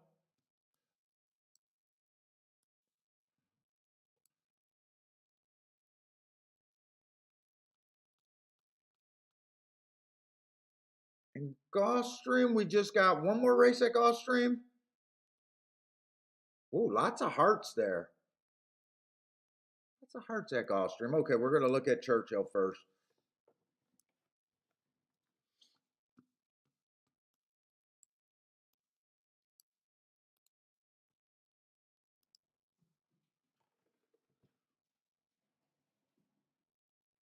Ah, 2 out of 3. Actually, that's really good for me.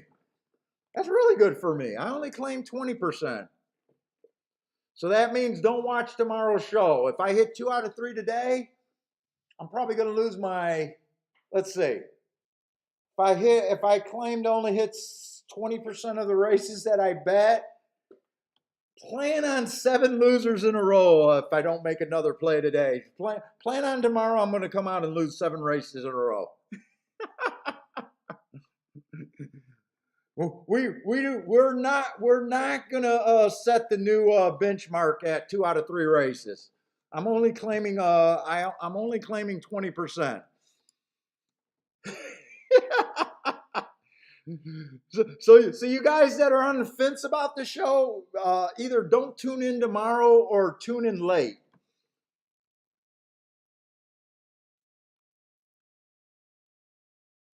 Let's see, this is a $100,000 race, so we should be expecting some real bangers in this race, right?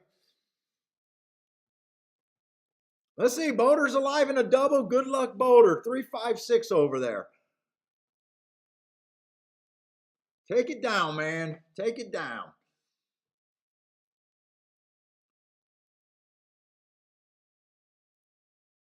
Let's see, the one. 4 races ago, not crazy about that race.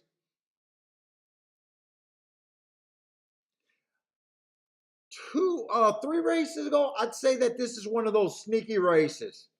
Early pressing day, he was only 2 lengths off the lead at the first call. He managed to earn a slow. That looks like he chased one of the slowest paces of the day and might not have been something he could have cut into.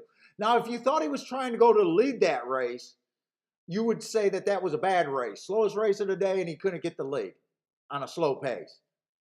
The fact that he came back and won his next race, I'm going to assume that he was trying to stalk that race and he couldn't cut into that race. So I kind of think that that might have been a sneaky good race.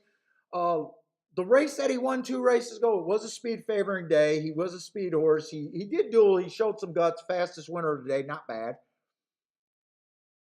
He had to drop to 40,000.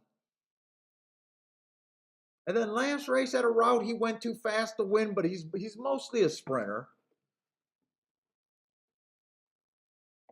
I would say he's probably not trying to get the lead here. I would say he's probably a stalker. Let's see. 2 Horse got some really good marks, but mostly he's a route to sprint horse, and I hate route to sprint. I just hate it. But really, nothing's wrong with him on paper. 3 races ago, fastest winner of the day. Rail was bad, had the 10 hole, but, can't really poke a hole in that race.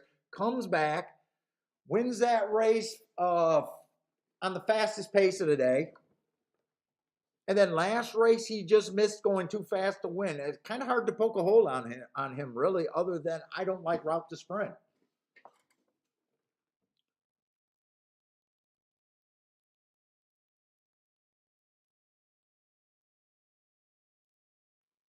I don't know if the 3 horse is screaming $100,000 race to me. Broke his maiden 4 races ago, matching strides with the slowest winner, kind of average. He comes back, he wins an allowance 1X race, but he was the slowest winner of the day. I'm not really sure what I feel about that race. He then gets an early pressing day. He ran against the bias. And then he goes over to Colonial and wins. I'm not sure about what I think about that. I think he benefits if the pace is super fast, but I'm still not sure what I really think of him. 5-1, I don't think there's extra value at 5-1. I think at the best he could be 5-1, but let's go see the other horses. 4 got some real speed. Another horse with some real speed, so it does feel like there's going to be some speed with the. Kind of hard to poke a hole on him. Fastest winner of the day 3 races ago. 2 races ago, inside of the track was good. He was fast. He just wasn't good enough. And then last race, a nice informed race. Average, 1 tick slower than the fastest winner average in a little minor stakes race.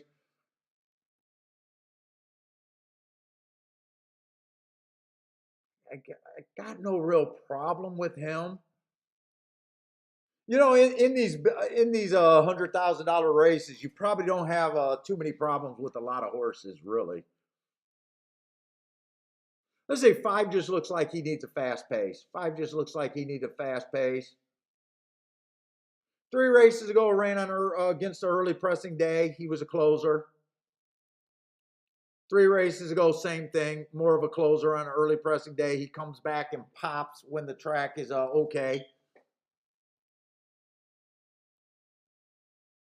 And last race at Saratoga, I mean, he had trouble at the break, timer malfunction. Didn't look that race up.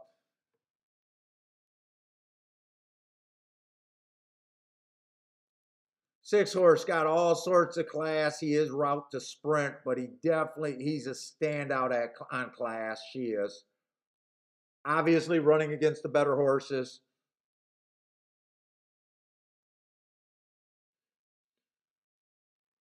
Let's see. I do got an asterisk 2 races ago, being too far back. And last race, I think was a solid race.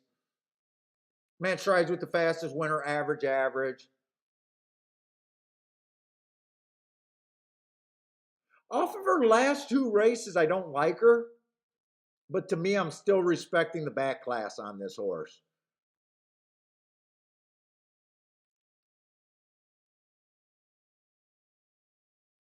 I'm gonna say it, but the 7 horse looks like filler. Let's see if I can even do a betting line. I got a feeling I'm not that interested in this race.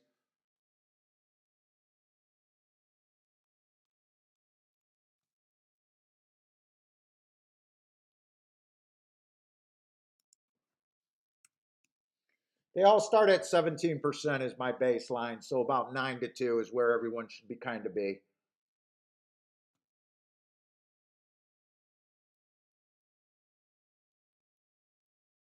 Man, I really got mixed feelings on this 6. That back class is a little man, he's a little tempting or she's a little tempting at 6-1.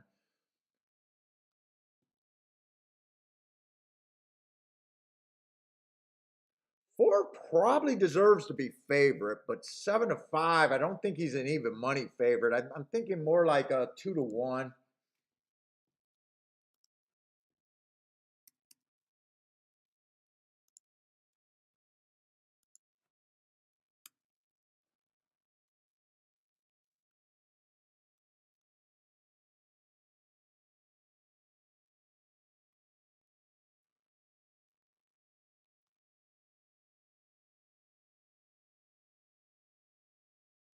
I don't like route to sprint, but that's my personal thought on the 2 horse. I'm going to be a little bit hard on the 2 just because I don't like route to sprint. I'm still going to not throw her out 10-1. Where does that leave everyone else? At about 18% chance?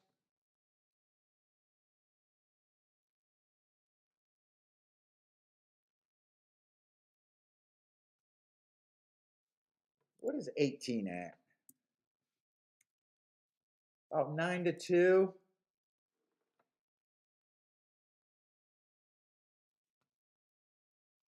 I like any of these horses over each other? One feels like about a 9-2, 4-1 shot to me.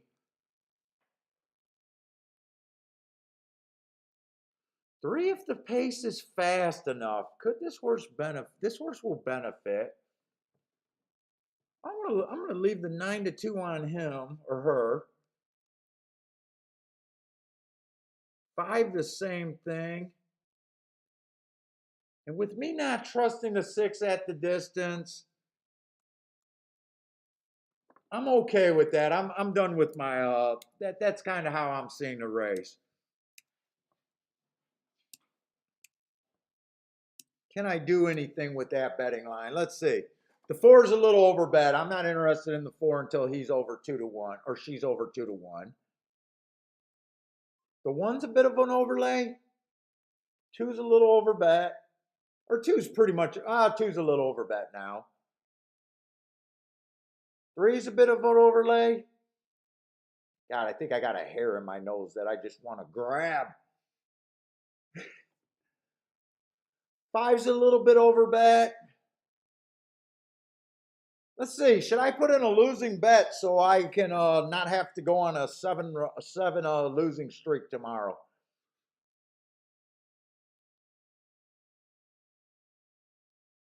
Let's see. The horses that I can reasonably get to that are a bit of an overlay.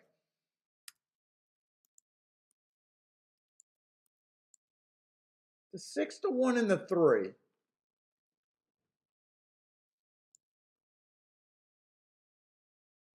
But has anyone came off the pace today?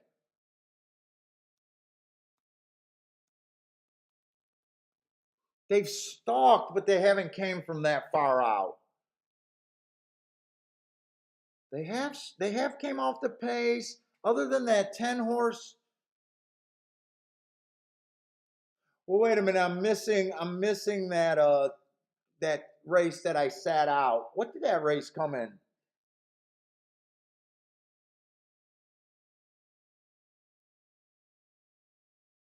Someone liked the 8 and what was the race before this?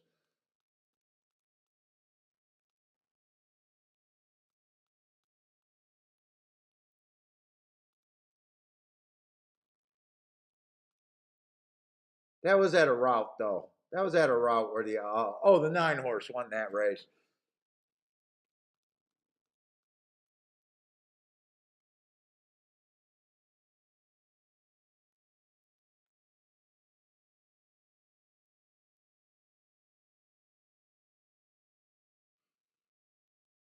Three at 9-1 is a pretty big overlay.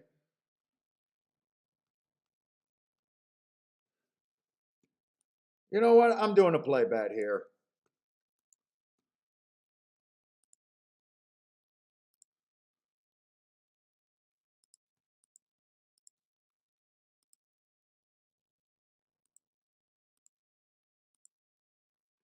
No, not a key box. Box. 1 3 1 3 6.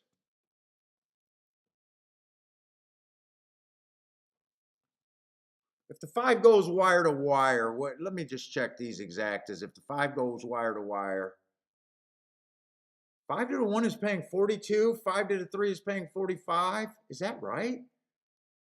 Holy shit, those are actually paying good. Holy shit, I'm going to bet a little bit more here.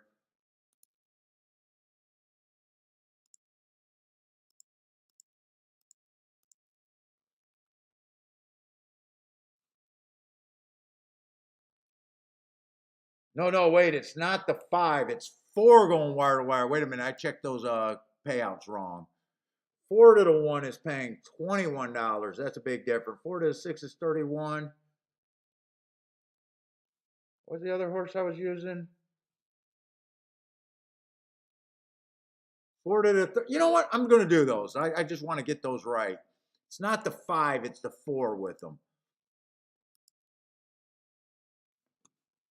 Oh, they're holding up this race, so you know I got a loser if they're holding the race up for me.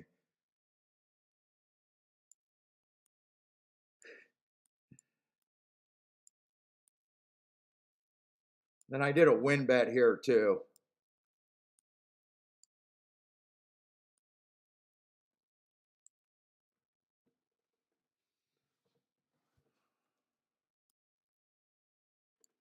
So I ended up. I still bet this in the playback category, but it added up a bit more.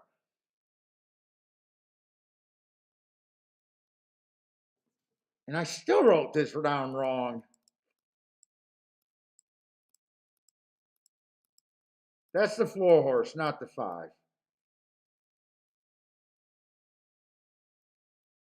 So it's probably going to be the 5. It's probably going to be the 5, but it's the 4 horse.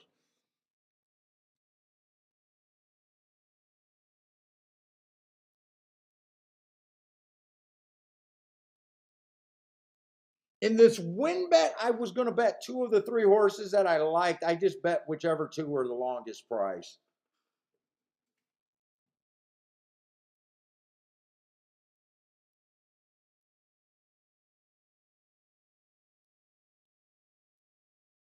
Get this 2 out of there. Who's the 2 in? Oh, 2's the route horse. Yeah, get this 2 out of there.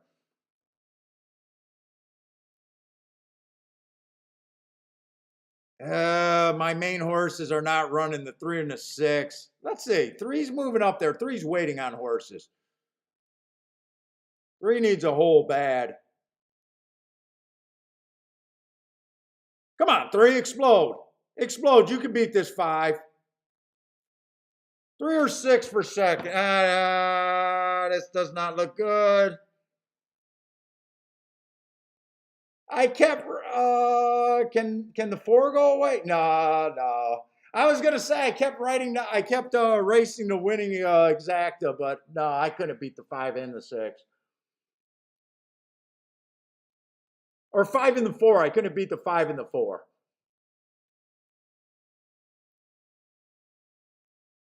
And I definitely don't want a 5-4 exacta. I like my betting line there. 4 I thought was the safest play, but I thought his fair price value was 2 to 1. He was a little over bet. Thought I was getting a little bit of exactas value in the exacta, but I knew I could not play a 5-4-4-5. Let me just make sure those exactas with the 4 were what I wanted. 4-1 was paying 23, 4-3 was paying 24 to 1, and 4-6 was paying 34 to 1. Yeah, I wanted those. Oh, shit! I did not want those. I keep forgetting that they do their probables based on $2.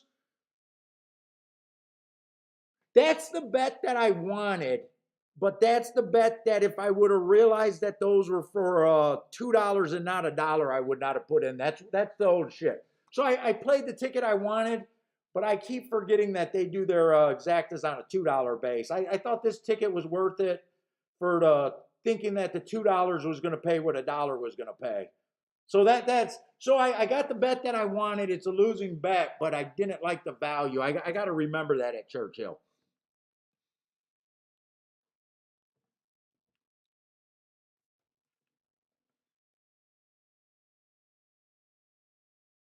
Long shot, Louis. I'm sorry you followed me that race because part of that ticket I definitely didn't like when I realized that. But I gave the warning that I'm supposed to lose my next 7 bets in a row. You can't have me going 3. So right now I'm 2 out of 4 plays.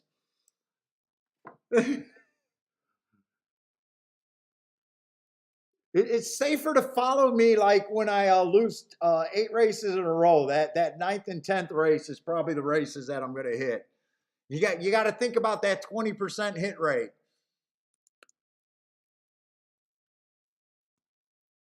Oh,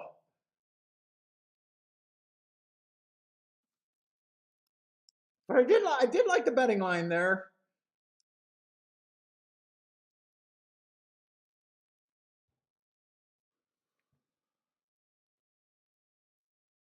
Oh, you're not supposed to be betting when it comes in favorite. That's not a good look. Let's see. I thought there was some very good marked horses in the race. One of them happens to be the favorite, but there's some other interesting horses I thought in this race over here at Gulfstream. Now the favorite ran two nice races. First race out, had that it was a bad rail stalking closing day, and that's a very nice race. Pretty much matching strides with the fastest winner for the first two calls. And then last race, I had that the inside of the track was good, and he went too fast to win, and he had the 6 hole. So I do like him. But there's some dangerous horses. Like this 4 horse ran in this, or this 5 horse ran in the exact same race where the inside was good. He didn't have the inside either, and he went too fast to win. And that was his first race. If he improves a little bit, problem is he's not that big of a pay raise. He's 7-2, so the public is kind of seeing that too. Well, good. Long shot, Louis. I know that it's rare that you follow anybody.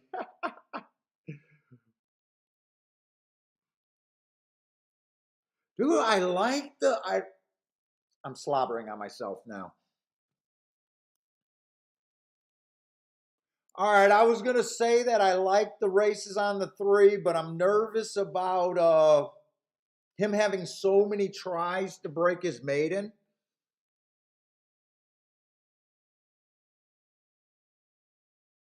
But as soon as I see that he's also 8-5, I thought with the 6 and the 5 being bet that someone else would not be bet. They're not giving me any value on the main 3 that I see here. Now there is a chance that those 3 horses, the 3 horses that they're betting, the 3, the 5, and the 6 could all hook up here. But it would be hard for me to back the 7. Off of paper, it would be hard for me to bet this back the 6, the 2, and the 1. I don't know where else to go. I thought this race could have been interesting, but well, actually, all the money's coming down now on the 3 horse, which keeps proving to be a loser.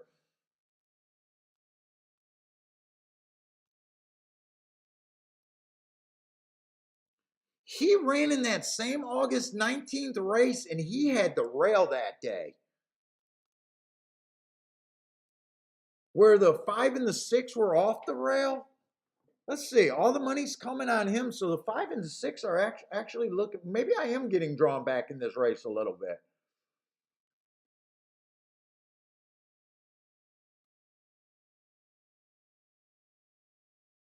Let's give it a second to see how this flattens out the betting here.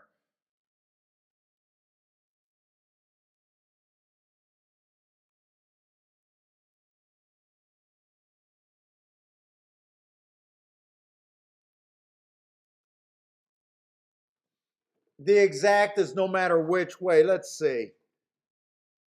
Yeah, I was thinking about possibly Dutching the 5 and the 6. Now I'm not that interested at 7-2. If you Dutch 2 horses at 7-2 and you win, you're basically getting a little bit better than even money. And there's still danger of them dropping down even lower. Well, do I really need even money here? Do I really need to Dutch that to get even money?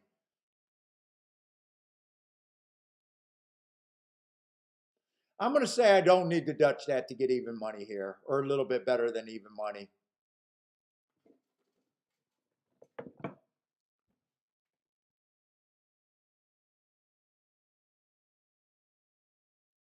I'm rooting for the 5 and the 6 here, but 3, 5, 6 is what I like. But I'm rooting for the 5 and the 6. Although the 5-6 exacta is paying 33 to 1. Wait a minute.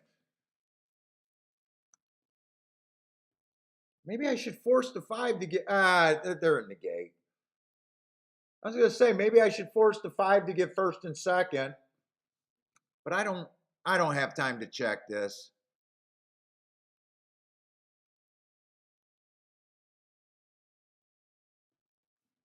Oh, 3 did not get a good break here. This looks good for the 5 and the 6. If I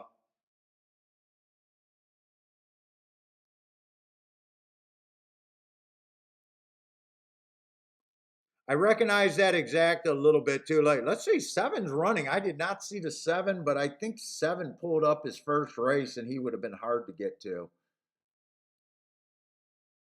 7 would have been hard for me to get to. And he ran on an inside bias, still pulled up.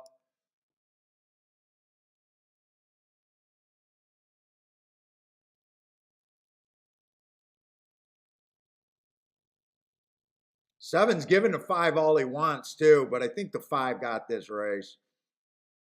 Ah, 7's not going away. Holy shit, 7's not going away.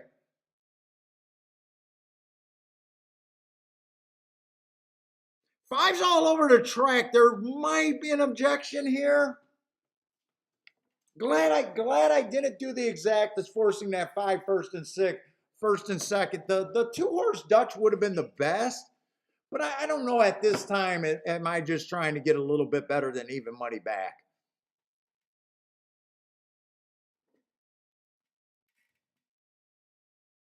And there might be an objection here. This 5 is kind of all over the place, and the 7 was fighting pretty good. They might put the inquiry sign up here.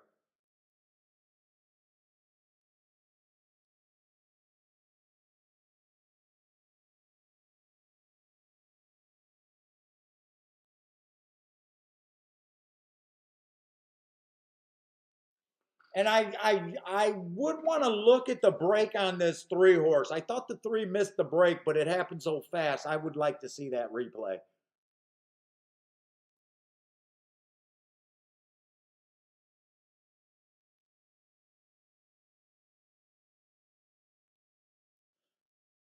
Dude, I still think of that old dude at the track years ago. He's probably not around anymore, but that dude, he used to only play pulled up and banned off horses. He would have been all over this 7-horse unless he changed his ways. Unless he changed his ways. I still remember that dude. What do you play? Banned off horses, pulled up horses. That's it? That's it. You go days without a play. Sure as shit I do. Sure as shit he did.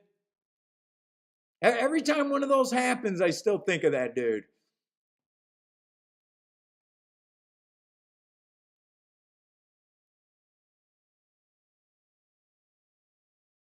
There is definitely an objection right now, and I'm not surprised on this one.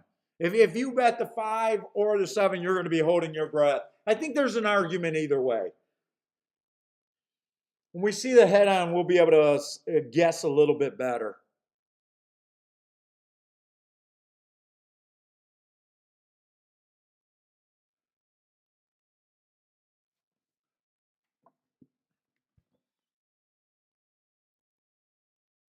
Let's see, long shot Louis, do you got this both ways? I see that you keyed the 4 for 4th and hit the super. You probably don't care. I'm guessing if you keyed the 4 for 4th, you probably got both of them.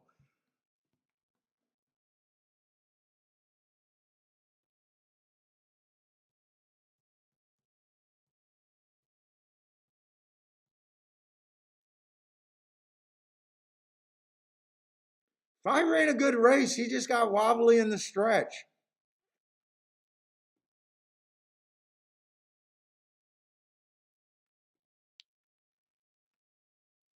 Yeah, they were tired coming down the lane. Let's see how bad this looks.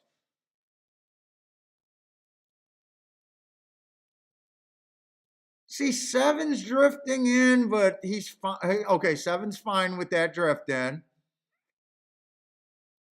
Dude, it's not on the turn. Look at the stretch. I'm not worried about, I don't think you got to worry about that little bump there. I think you got to worry about here. Five's still okay. Now he's starting. Look, what? Just watch the whole. What are the inquiry? What are they looking at here?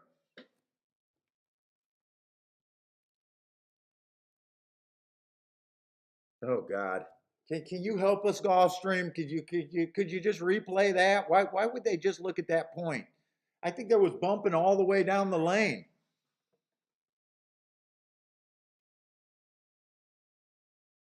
They're both close there. I don't think that's bad right there.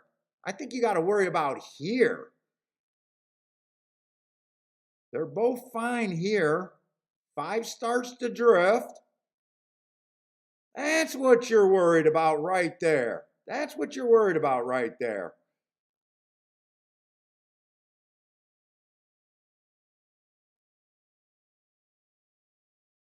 Listen, Mizzou man needs a 7. I got no fight in this one. Mizzou man needs a 7. I'm hoping that long shot. Do you got this either way?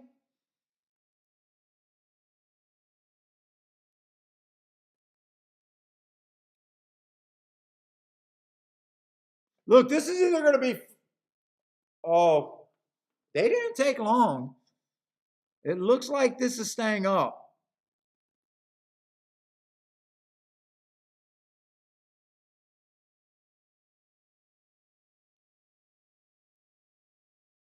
Yeah, they left it up. I don't think I would. I don't think I'm worried about that either way.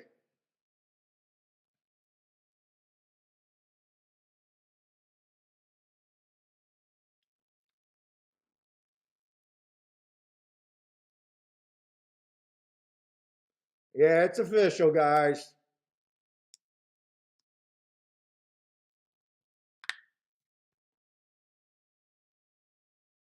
I never got the answer to long shot Louis, but I guess because he said that he keyed the 4 and 4th, I got a feeling that it didn't matter to him. He probably used the 5 and the 7 and the 3 all over the place or something like that. He probably would have been happy either way. It's just my guess there. Lanier had the winner in every race today. Nice, Lanier.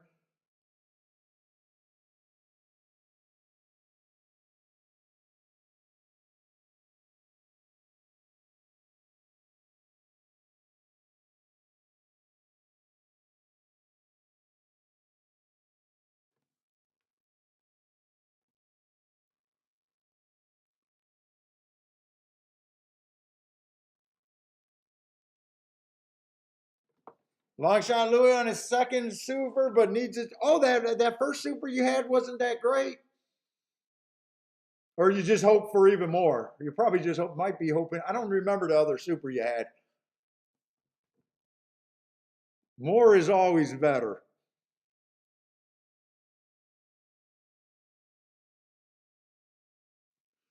Let's see. Mizzou Man says it didn't. Okay, so Mizzou Man's not that bothered. He says had the exacta but missed the pick 3. Oh, the pick 3 would have been a big payday. That's going to be a nice exacta, but I gotta look at Mizzou Man's pockets right now. Oh, they took the will pays away. I wanted to see the difference between the 5 and the 7.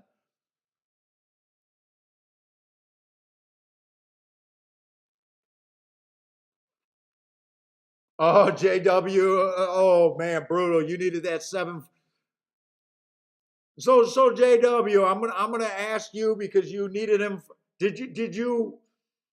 I know it's always tough after a disqualification. What did you think? I know what you were hoping for, but did you really feel like that was the worst thing to happen? That's probably the wrong way to word that because you were on a nice pick 4 hit. Maybe I should have asked where did you think that call was going to be? Like 50-50 they leave it up or were you leaning one way or over the other than hoping? I never know what the hell they're gonna do.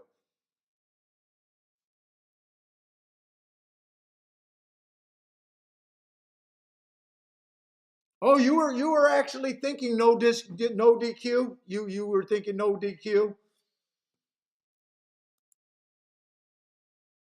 You would have left it up, and you needed the 7, dude. That's a big guy to be able to say that.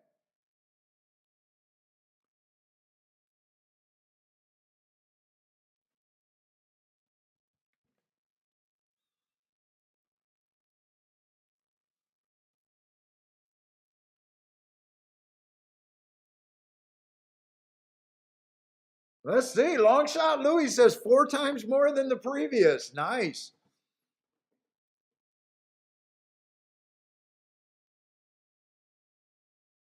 All right. Well, as long as you're okay with that no call, I'm not gonna say nothing. I appreciate the honesty from a guy that had pick fours going.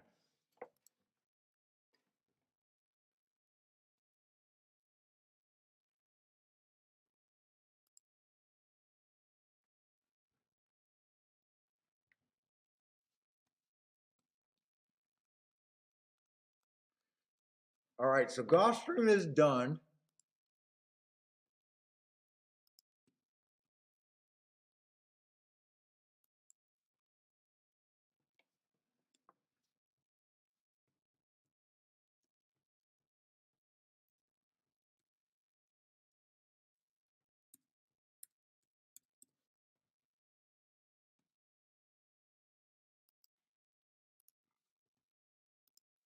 All right.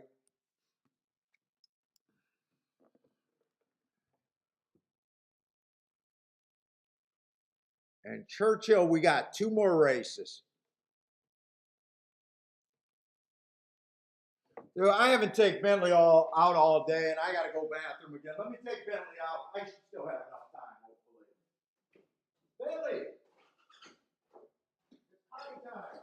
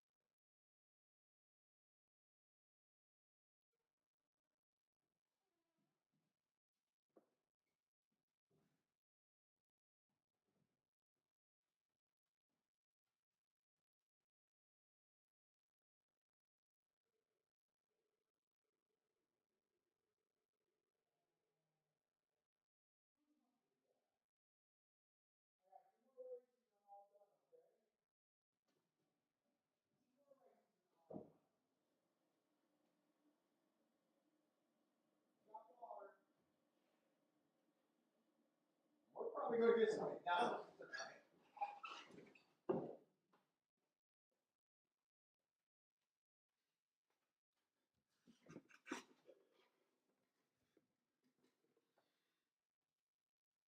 Nice big field over here.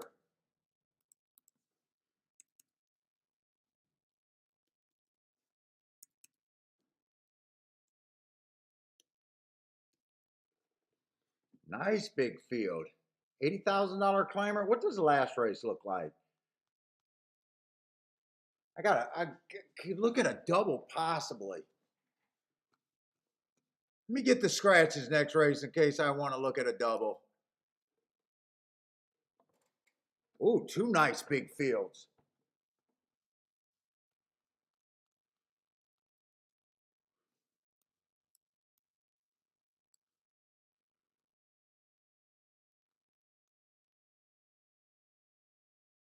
Two nice big fields. This is probably the race that's harder. $80,000 claimers.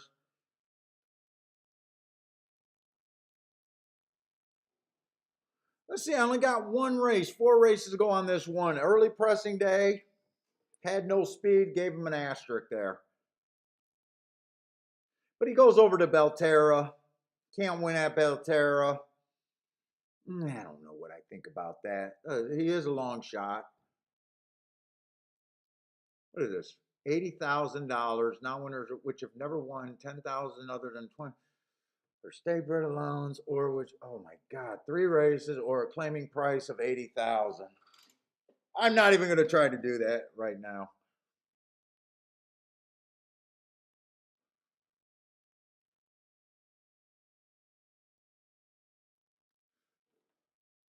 It is a route. Okay, it is a route though. Let's see. 3 races go on this too. Inside the track I thought was good. He had the outside. I like the asterisk there. Goes over to Indiana. I don't have any Indiana. Last race went too fast to win. Always like too fast to win. Well, 46 to 1. I got to see what the other horses look like.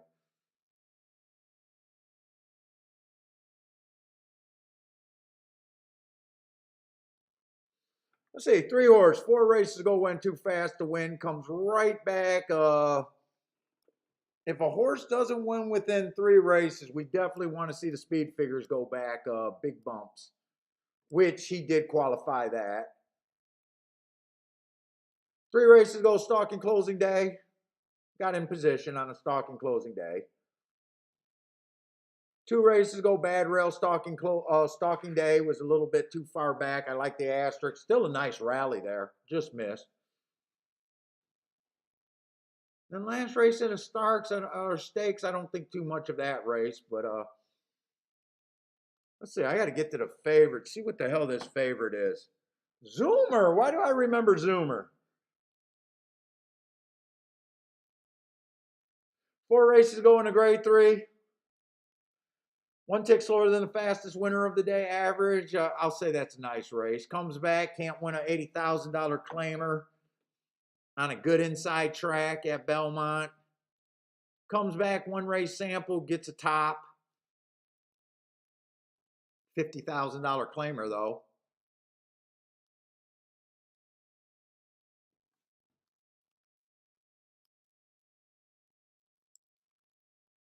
And then last race, what was he? A bit of a filler.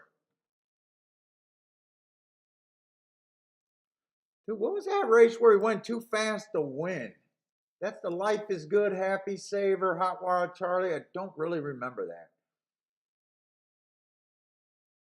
I don't remember that Life is Good race. Life is Good, Happy Saver.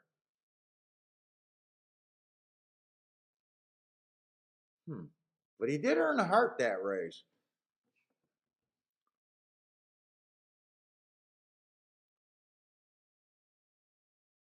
5, I got no marks on. I got a feeling I'm not that interested in this race.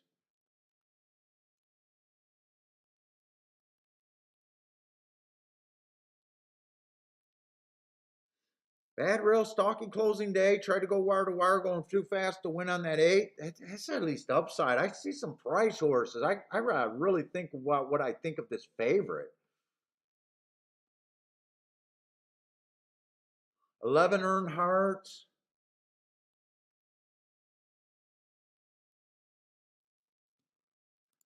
I got to try to look at some class here, I think. All he did was break his allowance 1x. That's all he did.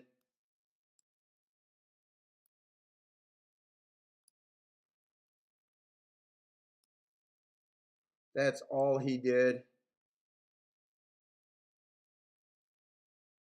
horse has been running a lot of stakes. Went too fast to win. Probably won allowance 1x, but can't see it on paper. Is that really all these horses are? They just won their allowance 1x and went to various degrees of racing after that?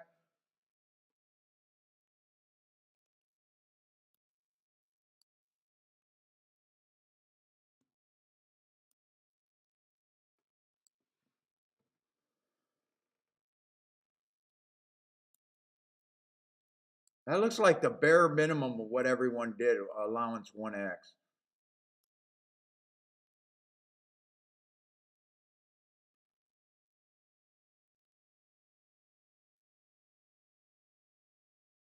So I do not know what let's see. Let's just say I agree that he should be even money. Let's just say I agree he should be even money.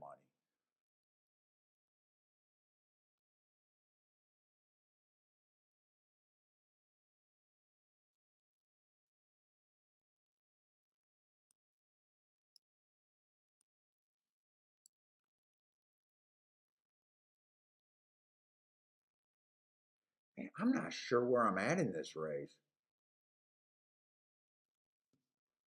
I probably don't like the 2 and the 3. Start with what I don't even want to play.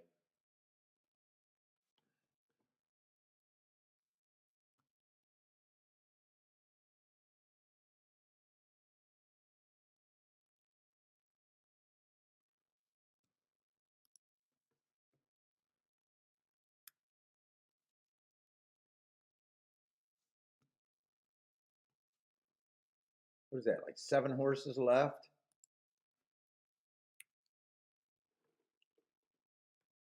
All of them would be at 8%. Let's be harder on these 3 horses. I'm going to be harder on them. I want more points. That just moves everyone else to about a 9%.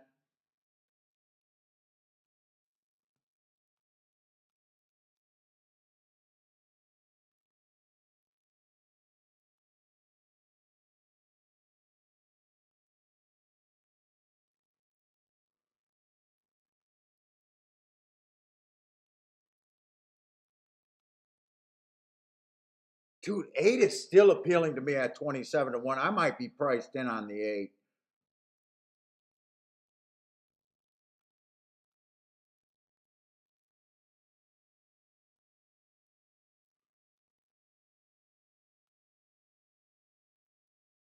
I'm priced in on the 8. All I'm doing is a little bit of a win bet. Wait a minute. Ah, shit, I'm in the 10th race. Get back to the 9th race. I'm betting the 8 to win. That's all I'm really doing here.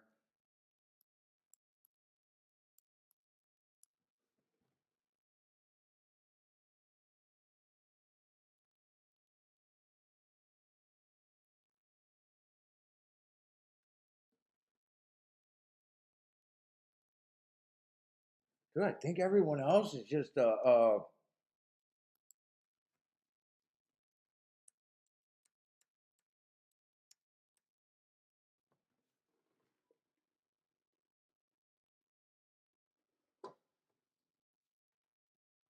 yeah, that's all equals out. I got 7 horses at about a then you guys know how betting lines work and everything, right?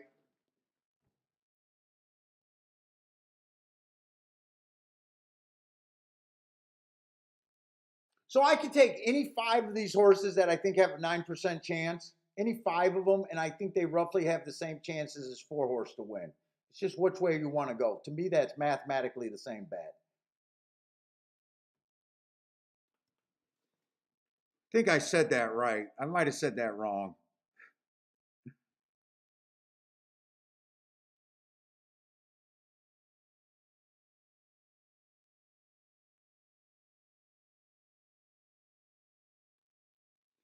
Long shot Louis back in the black. Oh, could lose every day till now to Halloween. Nice hit. Holy shit, nice hit.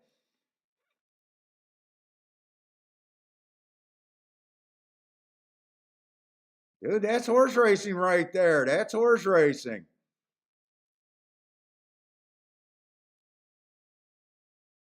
Oh, this pace is way too fast. I like that the 8 is a little bit off the pace, but I still think it's way too fast. And this horse, I don't think really can pass other horses. I'm hoping he can. Open up. Give this 8 a chance. At least gives me a spot. Give me a spot on the inside. And if he got nah, he doesn't have any horse.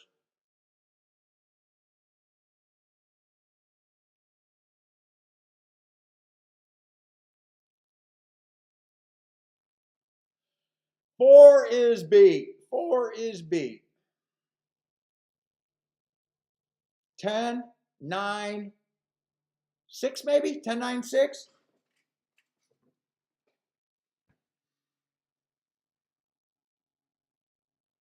10, 9, 6, 7?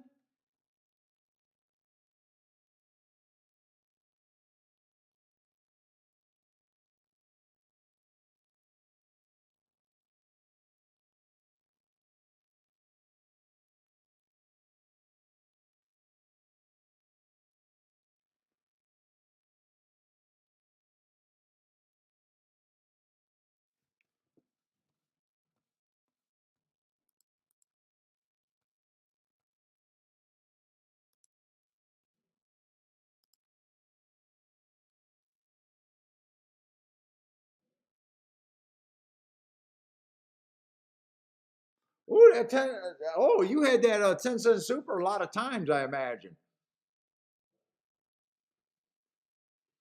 135 for 10 cents. Nice hit, long shot.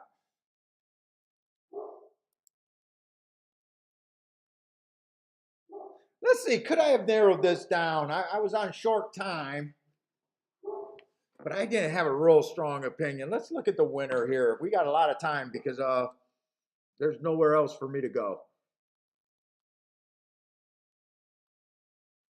Who won that? The 10 horse?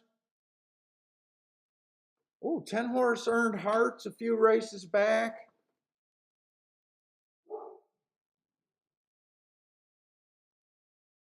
I got really put off with the class here. I really got put off. I almost said that this is nothing but an allowance non-winners of 2 X allowance.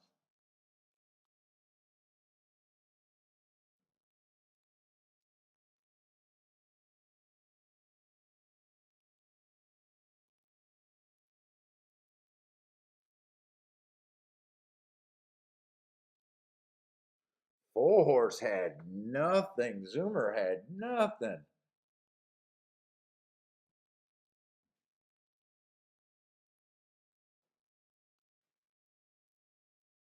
I really gave myself a disservice saying, let's just say I agree that he deserves to be 50% on the dollar.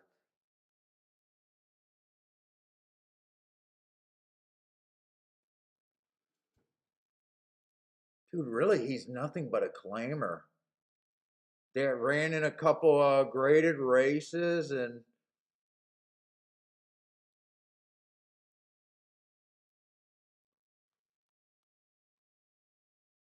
could I have spent those points better? Let's see. I was really hard on the 1, 2, 3. I gave the 4. I just submitted to the 4 and just said even money.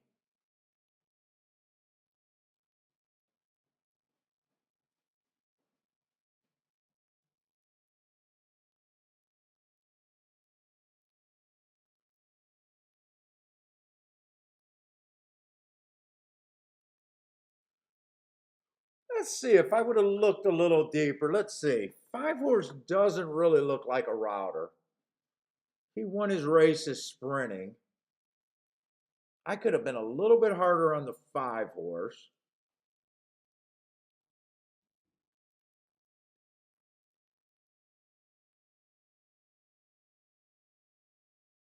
6 horse, you don't even see an allowance 1X race. I probably could have been a bit harder on him too.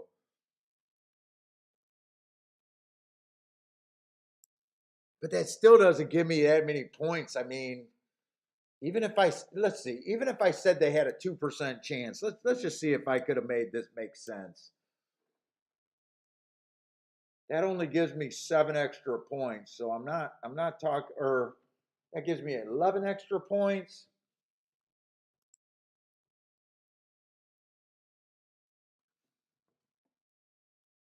I still like the 8 and I think the 8 won at allowance 1X before. I still would have liked the 8. What about the 7? 7 won allowance 1X race.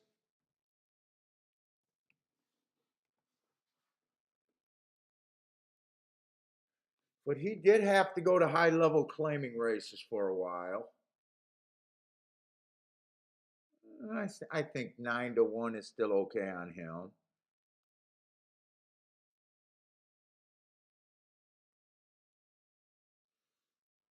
Nine horse is lightly raced. Nine horse is lightly raced. You know, yesterday we did think that we did think the route races was outside and off the pace. What did he do on the earlier route races? Kind of outside and off the pace from the races that I got. 1, 2, 3, 4, 5, 6. I'm missing a couple races.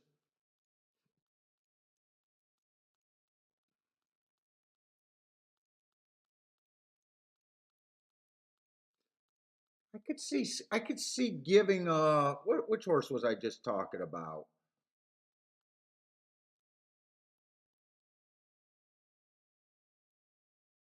I could see giving that 9 a little bit more.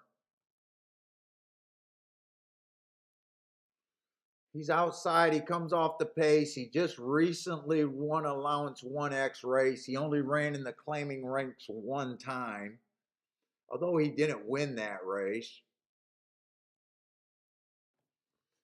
But he lost to a horse in this race. Digital? Who did he lose to, and what did I think of the horse that he lost to? Let's see if I could let's see if after I could have made this a little bit better.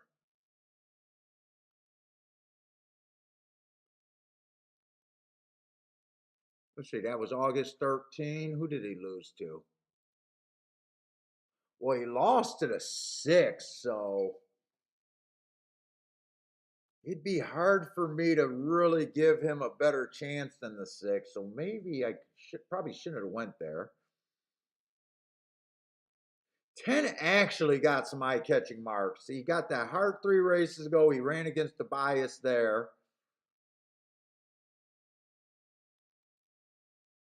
Bad rail day, slow, 1 tick slower than the fastest winner one.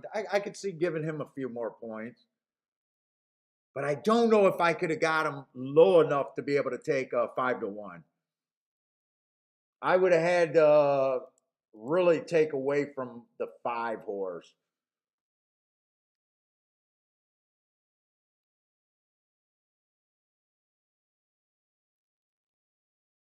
And then 11 earned those hearts, but I thought the 8 was going to be fast. But I don't think I could have. Unless I would have took a stand against the 5 or 4 horse, the favorite, and said, "Look, I don't care," is the only way that I would have had enough points to even get close to being able to play that race. My opinion was just not that strong there.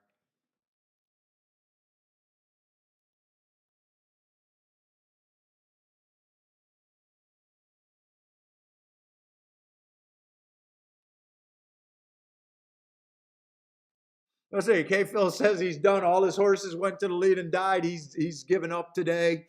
Hey, what's up, Jared? Haven't seen you for a while, man. What's up? Hopefully everything's good. How's married life over there?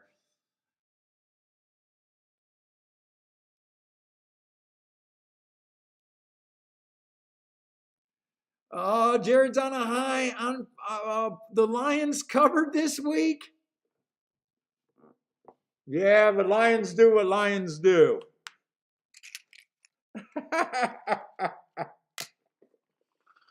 Dude, I seen them. I seen at one time early in the game they were up 7-0. Next time I tuned in, I think they were down 21-7, and I'm like, "Yep, that's the Lions." Then they got a few points. They attempted the onside, and you just know that's the Lions. Married life is good to you. That's good, man. I don't know. I did the other day start watching on my tablet. We got HBO on the tablet, and I did start watching the Hard Knocks. The HBO series Hard Knocks. They got the Lions. They did the show with the Lions this year.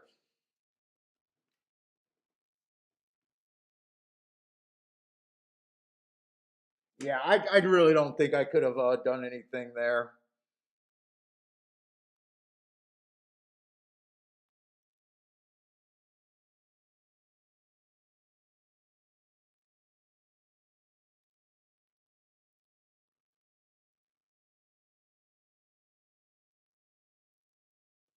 What show do you got, Jared? You got a show starting at 10 p.m. tonight?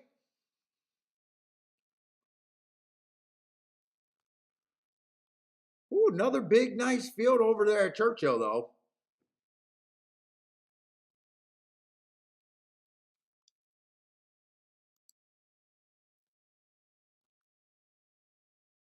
We got a 12 horse race. That means everyone starts at 10% on my we'll see if we can break this down. Let's see. 30,000 non-winners of two lifetime here. That's seeing there's not really a favorite. The favorites right now is about 4-1.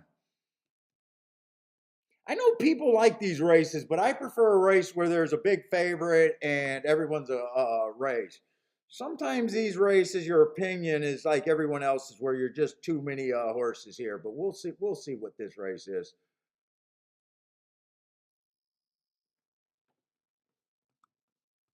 I want to get caught up on that. Since this is the last race, and the last couple races is always where the tic tac toe board would help the most. Let's just get that updated. I got plenty of time to pick apart this race. Let's just get the tic tac toe board going and see where we're at.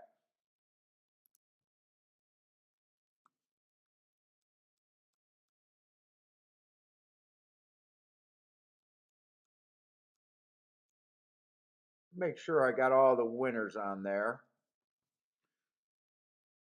Let's see, first race to two. Well, I only need the sprint winners.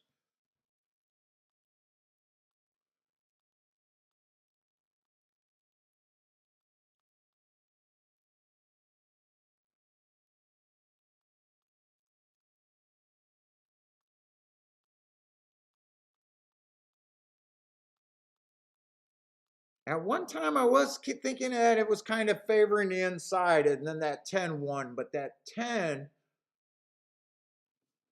they do got him stalking, but he was able to cross over on a lot of horses.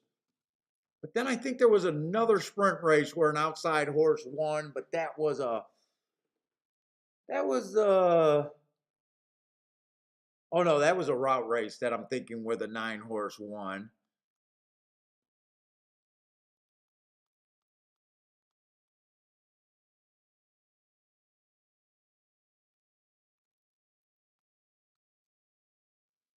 Let's see, the 5 horse stalked that race. He was a favorite. I don't know. It just looks like stalkers for the most part. 1 horse went wire to wire. Who was that horse that went wire to wire? I just want to see if he was a price or a favorite. Who was a horse that went wire to wire? He was just under 5-1. Third race. He was just under 5-1.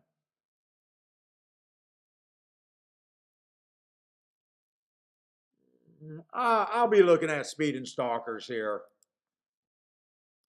More than likely.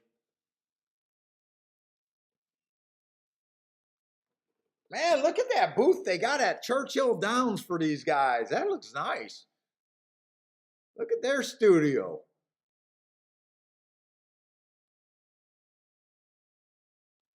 That looks nice. Still got to get a guy with a funny hat. You always got to have a funny hat if you're going to be taken seriously in horse racing. Actually, I like that cap, but you got to have a funny cap if you're going to be taken seriously in horse racing.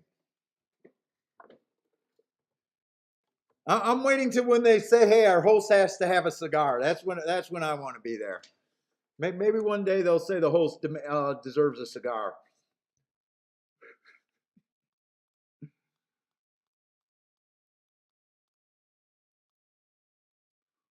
Ooh, sweet chili chicken ring. I hate chicken. Oh my God, I hate chicken. But Catherine is working on some dinner already. I think we're going to get McDonald's. I will eat chicken McNuggets at McDonald's though. But other than that, I hate chicken. Oh my God, my mom fed me chicken, I swear to God, 5 days a week. And since I've been an adult, the only time I have chicken is when I go to a bad wedding and they only give you chicken.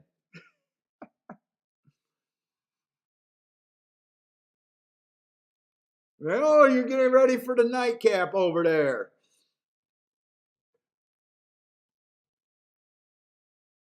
I don't know if he's talking about being on with Grandma. If they're talking about hanging out on Grandma's show at 10 o'clock, I don't know what he's talking about.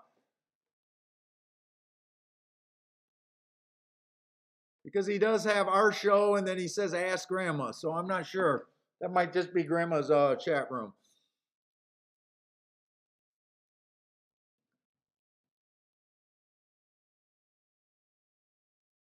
Let's see, we do got a $30,000 race.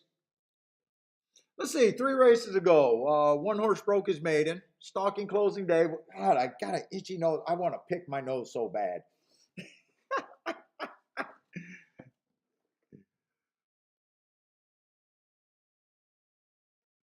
Oh shit! My parents did not care about the boxing. Oh my God, it was chicken every fucking night. Chicken or spaghetti. And we're not Italian. I guess she loved chicken.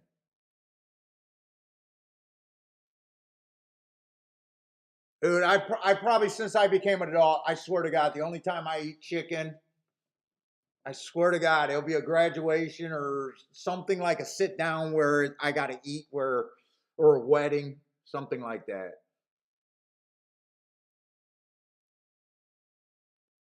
Although I'm steak crazy. I eat steak. I probably eat steak 3 days a week.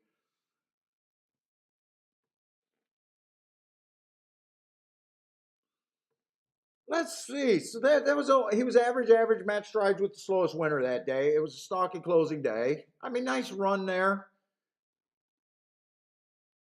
Next race, it was early pressing day. He was on the slow side for allowance non-winners of 2 lifetime.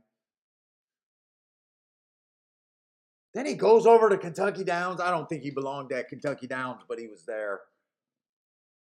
Now we know that these Kentucky Down horses are going to be live coming back from Kentucky Downs. We do know that. It happens every year. Kentucky Downs form you got to take seriously. For the next couple months, you got to take Kentucky Downs horse form, even ugly form, seriously. Boater's a big stake guy. I'm a big stake guy. See what else we got here. The 2 horse comes off the pace. I'm still looking for speeder stalkers. I mean, last 3 races, he was more of a closer. He does have a stalking win. 3 races ago, I gave him an asterisk for a stalking day being a closer. 2 races ago, I gave him an asterisk for being a 4-hole when I thought the inside was the place to be. I do like the comment rolling late there.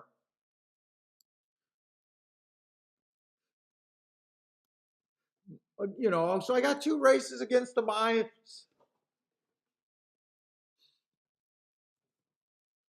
That was not a 2 lifetime race. So that race could be a little tough.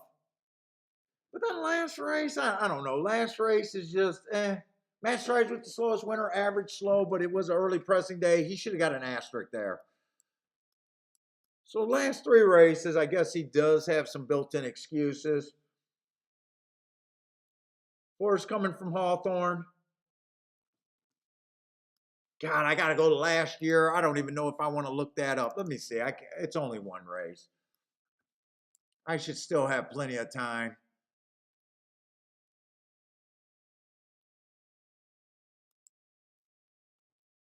See, what was that? November 14. He did win going against the bias there, so I guess there's some upside to that race. Early pressing day, he probably was the only closer that day, and he was a favorite, so I labeled that an early pressing day. That means every other that was the only horse that closed that day.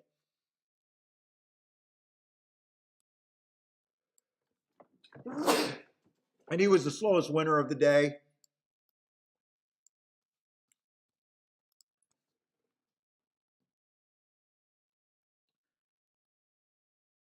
Let's see, 3 races ago on this 4 was a speed favoring track.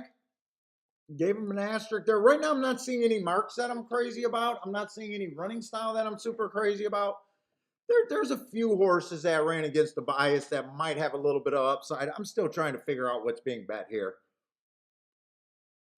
Let's see, the 5 horse at the very least looks like the class horse, but I am questioning the class because most of that was at Indiana.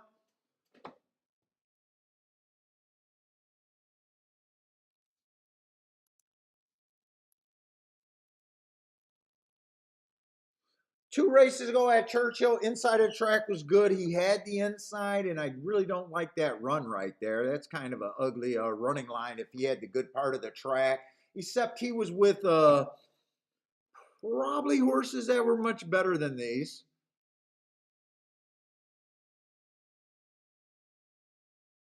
Let's see, at least a 6 ran in a starter allowance 50,000. That could come up being a little bit tough.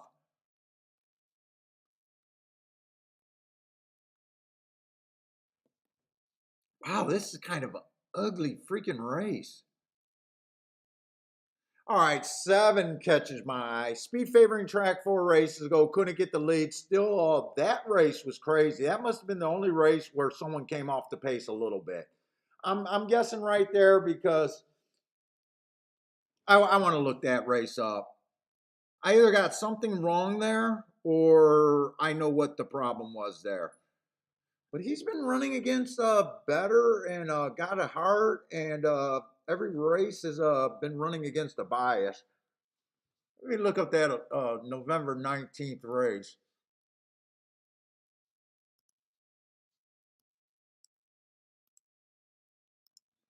What is that? Churchill, November 19th.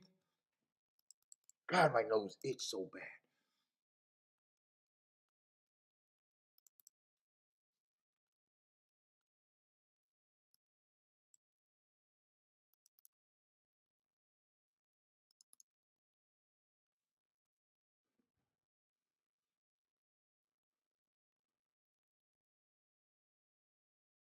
But I'm questioning why I got speed favoring track. I think that's an early pressing day.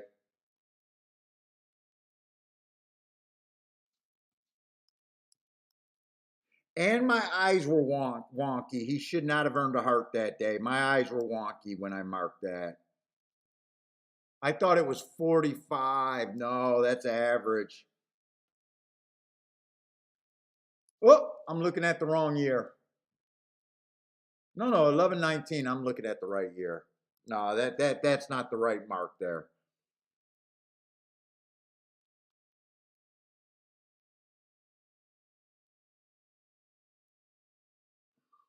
8 at least looks like a live bot. Wow, who are they betting? I'm like going through this race just trying not to throw up. 8 looks like a live body.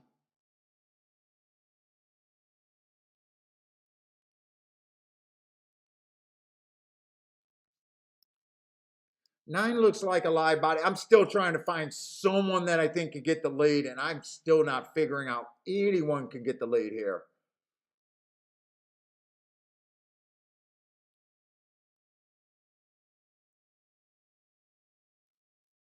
11 ran at Kentucky Downs. Going to want to watch that Kentucky Downs form for sure. Dude, wait a minute. I went through this entire race, and I still don't have a picture of who gets the lead. Let's see, you might say this is a little bit of class drop, but really it looks like why the fuck was he even in those races? Let's see, 11 might be able to get the lead. I got to figure out who's getting the lead here. If you can't figure out who's getting the lead, you probably shouldn't be in a race. Maybe 11, 9. Who else could possibly get the lead here?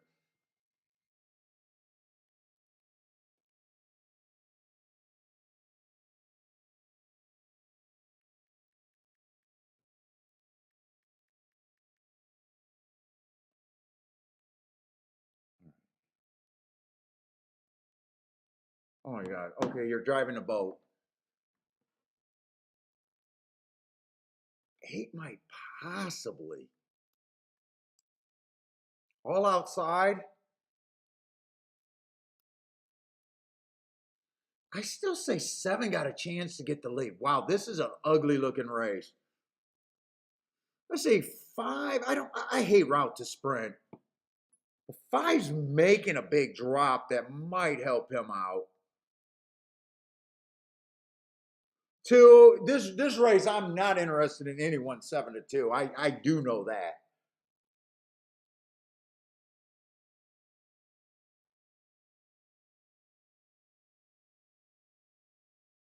Could 1 get the lead? 1 sometimes goes to the lead, and he's 20-1. Dude, he feels like such a reach for me though.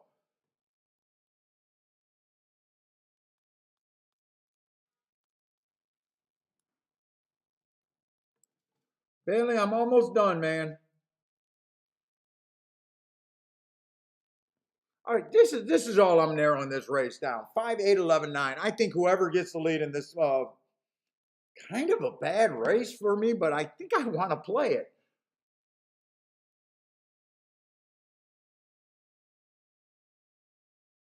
I'm thinking whoever gets the lead here should really benefit.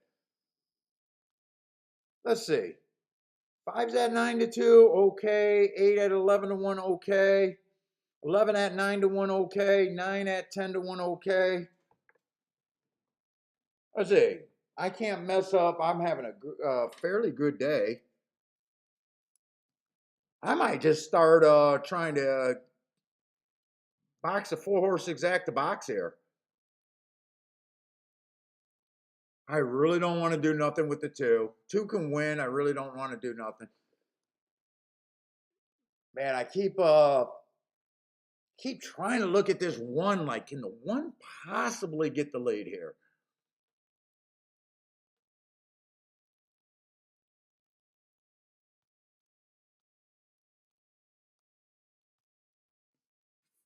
Five, 8, 9.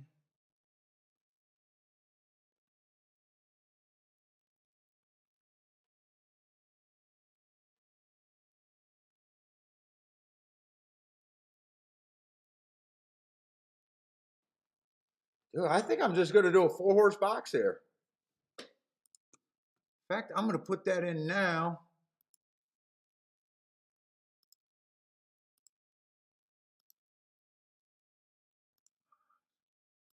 5, 8, 9, 11. Let's see. Do I want to do anything else?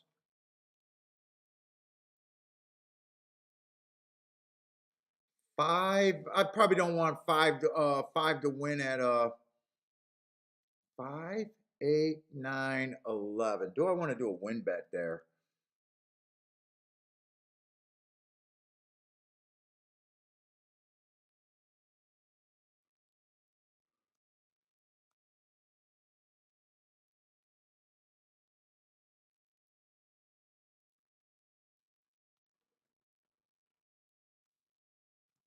I'm doing a Dutch. Well, not a Dutch. I'm just betting 2 horses. I don't separate the prices.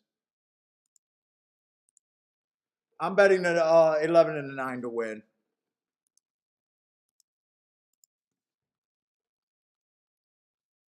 That's my last bet of the day. 11 and 9 to win. Hey, what's up? None of your business, bro. Yeah, I think so. Let's see. I'm having a good day. I think the other person that the long shot Louis, I think had a huge hit that he says he's good all the way through October. Oh, Jared, you're doing a Friday. You're covering football action. Oh, you're doing the horse racing. Oh, they're doing football. So they're horse racing experts and NFL analysts at the same time. 9 got the lead. I'm happy with this right now, and I do got the win ticket on the 9. Oh, don't let this one do something. I was trying to build a case for this one, and I just kept getting off of him. I kept getting off of this one. Don't let this one win.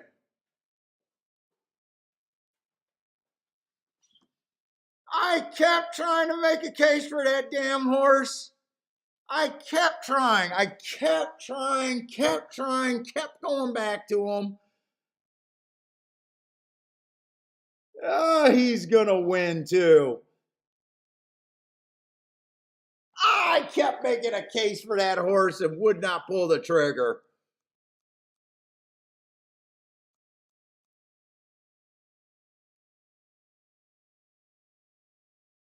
Kentucky Downs, too. I even put out the warning. Watch that goddamn Kentucky form no matter how bad it looks. All right, I learned my lesson there. I learned my lesson. I kept trying to build. I don't know how many times I kept going back to that one horse. Let's see. I definitely wouldn't have been able to hit the exacta, though, because I think the 4 got second. I'm pretty sure it was a 4 that got second. Oh, it was a 6 that got second. I don't think I had the 6 either. 6 was the Fairgrounds horse.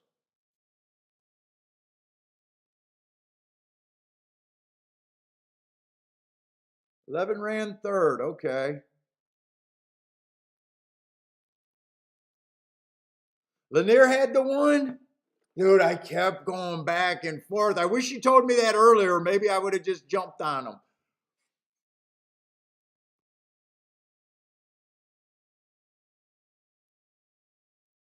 I say, none of your business, says Jared had nice sports picks.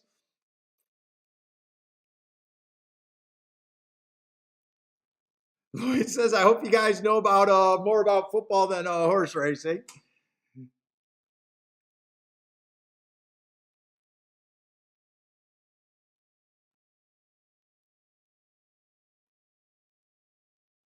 Yes, this is going to pay. Dude, this is where you made a mistake. I wanted to play this race.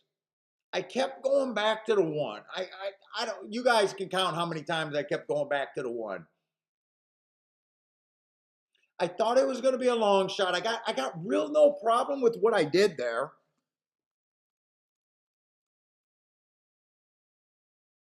You know, I bet the 9 and the 11 to win. I'm king off of and I did a 4-horse exacta box. I'm king off of 12 to 1, 12 to 1. But shit, I kept going back to that 1 so many times. I wish at one time I would have just said, you know what? 22 to 1 is better than 12 to 1. 22 to 1 is better than 12 to 1. And did the win bet on the 1 and said if the other horse win, I just want the exacta. All right, that's not the worst though. I got some of my losses out of the way. At one time, let's see. At one time, I was 2 for 3. Let's see. How many bets did I make today? What did I end up betting? I might have ended up making 7 bets, maybe 8. So having a good day. Let's see. 1, 2, 3. Oh man, 3.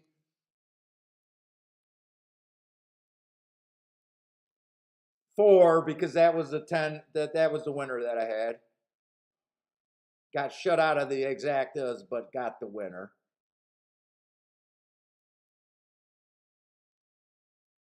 5. 5. What the hell did I do over there at What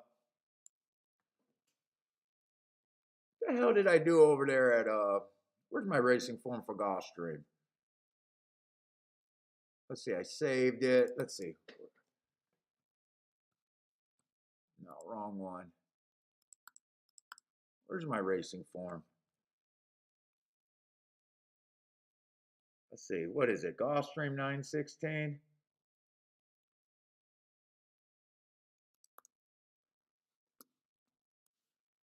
What did I do? think I was on 4.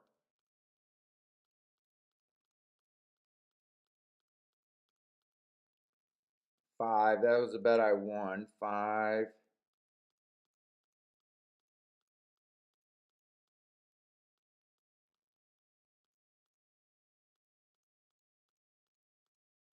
Oh shit! I was really inactive at golf. Really, was I that inactive at Gulfstream today? I only made one play at Gulfstream.